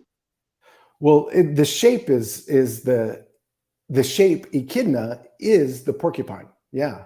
And do you think that it's revered? Echinoderm is the sea stars and crustaceans. What's the thing uni is made of? Sea urchins. Sea urchins are just, they look like a ball of spines. That is an echinoderm. That's like the essential echinoderm. So it's the shape of spinies. Oh, and purple will come back later too with the high priest Clea when she shows up. Yep. So a couple of notes to touch on. First of all, just to back to Mordo for a second, he's the master of the sanctum in this inversion world, while the sun is dead, which is, strange. The Christ character is dead. So Mordo, Mort, Odd. Odd is the god, as in like Odin or God. So Mort, Odd, the dead god. That's the one who's in charge, while the sun is in the underworld, if you will. Now, the other thing is maybe part of why we're talking about the inversion world where the Illuminati are in charge. Maybe part of why the echidna is so revered is because of that inversion of like, giving birth out of their cock. Because that's sort of what the Hebrew priestcraft thing was about, was like, they're servants of the goddess. They'll even chop off their own in a lot of the goddess cults. They want to take the power of the female in a way. There's a lot of that part of the. Okay, so anyway, the highest rank of initiates in a lot of these mystery traditions and modern secret societies, I believe, and maybe they weren't intended to be this way, maybe like they've been grappled to a degree, or maybe it's always been this way. I don't know. But it seems like at the highest rank for initiation, everything flips upside down. Like that at the lower ranks of a cult, they portray goodness, right? And then at the higher rank of the cult, they hit you with this pop culture Gnosticism worldview of like jailbreak the construct, Sabbatian, do as much evil as possible to somehow glitch the matrix, like all these weird belief systems that come into play. They take you to inversion world at the top level. Right. And, you just showed it with that picture of the Oval Office, the ovary office. That's basically it for my notes and to where we're at in the film. And yeah, I'm going to shut up and help us get to the end here. Do you want to pull up that last page of the Key to Theosophy? It's page number 307. So circling back to where I found where it led me to this was the license plate of the taxi in the scene, and across the street it having the magic T. Yes. T being magic is theosophy, which H.P. Blavatsky wrote. And so this is it. It says it. So on this page, it's talking about the end of the 20th century. And wow. She says the general condition of men's minds and hearts will have been improved and purified by the spread of its teachings, talking about theosophy. And as I have said, their prejudices and dogmatic illusions will have been, to some extent at least, removed. Not only so, but besides a large and accessible literature ready to men's hands, the next impulse will find a numerous and united body of people ready to welcome the new torchbearer of truth. Hecate. He will find the minds of men prepared for his message. And this is the Maitreya, the world teacher. Uh-huh. They wanted Krishnamurti to be this guy. Right. He will find the minds of men prepared for his message and a language ready for him in which to clothe the new truths. He brings an organization awaiting his arrival, which will be removed the merely mechanical material obstacles and difficulties from his path. Think how much to one whom such. Yeah, you do it because you have the orator voice. You have the great voice. You do it. Yeah, so they're saying that the Messiah is going to come, and when he shows up, they're already going to have a cult ready to serve him. So think how much one to whom such an opportunity is given could accomplish. Measure it by comparison with what the Theosophical Society actually has achieved in the last 14 years. Yeah, a lot of Charles Ledbetter kid diddling. There's your 14. They probably were younger than 14. Anyway, think how much the Theosophical Society actually has achieved in the last 14 years without any of these advantages and surrounded by hosts of hindrances, poor victims, which would not hamper the new leader. Consider all this and then tell me whether I am too sanguine when I say that if the Theosophical Society survives and lives true to its mission, to its original impulses, through the next 100 years, tell me, I say, if I go too far in asserting that Earth will be a heaven in the 21st century in comparison with what it is now. That's a trip. That's straight out of the Bible of the United Nations, basically. Yeah, where the Lucius Trust, which is a theosophical publishing company. Yep. And they, so 37, it's page 307. 37 is that's the marcation of the Mason-Dixon line. It's the line in the sand, brother against brother, Civil War kind of shit. It's also 2 lunar standstill cycles. Yeah, Good catch, Gordy. this is a really good bibliomancy, Gordy, because this film and many others are programming. The superhero escapism is setting up the program in people's mind that, I mean, I don't know if it would ever work. I don't see how it would. I don't know how anybody could be so, I don't know, their belief could be suspended to such a degree that outside of the movie theater, when they see whatever actor gets picked to be the world teacher, the Antichrist, but not in like a mystical way, just in a created way, And I think that there would be an attempt possibly someday to create this character. I think it's been attempted before. J. Krishnamurti sort of broke out of his programming and didn't follow the lead of this cult to prop him up as the world teacher. Maybe it's happened in the past, but I don't think so. I think that they're trying to basically redo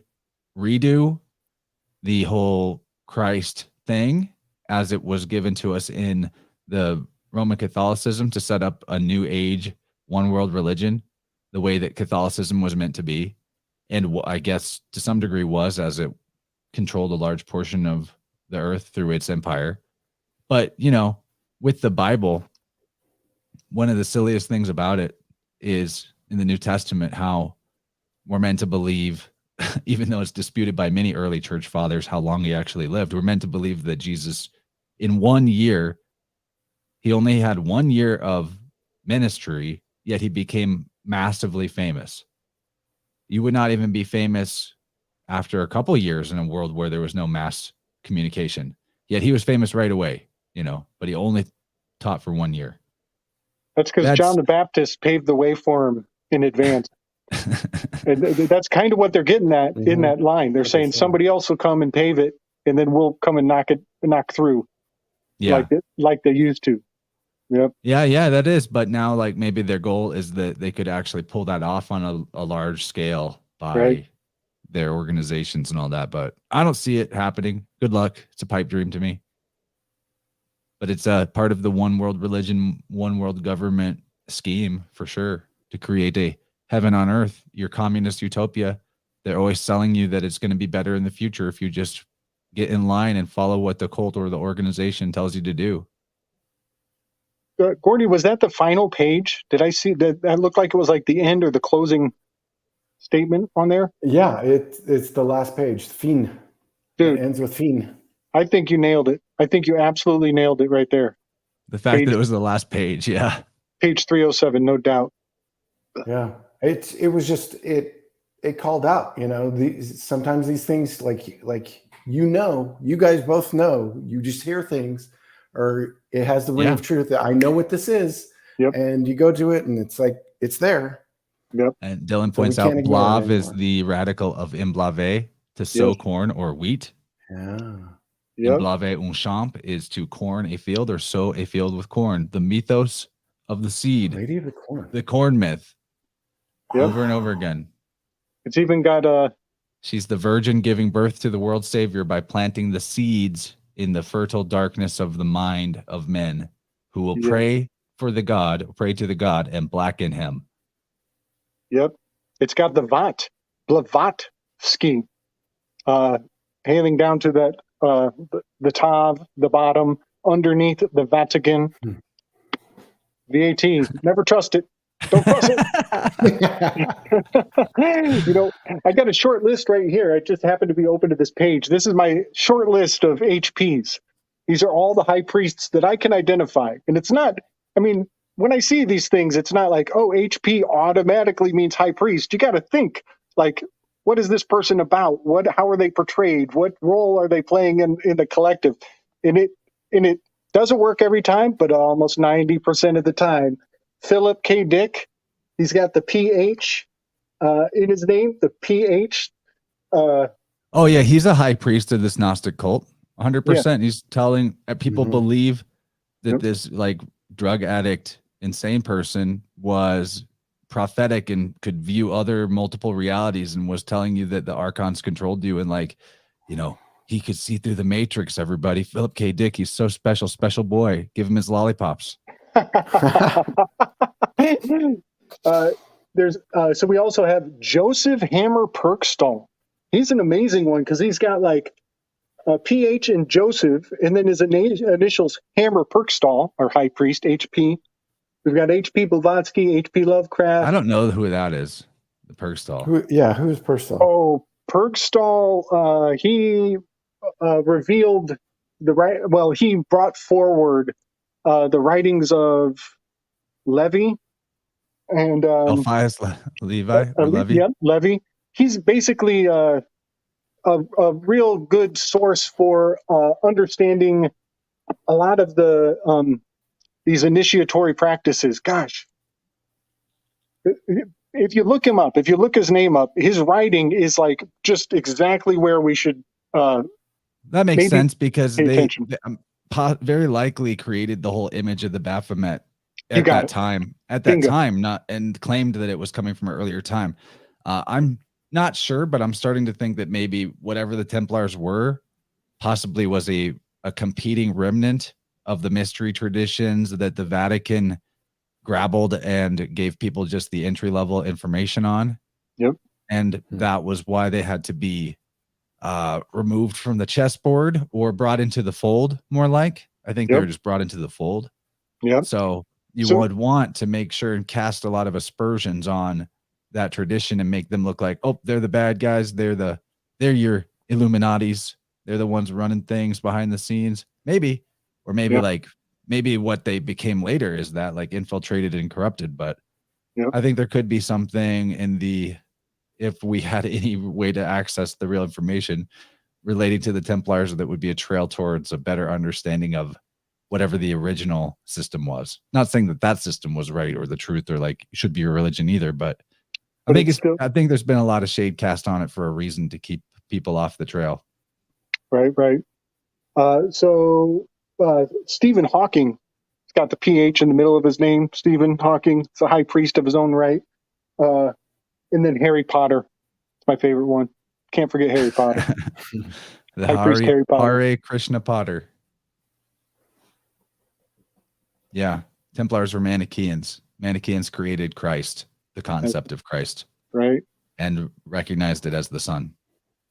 Yep, personifying the divine, and then, strangely enough, just as the divine has this human shape to it for our words to address it, they superimpose the language we use to describe the divine in the shape of a Manichaean anthropomorphized being. They take the entire language we use to describe God, and then they superimposed it onto government.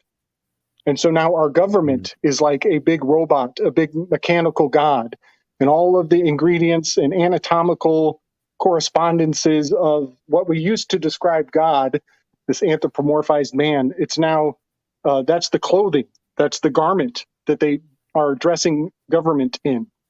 Guys, we're in Weaving Spiders Welcome territory, and there was only 3 of us, so I would say that's legitimate competition. We better be careful, or they might try to burn us down for becoming our own sovereign state. Let's wrap it up, guys. Yeah, let's do. Hey, thanks for doing this, Chance. I appreciate it. Oh, should we do plugs? Can we plug some things? Sure. If somehow they don't know who you are.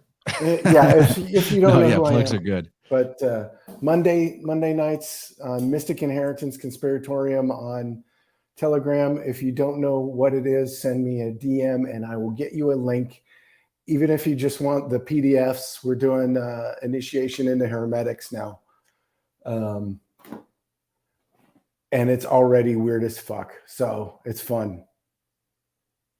Mystic Inheritance Conspiratorium on Telegram. It's a mouthful. But you're also on Instagram. People can find you at Gordy Two Also- Shoes there. That's a really good way to send you a DM if they want that. Yes, for sure. Find me on Instagram, see lots of owl pictures, and join us tomorrow night on Spiders.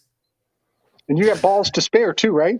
I got so many balls, dude. So many heavy balls. These balls are huge.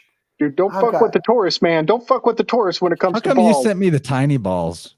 Hey, you know, I would have paid for big balls. I can afford it's it. not about paying, man. The balls tell me who they go to. Nice. What are you nice. trying to say? I'm telling you, probably. that the I universe bet is I'm bigger telling than you you. other I'm not as things. big as Gabriel, but I'm probably bigger than you.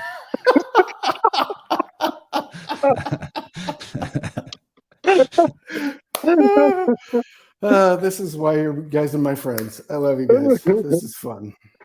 Oh yeah. Yeah, I'm Slick Dissident on YouTube, and I hang with the spiders too on Saturdays in Weaving Spiders Webs. It's where you find us over there on the YouTubes. And then here with Chance. The last couple Saturdays, I haven't made it to Spiders because I've been working on Dylan's book, and that's probably going to be the case tomorrow night too. Because I've been doing so many of my own streams and shows this week. I haven't had a lot of time to put in on the book, and I have a goal date for myself to finish it up by. So probably that's where I'll be, but I often lurk in the live chat just to see whose faces are on the stream. Weaving Spiders is great. I'll be back on there with you guys as soon as it's reasonable. But you know, when you do 10 to 12 hours a week of your own content, like tacking on another 4 or 6 is becoming quite unwieldy. Especially in the middle of the freaking night. Yeah, exactly. Yeah. Of all the windows. Thanks everyone for tuning in. Amazing 4.5 hours, and apparently there's more to go. We didn't even get halfway through the film. Not even halfway. Go watch it if you didn't see it and you want to hear us continue breaking it down. And much love to everybody. Nighty night. Thanks for being here.